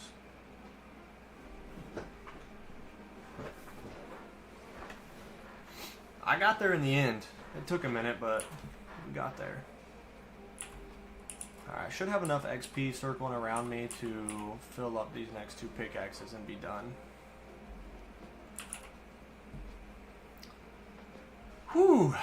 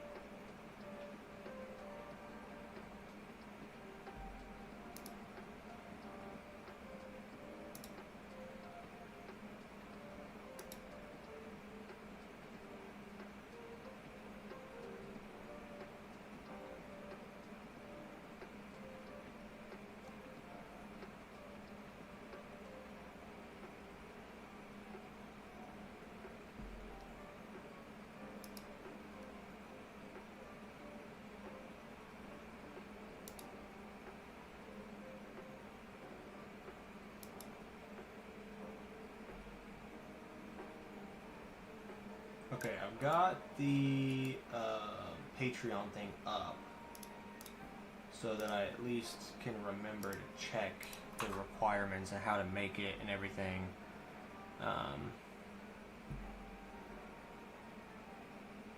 Yeah, we got there in the end, so that I can check the requirements and everything after the stream. Okay, this is Silk Touch.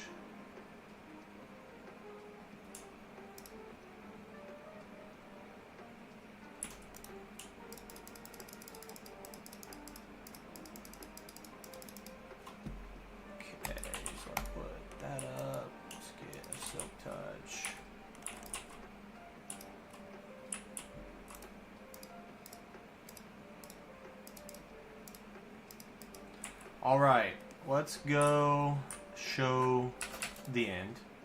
So we've not made as much progress as you might think, but this is the end. You can see where we've started working on mining some of the end out.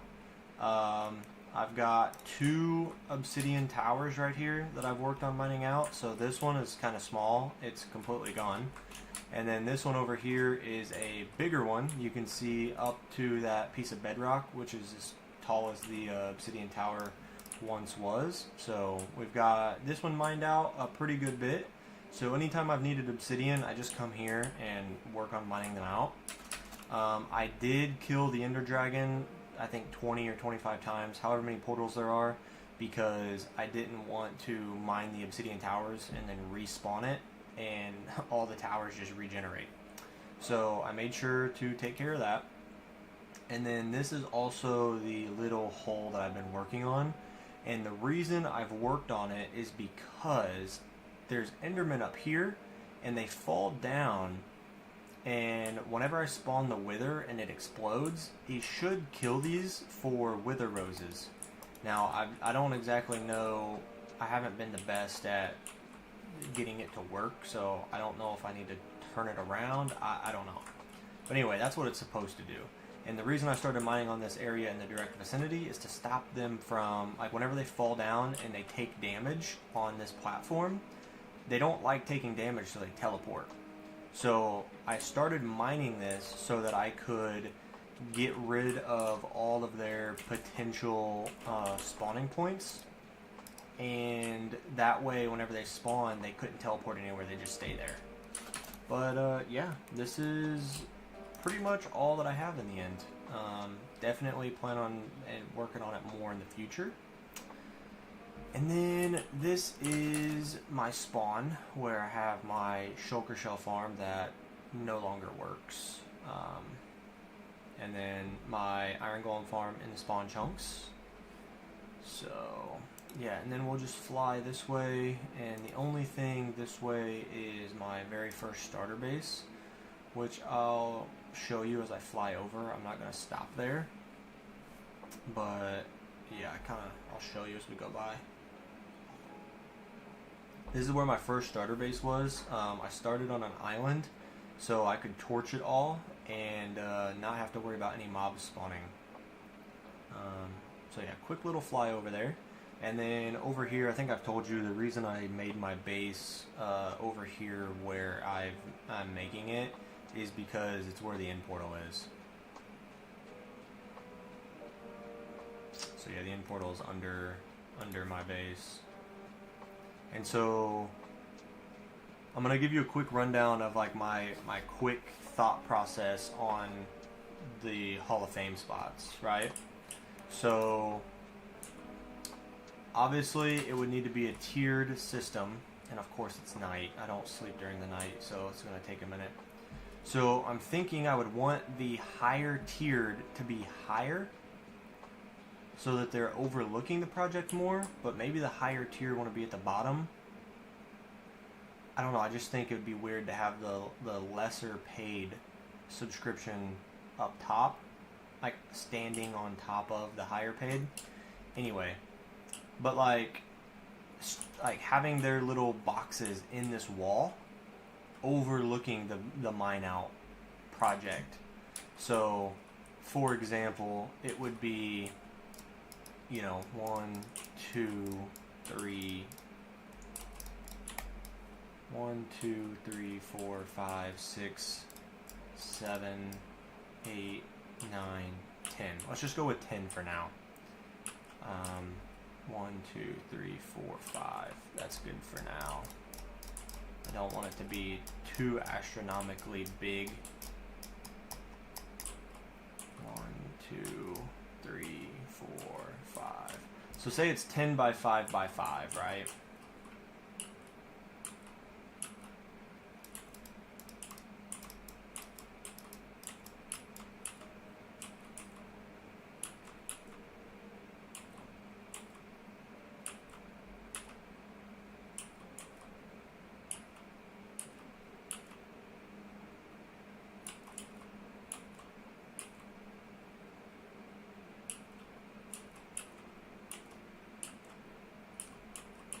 Again, this is just a quick example for the sake of the stream today.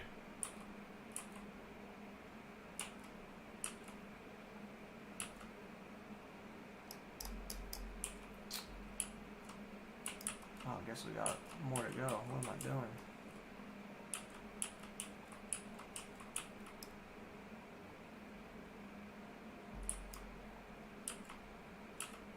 So I could definitely do that. My thought with that is let me get a little bit more of this dug out. I just want one of these boxes dug out here.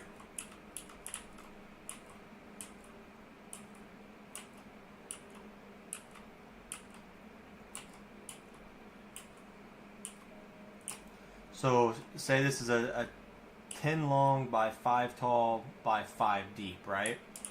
And then I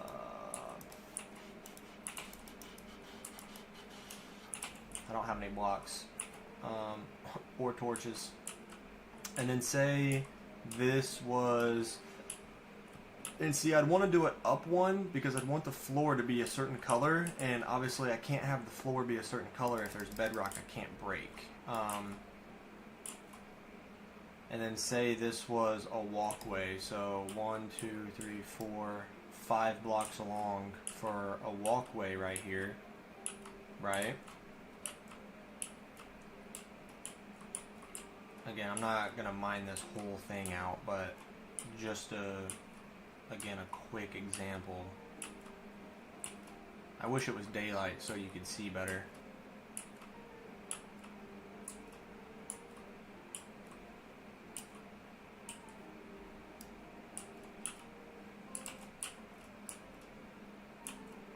And then have this be another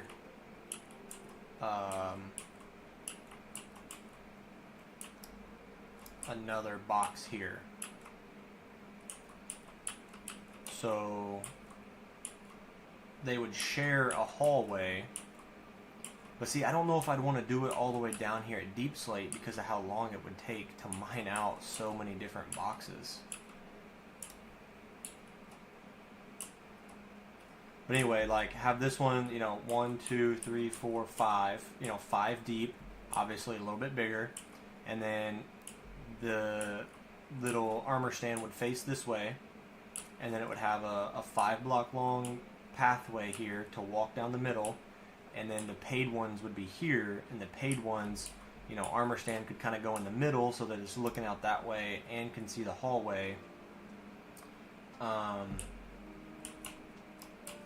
Again, I don't know if I would want to do it at Deep Slate because obviously I want the blocks mined, but I would need it to be up taller, I think.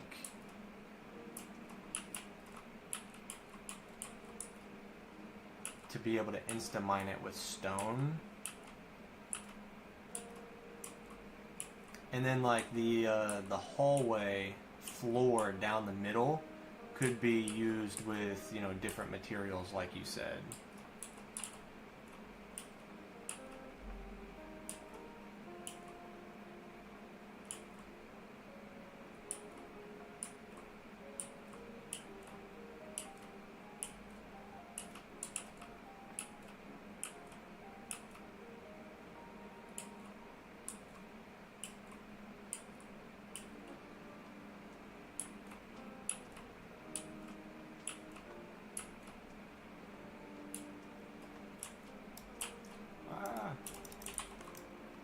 Danger! Danger! See, that would be another problem with doing it down here as well.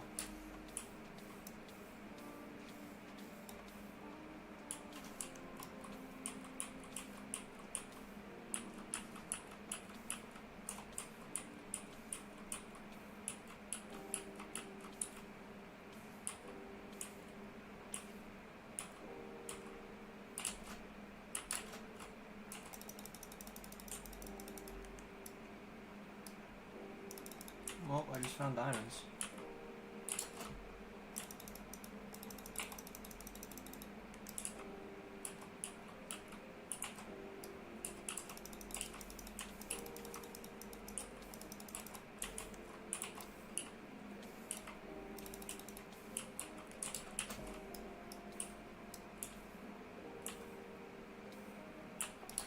or diamond, should I say? Oh, there we go.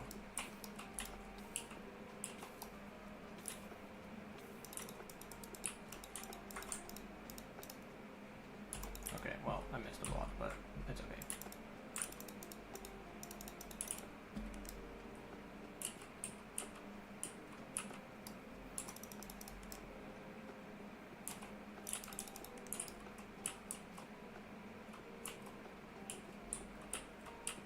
Basically mean the same thing, just in different places? Yeah, I think so.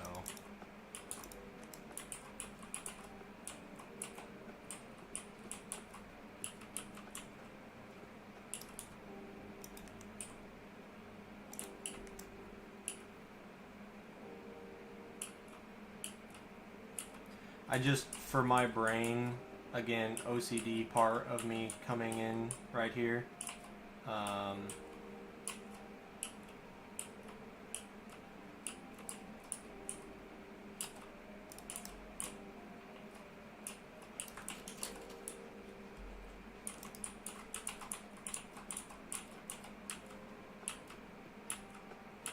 Yeah, I definitely don't want to do this down here. I want to do it up in the stone. But basically,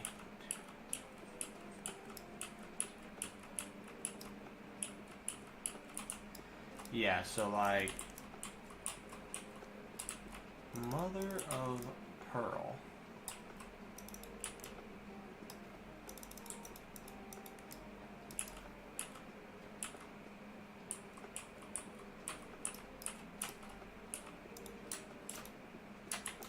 Okay, seriously?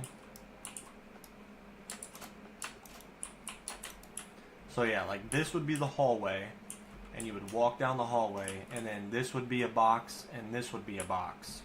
This would be the paid box for Patreon, so that they obviously give me blocks mined per dollar amount.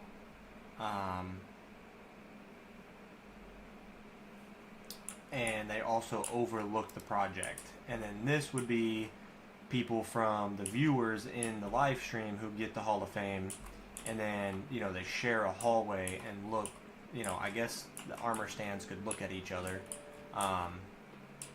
and whatnot. And like I said, the hallway down the middle could be, you know, different types of blocks for higher paid tier individuals.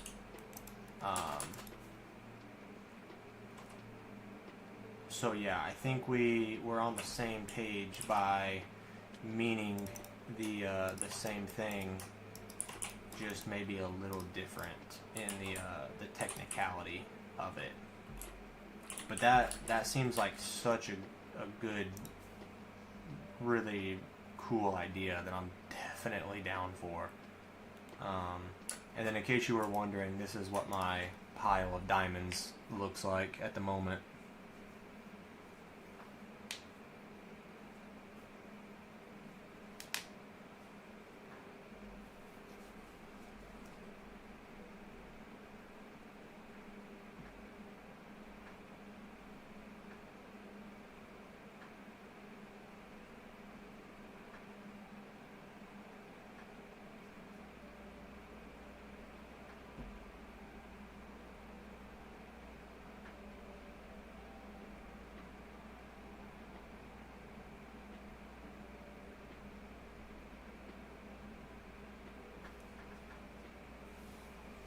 Alright, I messaged my real life friend to join the stream because I want to show him what I was referring to. Money spread right there. Yeah. And all those diamonds are from this project. So just dig a hole this big in your world and you will have that many diamonds. And I also think it's interesting too because, like, look at the amount of diamonds still in the walls everywhere. Diamond, diamond, diamond, diamond, diamond, diamond, diamond. Just diamonds everywhere. I haven't even mined yet. What's cooking? Good looking. All right, now I've I'm gonna show you something, but it's gonna be up there, so it's gonna like overlook the project. Okay, so it's gonna be in the stone because the stone is easier for me to mine out. Okay, I can insta mine the stone with haste 2. Okay, so now imagine that this is like, so it's 10 blocks long, right, by 5 blocks deep by 5 blocks tall. Okay, now consider this a box, as you will. Now I've been talking with LOL in the chat about a Patreon, and the Patreon would be like $2 a month, $5 a month, and $10 a month. And for people that subscribe, say they do the $2 a month, would be 2,000 blocks per person who does that package. Okay, so those people would get a smaller box. Then 5,000, I would mine 5,000 blocks per person that paid $5 a month for the subscription on Patreon to support me in being able to hopefully do this, full time or whatever, and also encouraging me to mine out more blocks. And then I haven't officially done it, but say this was a $10 per month box, okay? And I would put this would be considered like a Hall of Fame for donators on Patreon. So if you donated to me $10 a month, I would give you a box, and that would be 10,000 blocks that I have to go and mine. And then I would get you an armor stand, I would put your name on it, and then also I would put a chest in here. And again, this is just an idea. And if you have the $2 a month, then I would put 1 diamond in the chest per month that you are subscribed to the Patreon to support me. Then if you're subscribed for $5 a month, I'd put 2 diamonds in the chest per month you're subscribed. And if it's $10 a month, I would put 3 diamonds in the chest per month you're subscribed. Okay? So that way you can like kind of show off your plot. Anyway, you'd also have it next to the main mining area where you would be able to overlook the progress. And yeah, and then anyway, imagine this as a 5 block long pathway that would go down and obviously into this wall and wrap around that way down this side of the project, where I would have more Hall of Fame little cubby holes. And then over here, this would be a cubby hole for Hall of Fame through people who have just been watching the stream. So they're right next to each other. They share a hallway where some are paid to help the project and some are not. So that's kind of like the idea.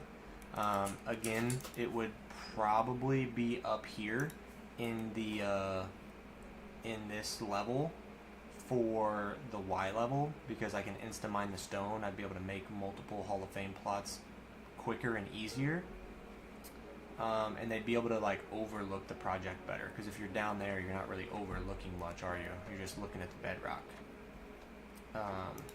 But then that would obviously give me the motivation to keep mining. Each subscription, that many more blocks, blah, blah, blah, blah, blah. And then also, if I did the diamond thing, I would have to keep mining to be able to supply the diamonds for the paid subscription. And then maybe we'd break the record for most diamonds mined in the hardcore world as well. So it would be like a double motivational project.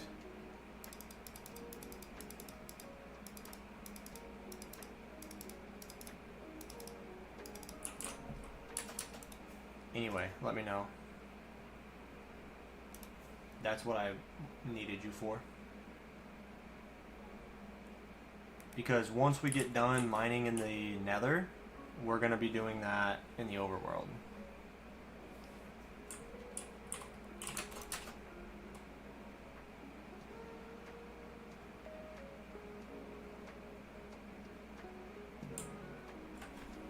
Give me 1 second, I gotta respond to a message.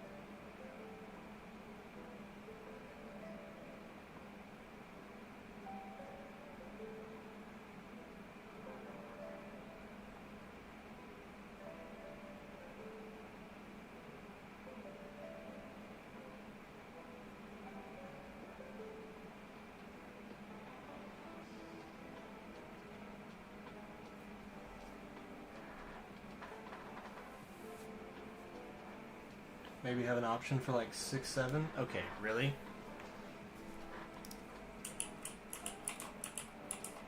So what do you think the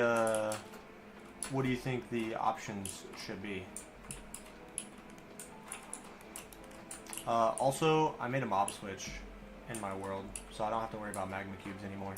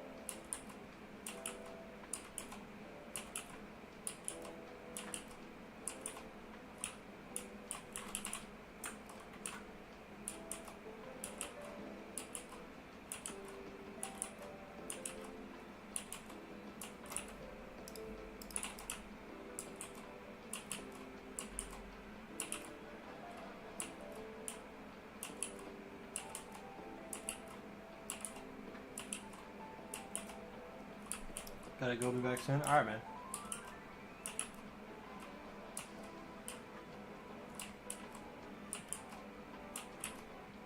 Man, yeah. Thank you, I don't know, for the suggestion. I hadn't really pondered the idea at all, but that definitely seems like a very viable, yeah, fun idea that I can do. So yeah, thank you. That's been definitely one of those ideas that kind of makes me giddy thinking about. Hadn't considered it before, and now that I'm thinking about it, like, man, that would be a really cool idea. So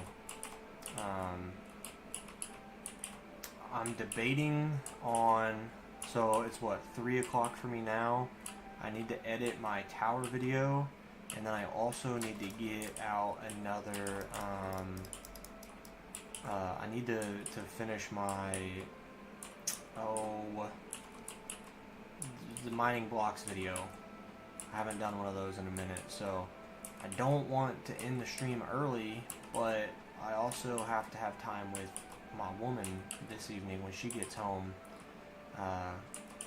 Obviously don't want her feeling like I'm not giving her enough attention, so I'm kind of stuck between wanting to live stream and keep making progress, but also need to stop and edit and be ready to mine tomorrow, because I don't want to get on stream and mine for 10 or 12 hours tomorrow and have that much more footage that I'm behind. And I've also got to do the dishes. Son of a gun, there's just so much to do. Not enough time! Dang it! Because then I'm also going to have to create a Patreon, which I think I'm going to wait about talking about that maybe for a little bit. But definitely something that I'll need to throw in my videos soon, especially my shorts, because my YouTube shorts are what gets the views and the subscribers.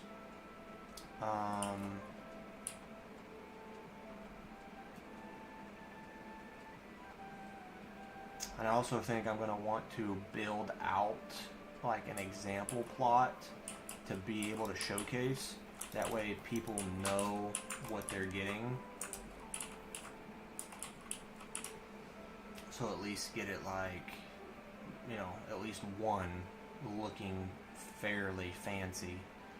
I haven't checked my channel to see what the videos did. Okay, so that one's actually, I've gone negative subscribers since posting that one. Interesting.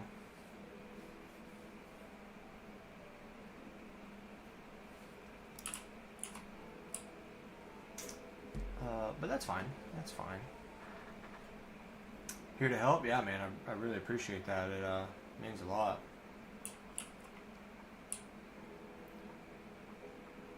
Like I said, it would be a dream to be able to do this full time, and obviously the only way to do that is to, you know, find ways to make money. And I want to do stuff that's, you know, not shady. I want to be upfront and honest with what you're going to get, and I also want to make sure that it's worth it.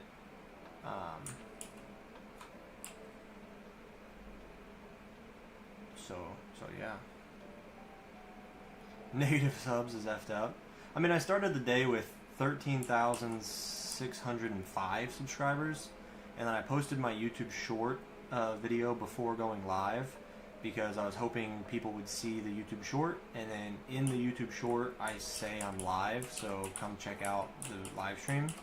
It's only gotten like 200 views, and I'm at 13,599 subs. So I don't know if that's from the YouTube short or just from like people not being interested.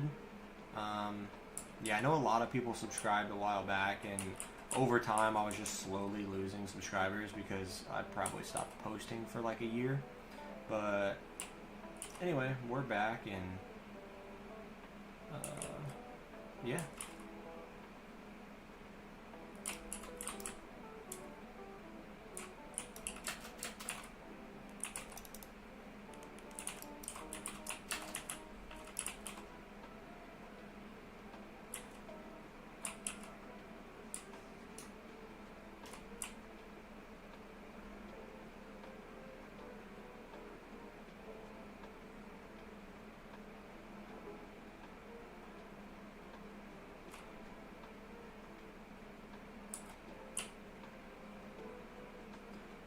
Yeah, it's hard to say exactly why we went down on subs.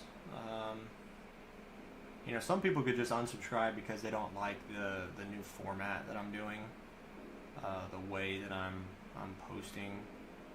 But you know, it is what it is, I guess.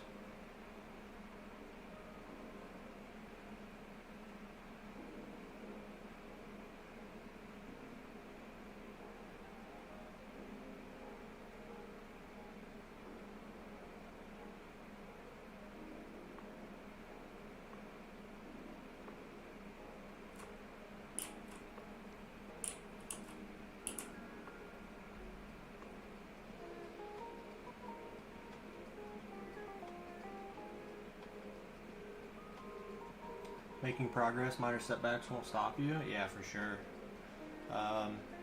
You know, I'm a big fan of a lot of podcasts. One in particular is Joe Rogan, and he tells people not to read comments, which, you know, I agree, because the majority of comments are not even real people, or at least according to certain sources, like comments on X, for example. But I think comments can be very beneficial in like constructive criticism. So like learning how to appeal to the audience or what you can do better is always good. But like when it comes to negative comments, like those don't bother me. I could care less, because if you're gonna say something bad about me, you're just jealous that I'm doing something you're not. Like, that's genuinely the way I look at it. So, like, I read comments because I don't care at all, like, if they're negative or not. I'll just skip over it. So, like, if I get negative comments, I'll just respond and be like, "Oh, thank you, that's so sweet," and just move on. Because a lot of people also don't realize that YouTube doesn't know the difference between a good comment and a bad comment. It just sees it as like people interacting with the video, and which makes the video do better.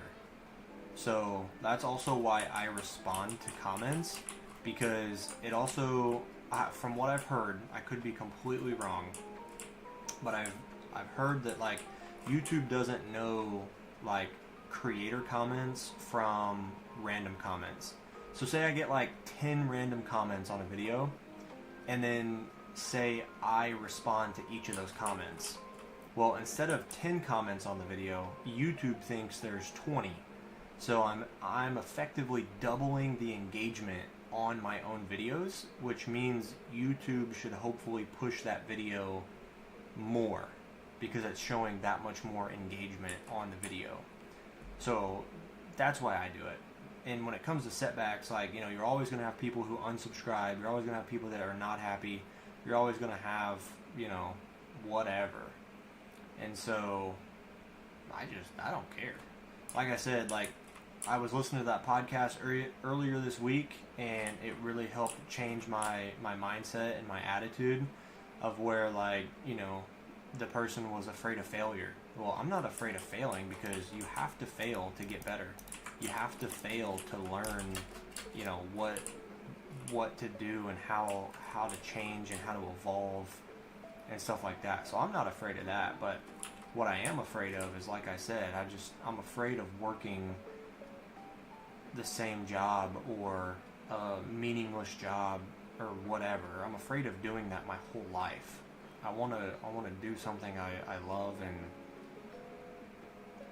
that I can feel like a part of a community, because part of me wants to work for a small company because I would feel more involved,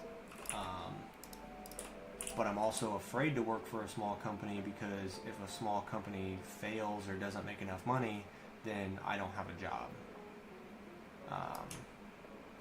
And again, you know, the things I've heard about people on YouTube is it's all about consistency.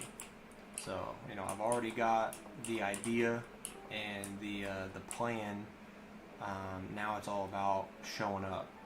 You know, if this wasn't worth anything or nobody cared, I wouldn't have gotten 13,000 subscribers in the first place. And I wouldn't still be gaining subscribers. You know what I mean? So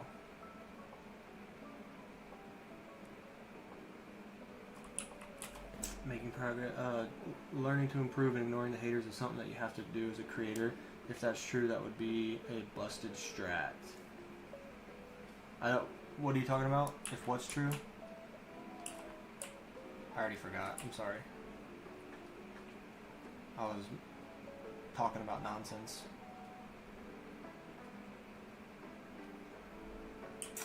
Also, there's a guy, while I wait on you to type that message in chat of what you were talking about, because I already forgot, I'm sorry. There's a guy online named Gary V, and he tells people, post on social media for 6 months. He goes, nothing might happen, but something might. I can't remember exactly what his saying was. And, you know, just constantly putting yourself into the algorithm is basically like, it's basically like trying to win the lottery. You know, there's a slim chance, but if you buy enough tickets, you might just break through. So it's the same thing with posting content. You know, my videos might only get 100 or 1,000 views, but it just takes that one to hit the algorithm or something. You know, it just takes one, and it could hit the jackpot, and it could completely change everything. And it just takes one video. But again, you don't know that unless you post the video. If that's true, that would be a busted strat. Oh, the comments? I'm pretty sure it is. I mean, you know, because again, it just shows engagement. I don't think YouTube really can tell the difference between... I don't know.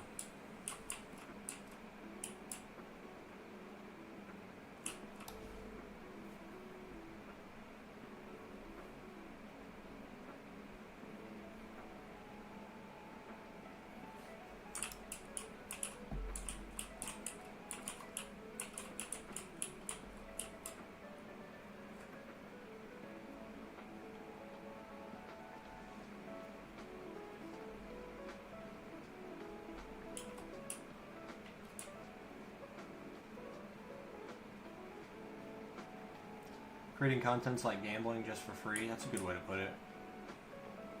Yeah, that's the only thing that's gonna like suck or like be straining on my life is obviously creating content and money and all of that like is not guaranteed. So like I could make, I'd obviously work my full-time job until I was making, relatively same amount of money month after month doing YouTube. But obviously, like, Patreon, people could stop subscribing. People could stop enjoying Minecraft or, whatever. I don't know, but 1 month I could make a bunch of money and 1 month I could literally make nothing. Like, that's scary. And, nothing's guaranteed when it comes to that. But I like to think of myself as, like one of the things,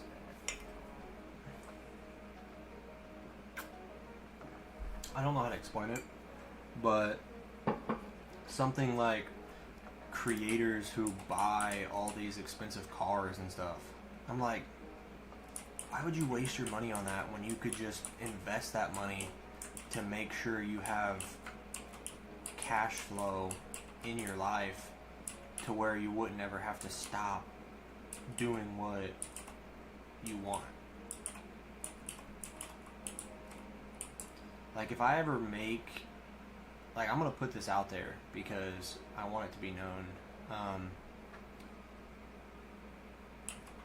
Like, if I make enough money, like, the best, nicest car, vehicle I would buy would be, like, a new SUV with plenty of room that's spacious.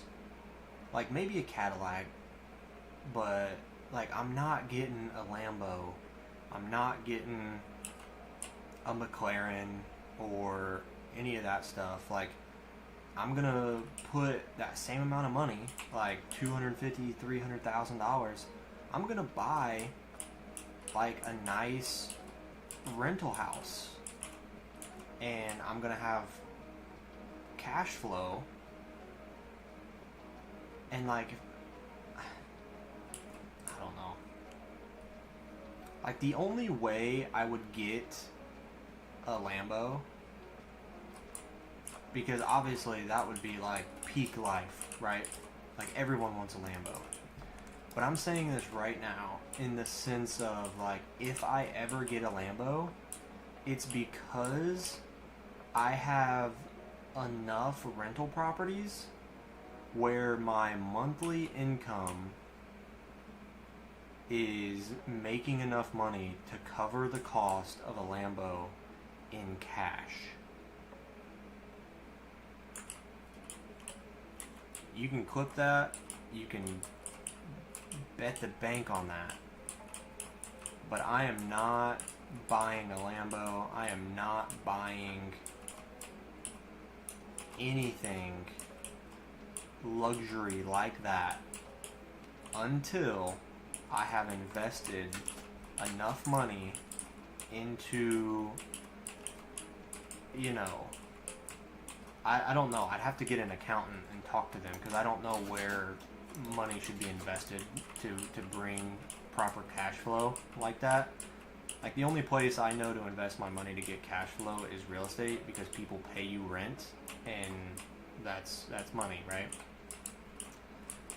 But I know you can, like, invest in stocks and then, like, take money out and, like, live off of that, but I don't know how to do that. That just seems complicated, because then you're having to keep track of it, and then you're going to have to end up paying taxes and all that stuff. I don't know. Again, I'd have to talk to an accountant and have them figure it out. Basically what I'm saying, yeah, why we togi when we can be penguins. Exactly.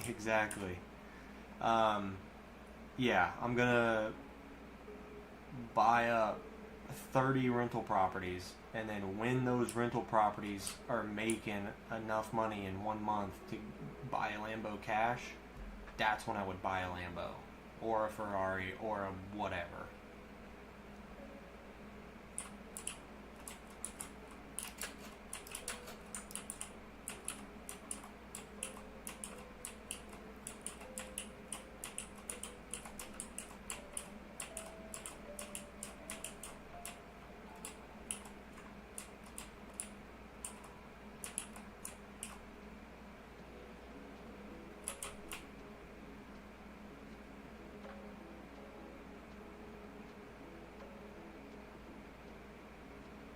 But see, also, like, it's kind of funny because the way Togi lives his life that way is also what's gotten him so popular.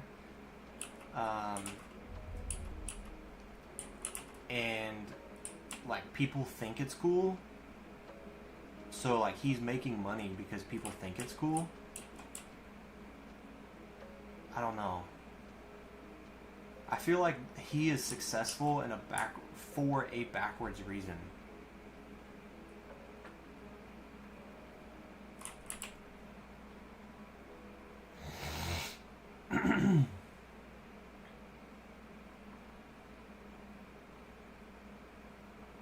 Never invest in something you don't understand. Hey, that makes total sense. I really like that. So, like, I understand the stock market in the sense of, like, you buy a stock at, you know, $3, you wait 10 years, the company becomes more successful, and now that stock is worth $10. So you've technically, like, tripled whatever your investment was, right? So instead of, say you invest $3, now it's worth 10, you've tripled your money, you can sell, right? Then you have to pay taxes. Now, I just don't understand how do I explain it? Okay. Do you remember the video of shoot, I can't remember what his name is. Is it Graham? I think his name's like Graham Hancock or something. He had a guy on his podcast who had $1 million invested in Doge. And he was like, you know, sell it now and we can invest your money, and then you'll be able to take out 3 to 5%, you know, every month or every year for the rest of your life, and you'll never have to work again. I'm like, where are you investing this money to where you can take 3 to 5% out and you're never gonna have to work again? Like, what does that mean? Like, are you investing it in a stock market? Like, I don't know. I just don't. That's above me.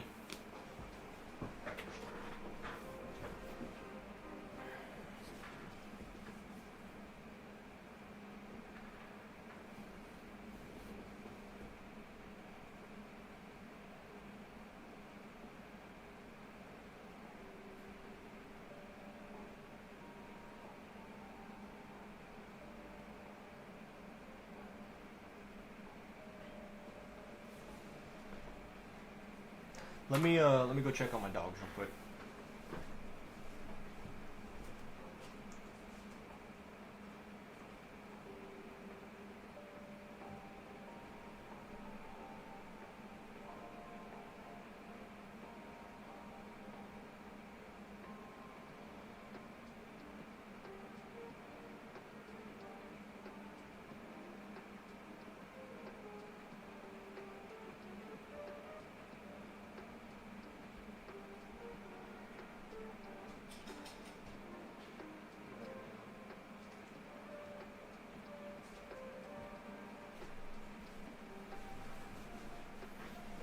I wasn't hearing anything from my dog. That's either a really good thing or a really bad thing.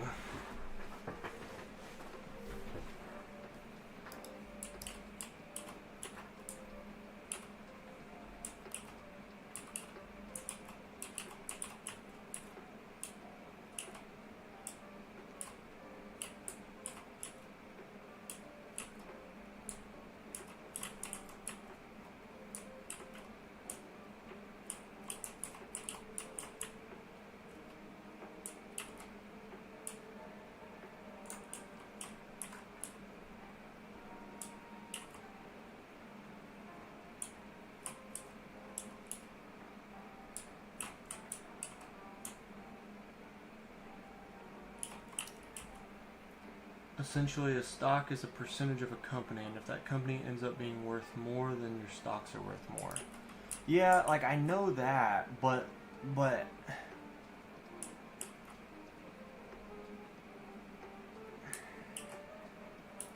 how does it work to take money out to live on? So like take a 401k for example. Like the only way that I know a 401k works is obviously I can see my money and I know that it's buying like percentages of companies, right? And the reason it goes up is because the company's value goes up. Like I get that. But in my mind, when I retire, I would just sell my entire 401k, and then however much my 401k is worth is what I would live off of. So hypothetically, let's say I invest for 40 or 50 years and my 401k is worth, $2 or $3 million. Okay? Now, I know that you don't, or you're not supposed to, sell the whole thing and just sit on $2 or $3 million. Like, I know that. But how does it work in terms of, like, taking 3 to 5% out because of, like, I know taxes and stuff? Do you literally just have to sit down with a calculator and be like, okay, I've got 3 million, 3% is, I don't know, what, is that 3,000? Or is that 30,000? I don't know. And then do you take out that much? And then does the system take care of your capital gains? As in, like, does it keep track of it, and then at the end of the year, it sends it to you? Or do you have to write down what the capital gains was? Like, this is stuff they don't teach you in school, which is mind-blowing to me, because, like, I have no freaking idea.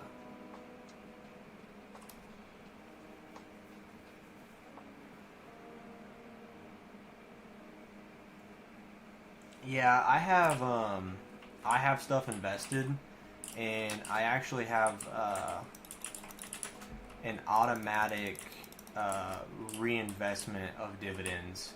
So like when a company gives me a dividend, my 401k thing just automatically reinvests that money, which it's only like 7 cents I think I've got one time in a dividend, and then that 7 cents just like reinvested itself into that same company stock. So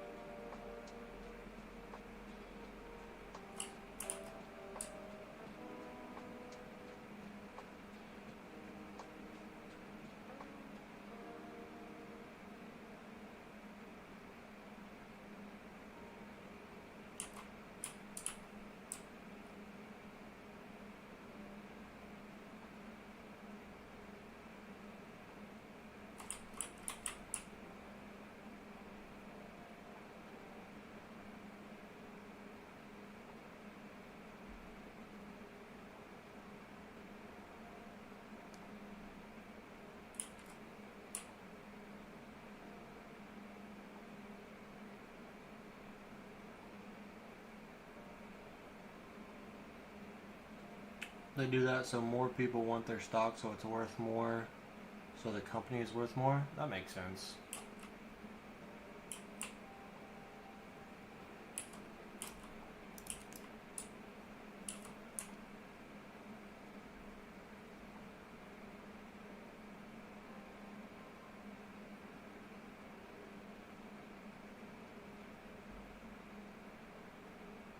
Yeah, investing in a company early is good too, because if that company ever splits their stock, then obviously you gotta wait another 5-10 years for the price of the split stock to go up. But you know, you're basically holding on 2 stocks for the price of one if the price of it ever goes back up close to where it was before it split, like Tesla.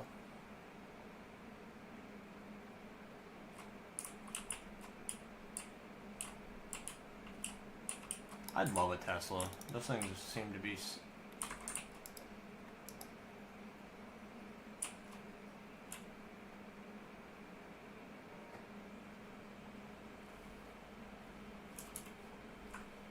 What the hell?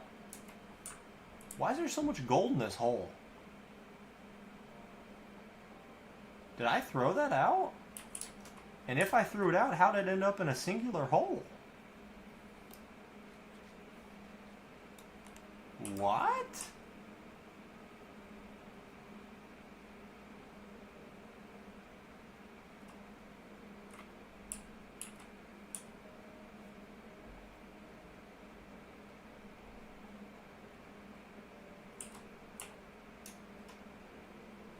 Well, that's awfully weird.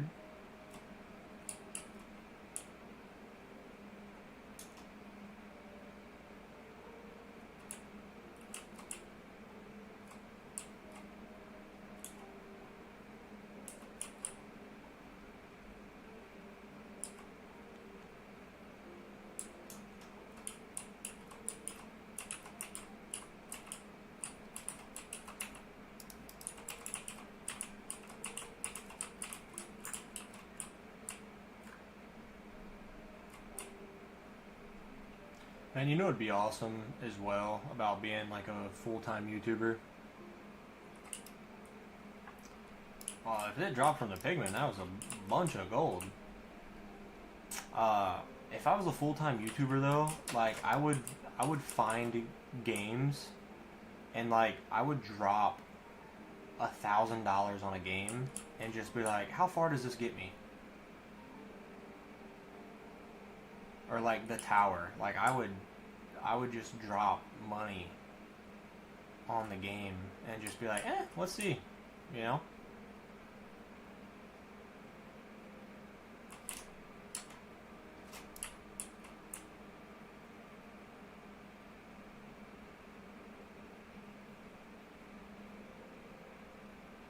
I love the tower. It's like everything I want in a idle game. It's great.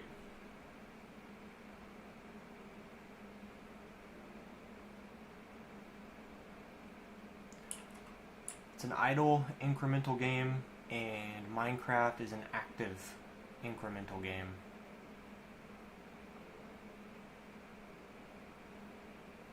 I get to watch the number go up in both of them, and I get to experience the brain happy emotion.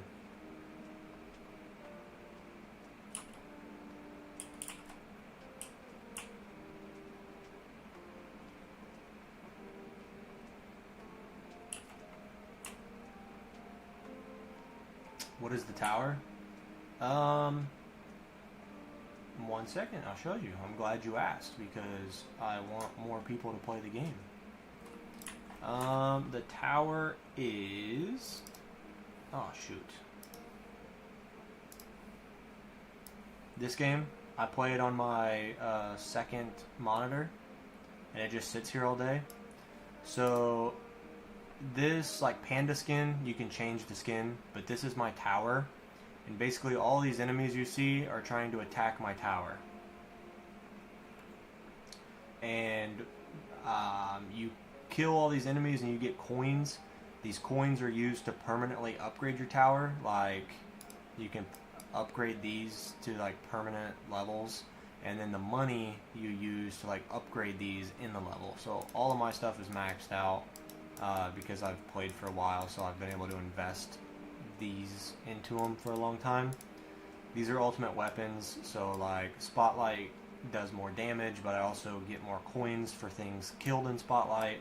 Black Hole is these big circle things that suck the enemies in, and I get more coins for that. Golden Tower is like the goldish thing you see in the background there. I get more coins when things are killed when that's activated. Chrono Field is like this little, I don't know how to explain it. You can kind of see that effect right there. It slows enemies down when they get too close. Death Wave is the red pulsing that you just saw. That gives me more cells. Blah blah blah. It's an idle game. So I'm at a point in the game now where I just let this go until I die. And then you also work on the lab. So this is the lab. You research things, and every time you complete a research, it permanently boosts your account. So like I'm working on coins per kill bonus right now. So instead of 2.94 coin multiplier, once this finishes, I'll permanently go to 2.96. So you're permanently increasing slowly every time one of these finishes. Lab speed, you know, it reduces the time that each lab takes after this finishes.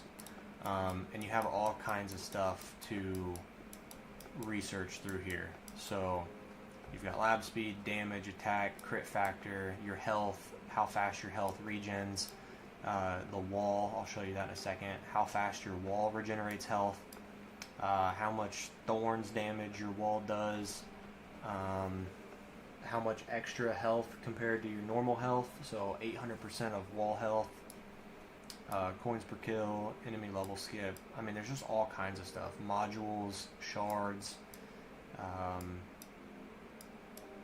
yeah, you just range, damage per meter, defense percent, orb speed, cash bonus, like your ultimate weapon researches.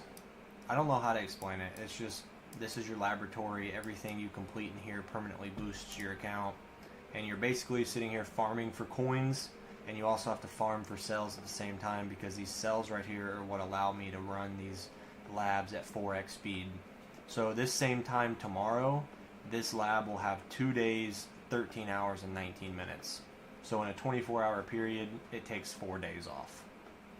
So obviously you need to farm to get coins and cells so you can complete your labs, but also get coins to upgrade your account overall as well.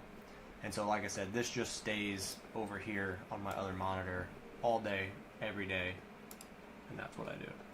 How many days are we in? This world is on 3,159 days. And I've barely used any of them to work on the world record. Most of them are all just from like building my base, building other things. And so, yeah, it's just recently that we've actually like are going full in on mining blocks. Axel Render, welcome. I don't happen to recognize your name, so if there's anything you'd like to know, feel free to ask. More than happy to talk about the world and what we're doing and where we're going. So happy to have you here, my man.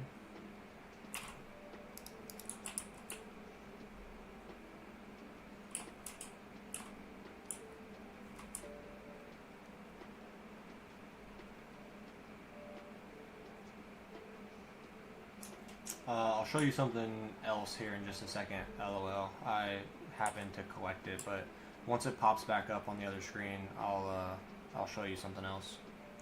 I see, can I see the base when you get a chance? Alright, yeah. The base isn't finished, it's like a framework of what the base is gonna be.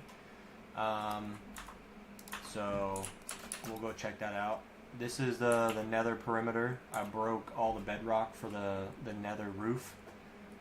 For this area. It's a 16 by 16 chunk perimeter.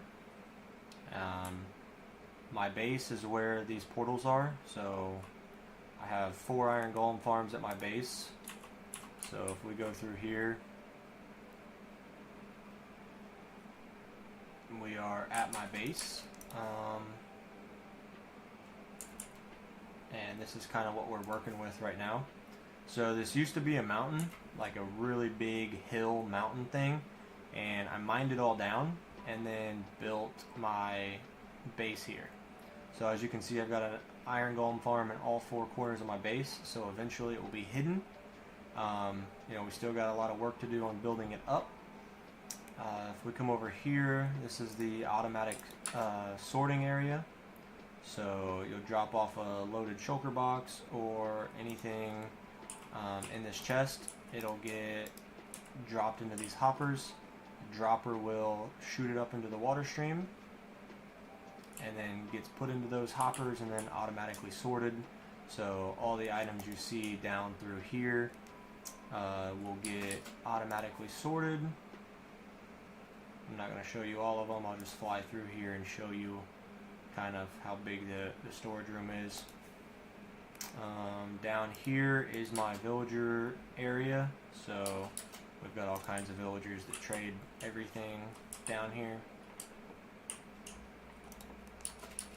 And then through here is the end portal, so I've got the end portal connected to my base, which is why I've built my base where I did, so it would be nice and easy to get to the end portal.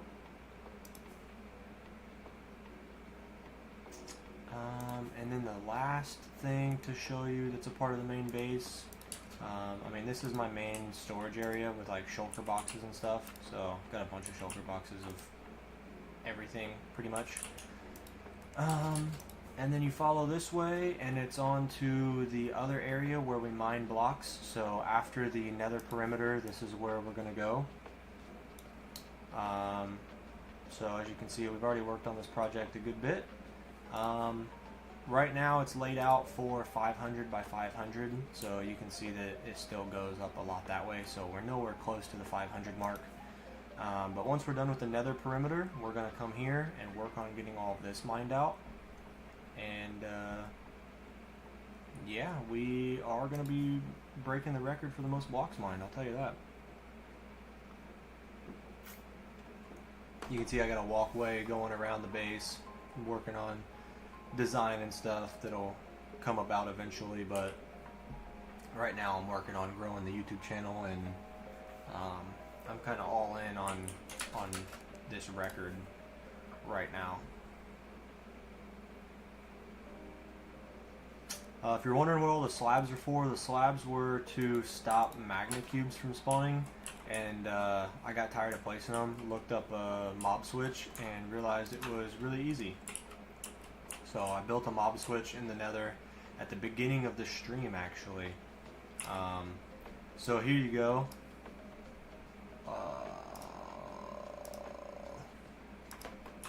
Let me pause that. You get 5 gems every 10 minutes in this game, so you also want to make sure you're active to collect your gems. So if you click this, it goes up into the total right there, and then you use gems to, because you have cards that increase your tower too, so like I get more cash per kill, I get more coins per kill, and so you can hold more cards, and then once you get enough gems, you can unlock more card slots up to 21. But then you also have these things called modules, which also increase your tower. So like 8% defense, I block a flat 8% defense. I do an extra 10% thorn damage. My health regen is boosted by 400%. You get the point, right? So these are used to permanently increase your tower, and so you can also buy modules, and you have a chance of getting all of these modules. Some are better than others, but yeah, you've got a 2.5% chance of getting an epic, and then if you get an epic, you have a 4.1% chance of getting one of any of the other ones. So yeah. But yeah, you want to make sure you're active so you can click those gems, which is why I have it up on my other monitor at all times. That way, whenever the gems pop up and are ready to be collected, I can collect them. Because gems are one of the more important currencies in the game. So yeah. Does TNT and stuff count as blocks broken? Wait, never mind, it does not. Yeah. So part of my just like personal like one of the personal goals, I guess, or things I set for myself in this world is I do not sleep in a bed, so I do not skip the night. So each Minecraft day is technically twice as long. So I always, you know, in the overworld, I always fight the mobs at night. I don't sleep. I do not use TNT duplication, and I also do not AFK any farm. So all of my time played is spent actually playing the game. I've never left my game open and sat at a creeper farm overnight. I've never left my game open and let an iron golem farm run overnight. Nothing like that. So all my time is actual time played, and one of my goals is I want to have as much accomplished in my world in as few Minecraft days as possible. And the best way to do that is to not sleep. So I also have some other projects like an ocean monument that's got a huge circle around it. I've drained about a fourth of it, so it still needs more work to, you know, get drained and build a guardian farm and stuff like that. But right now, as I mentioned, I'm kind of all in on this nether perimeter, the blocks mined. If you're wondering why I'm mining in the nether and not just going in the overworld, is because in the middle of this nether perimeter is a wither skeleton farm. So, or actually it's a nether fortress, and I'm going to be building the wither skeleton farm to be a better one than the one I already have. And this is also going to serve as the centralized hub for my nether. So,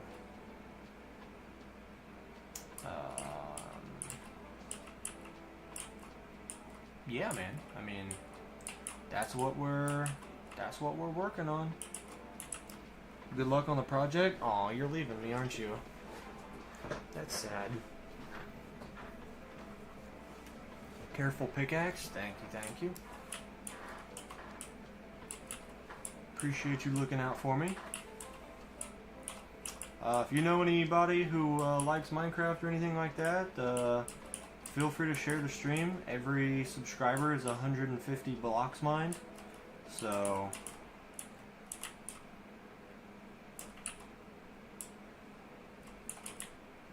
be sure to share the YouTube channel with as many people as you know.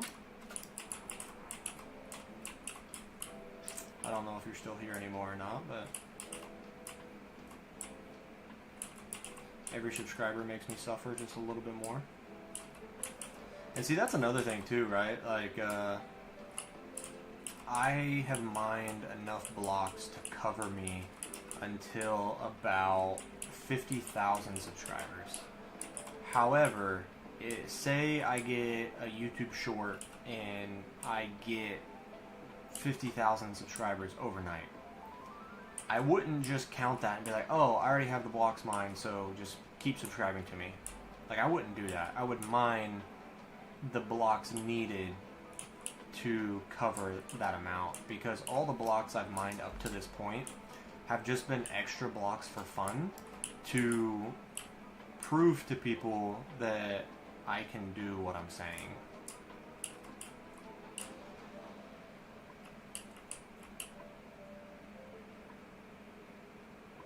I think that made sense.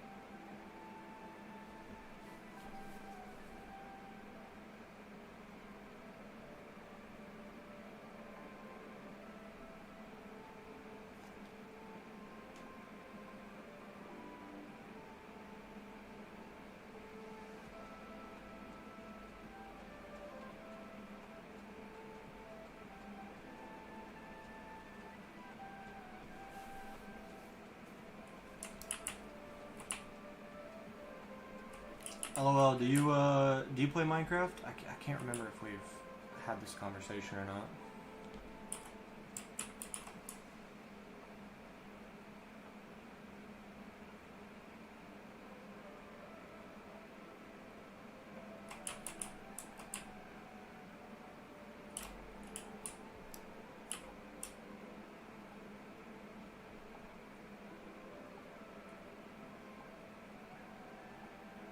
And I didn't realize either, but that mob switch is going to help tremendously when we get down lower in layers, because that's going to stop blazes from spawning as well. And blazes were one of the things I was actually really dreading about this project, because blazes are awful.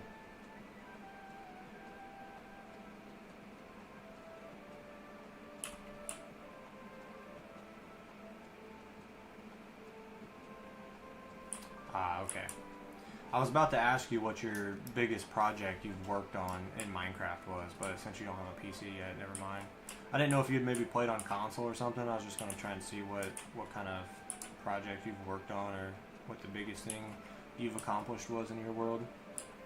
Currently saving for one? You doing like chores and stuff for money, or you got like a little part-time job, or what exactly you got going on? That would also be another like dream of mine, is like, I've always been a super gamer, and like I love playing games and stuff, and like if I ever got to the point where I could get like a PC sponsorship or something like that, like I remember having to, like, I used to beg for a computer, and I was like, you know, having to save up money, and just like, it was such a struggle because computers were always so expensive for me, that like if I could, you know, get a PC sponsorship and like be able to have a code to help people save money on a PC, or you know, even not have to worry about computer costs myself if I was sponsored by someone, like, those little things would be so worth it to me. And then, like, you know, something else I'd like to do is, like, say I was sponsored by a computer company. Now, I don't know how it works, but let's just say, for example, they give me $20,000. Obviously, I'd have to have like 1 million subscribers or something, but I'm just using hypothetical numbers.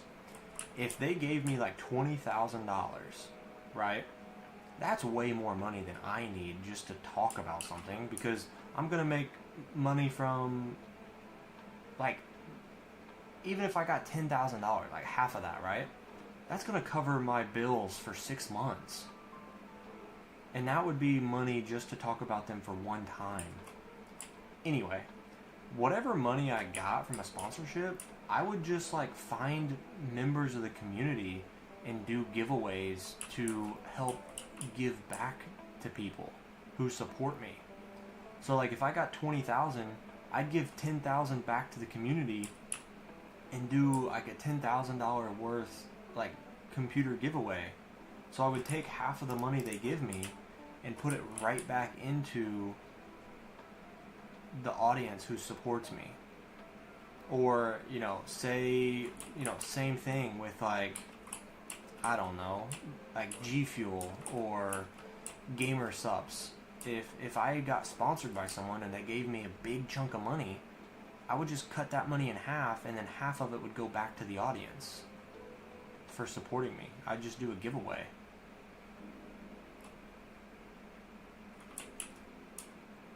Because I wouldn't be getting those sponsorships in the first place if it wasn't for the people who watched me.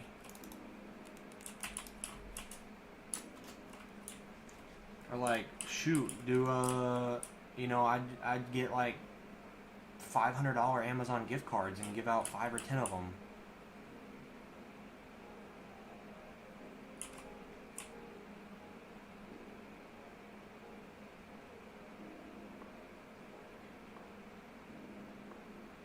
You played Bedrock for a year or so as a 10-year-old, but Bedrock is ass, so I stopped. Yeah, I've never played Bedrock myself. I think the closest version of Bedrock Minecraft I played was whatever Xbox 360 version it was considered, and whatever Xbox One version was considered. Like, I think it's technically Bedrock, or I know it's console edition, but I think console edition plays on like similar aspects of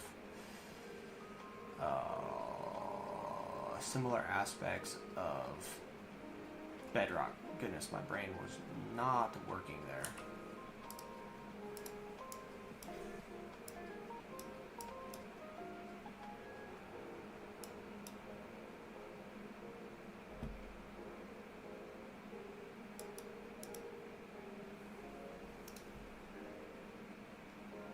It's a very nice state of mind. Dude, I swear, because like, I don't know. I've been a viewer of YouTubers for so long that, and there's also so much information out there about how much sponsors pay and how much YouTube ad revenue pays, and it's always one of those things where, like, okay, as a viewer, like, don't get me wrong, I'm glad that these YouTubers are making as much money as they are, right? But it also grinds my gears because it's only making these people obnoxiously rich. And they're not really doing anything with it.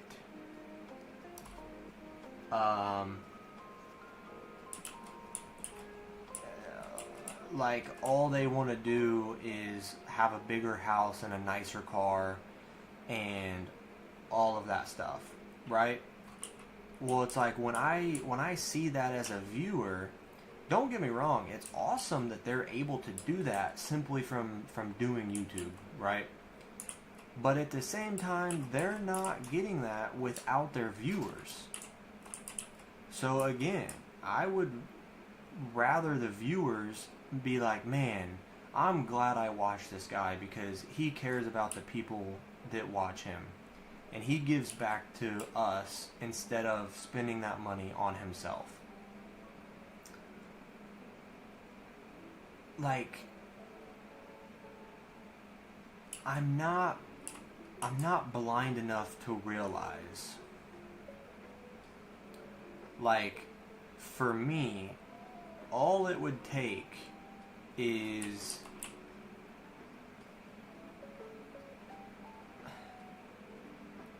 I'm trying to say this without, like, giving up too much information, like personal information about myself. But it would take about $5,000 a month for me to live happy and comfortable. Okay? And that's just basically making sure my bills are paid and I have food to eat. So if I were to make anything over that, don't get me wrong, like, that's basically to be comfortable and have my bills paid, okay? According to, like, what my monthly expenses are right now, I feel like I would be pretty comfortable on $5,000 a month. Just to give you an example, my mortgage for my house alone is almost $2,000 a month. So that's not including groceries, that's not including insurance, that's not including a car payment, that's not including water, electricity, you know, random things we need for the house, dog food. You know, there's things that add up quickly, right? So I'm at $3,000 a month just in mortgage, one car payment, and my car insurance. Well, for 3 cars insurance, right? So like $3,000 a month just in those aspects alone. So the other $2,000 is, you know, the other bills and stuff. So yeah, that's that, quick and easy, right? So $5,000 would cover my bills and everything, and fairly easy. So like anything more than that, from like sponsorships and stuff, like I'm obviously gonna keep a pretty penny to like save and, you know, make sure that if I have a bad month that I'm able to still cover my bills. But you don't need $20,000 a month. Like I'm giving that back to my audience and like Amazon gift cards and just stuff to be a good human, to help other people out, because people, I don't know, I lose interest in certain YouTubers and stuff when they try to flaunt money through Lamborghinis and houses and bleh. I would just try to give it back to allow people to, you get my point. I don't have 3 cars. I have two cars, and my girl has 1. I have a Chevy Silverado pickup truck and a Hyundai Sonata car. So I drive my car to work. I drive my car out of state whenever I go visit family. I drive my car basically to save money, because tires are cheaper, oil changes are cheaper, gas is cheaper, everything is cheaper on the car. My truck is a big old truck that likes to use a bunch of gas money, and it's just expensive. So I have to, you know, pay for insurance on the truck, pay for insurance on the car, pay for the license plate on both vehicles. I have to, you know, make sure both of them have gas in them to drive. I got, you know, if anything were to happen to the vehicles, I have to make sure I have enough money to fix them so that they can be driven.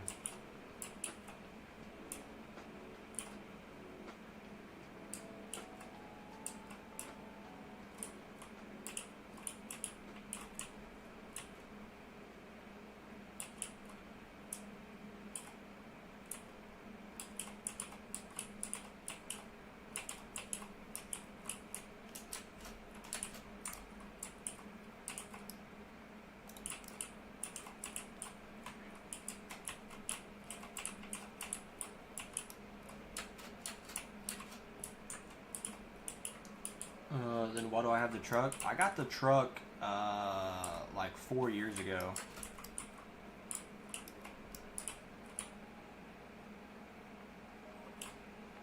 So my truck has a lift kit with big tires on it. So it's basically, it's like my nice vehicle to drive on the weekends, and like go on date night, I guess you can say. But also it's nice because, like, if you're ever moving, or like, so perfect example, right? I've had it for 4 years, and I used it to help myself move, right? I moved out of state, so I was able to use my pickup truck instead of renting a U-Haul, okay? Also, I used it 2 weeks ago because I have 2 large dogs. I have a Husky and I have an Australian Shepherd Border Collie mix. So they're pretty big dogs. So they require big kennels. Now, I'm like 99% sure both kennels would fit in my car, but the trunk would be basically full with 2 dog kennels. And I had to go out of state to visit my family for Thanksgiving. So 2 dog kennels would fill up the entire trunk. Okay, well then the 2 dogs are in the back seat. Okay, now there's no room for my baggage to be able to, my luggage to be able to fit. I was gone for 5 days, so I had to have, you know, a decent amount of clothes and stuff. Not to mention we also have a cat. So I had to take the cat with me. So we had to have a cat carrier with the cat, in the truck with us. I had to take the litter box. So the litter box was in the truck bed with the two dog beds. I had a cooler for drinks and food for me and my girl. And whenever we stopped, had to give the dogs water. Like, all of that was not fitting in a car. Now, granted, yes, when it's a day or two, I can take the car, but when it's longer than that and we have to take the cat and the litter box and all that's not fitting in a car. Now, it also just happened to work perfect because that same week that I went to visit my family for Thanksgiving was also the same week of my birthday. And my parents got me a Blackstone grill. Now, with the dogs or not, that Blackstone grill was not fitting in a car. So, I obviously had 2 dog kennels, a litter box, all of that, and I was still able to bring home the grill, which I wouldn't have been able to do if I had a car. Now, granted, it was very expensive in gas money driving it as far as we did, but it's just one of those things that I don't want to rely on other people to help me move my stuff. I want to be able to do it whenever I can.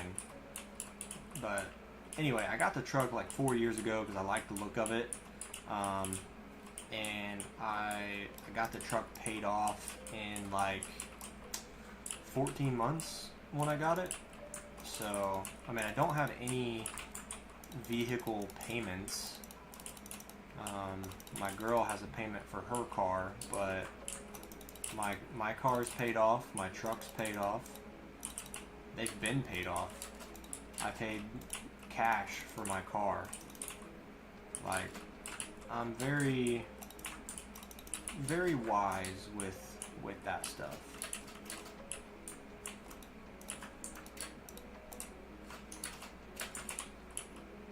Yeah, just a little bit of insight on how my stuff works.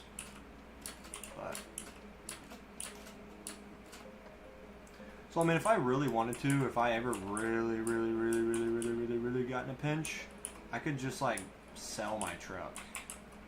Obviously, I'm never gonna get to that point as long as I have a job. Like I can save and spend my money wisely enough to never let that happen. But yeah, worst case scenario, I could sell my truck for cheap and get straight cash money in a matter of a week.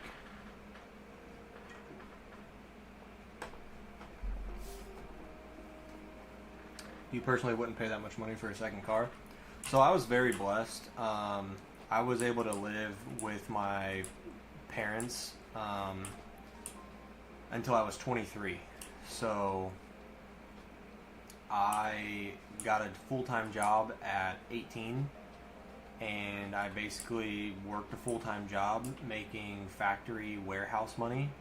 So for me, it was about $20 an hour, and I was able to do that for 5 years, and I didn't have any bills to pay for besides gas money and the insurance I paid on my vehicles. So I set up a 401k. I started dumping a bunch of money into my 401k really early. So my 401k retirement plan is already looking really good for somebody my age. I also got my truck, like I said, and I got it paid off in 14 months. And then I was sitting on, quite a decent bit of money, and I decided that I needed a, cheaper vehicle to drive to and from work. I lived in a very small town, so if I ever wanted to go do anything on the weekends, it was like half a tank at the least in my truck, and half a tank of gas was like $40 to $45. So like, say I went to the movies, the movies, if it was me and my girl, would be $20 to $24 just for 2 tickets. and then, you know, an extra 10 bucks for popcorn and a drink. So you're sitting at like $35, and then plus the $40 in gas. So that's almost $100. Whereas if I took the car, you know, it would not even be 1/4 of a tank. So I was like, you know, I need something that's cheaper on gas to get me to and from work, and then also something that would be cheaper to do on the daily, like weekend activities, going to get groceries, stuff like that. My truck was just getting a little too expensive to do those kinds of things, and so the car has actually definitely saved me a lot of money, because my truck value would come down to the miles. So if I would have waited, then my truck would be worth significantly less because of how many miles I was going to put on it. But I've been able to save that because I've been putting the miles on a much cheaper car. And not to mention, those miles don't use as much gas money. And then I think monthly my truck insurance is like $120 a month, and then my car is like $80 a month or something like that. So it's really not that bad.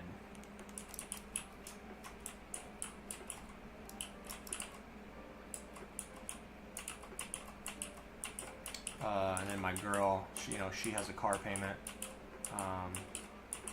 and insurance. So we pay insurance on 3 vehicles and 1 car payment, and then a mortgage, house insurance, and then we have, electric bill, water bill, Wi-Fi, groceries, stuff like that.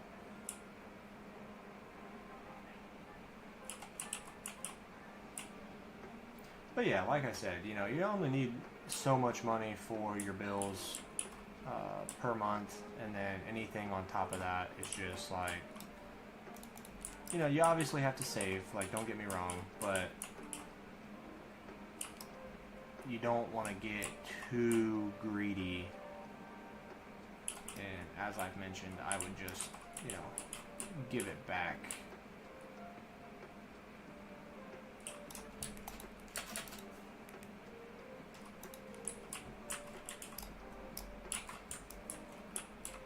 Anyway, I've exhausted the conversation. I've spent too much time. You get what I'm saying. So we'll move on.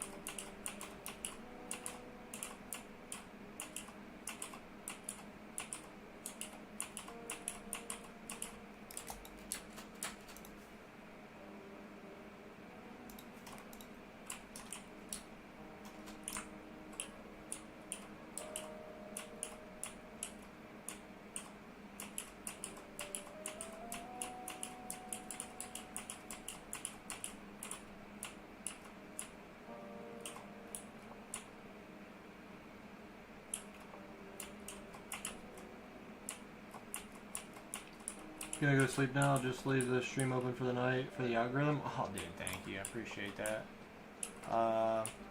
Yeah, man, take it easy, and I'll be live in the morning. So I definitely hope to see you there. And yeah, man, have a good evening.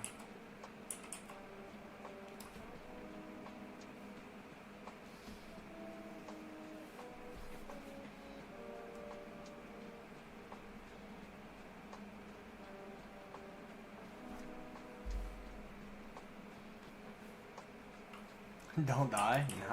No worries, man. Something catastrophic would have to happen if I died with no mobs spawning in the Nether.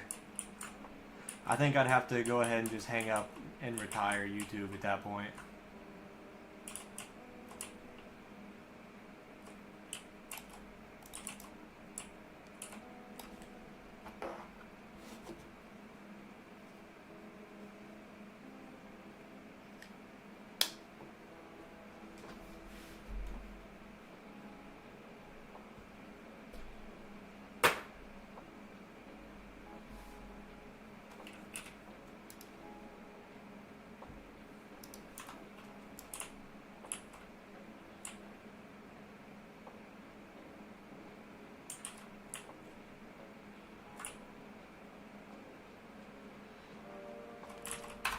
Alright, well, with you dipping out of here, I'm gonna go let my dogs out. It's been a minute since...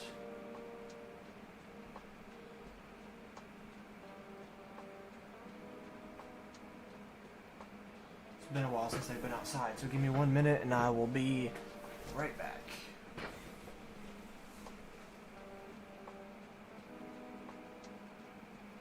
You're gonna join the stream late tomorrow because you have work, but you'll be there for at least 4 hours? Alright, man. Sounds good. Thanks for the heads up. I appreciate that.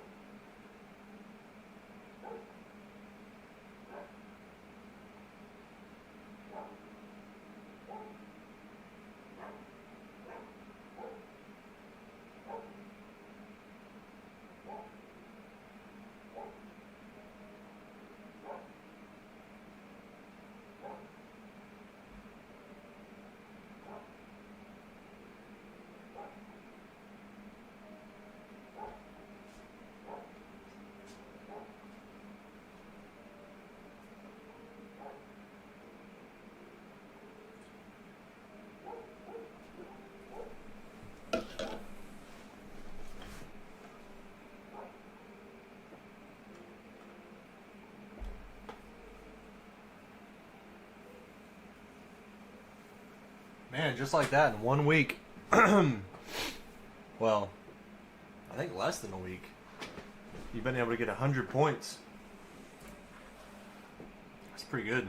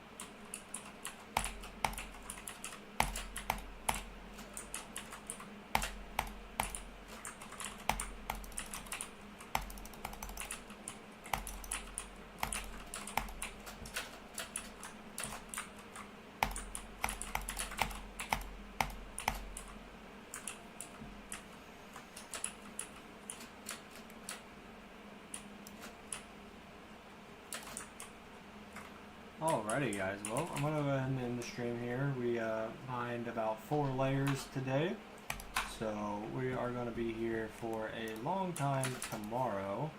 So with that being said, we're going to go ahead and end the stream, and yeah, we're going to be here tomorrow. Hopefully going to do 8 to maybe even 10 layers tomorrow. Plan on setting the alarm nice and early. Going to be here and make some good progress. We got magma cubes to stop spawning, so that's kind of huge. If I would have known how easy it was to set up the mob switch, I would have done it a lot sooner. I didn't realize that it was going to be that easy, so now I have to do the painstaking progress of getting rid of the stones.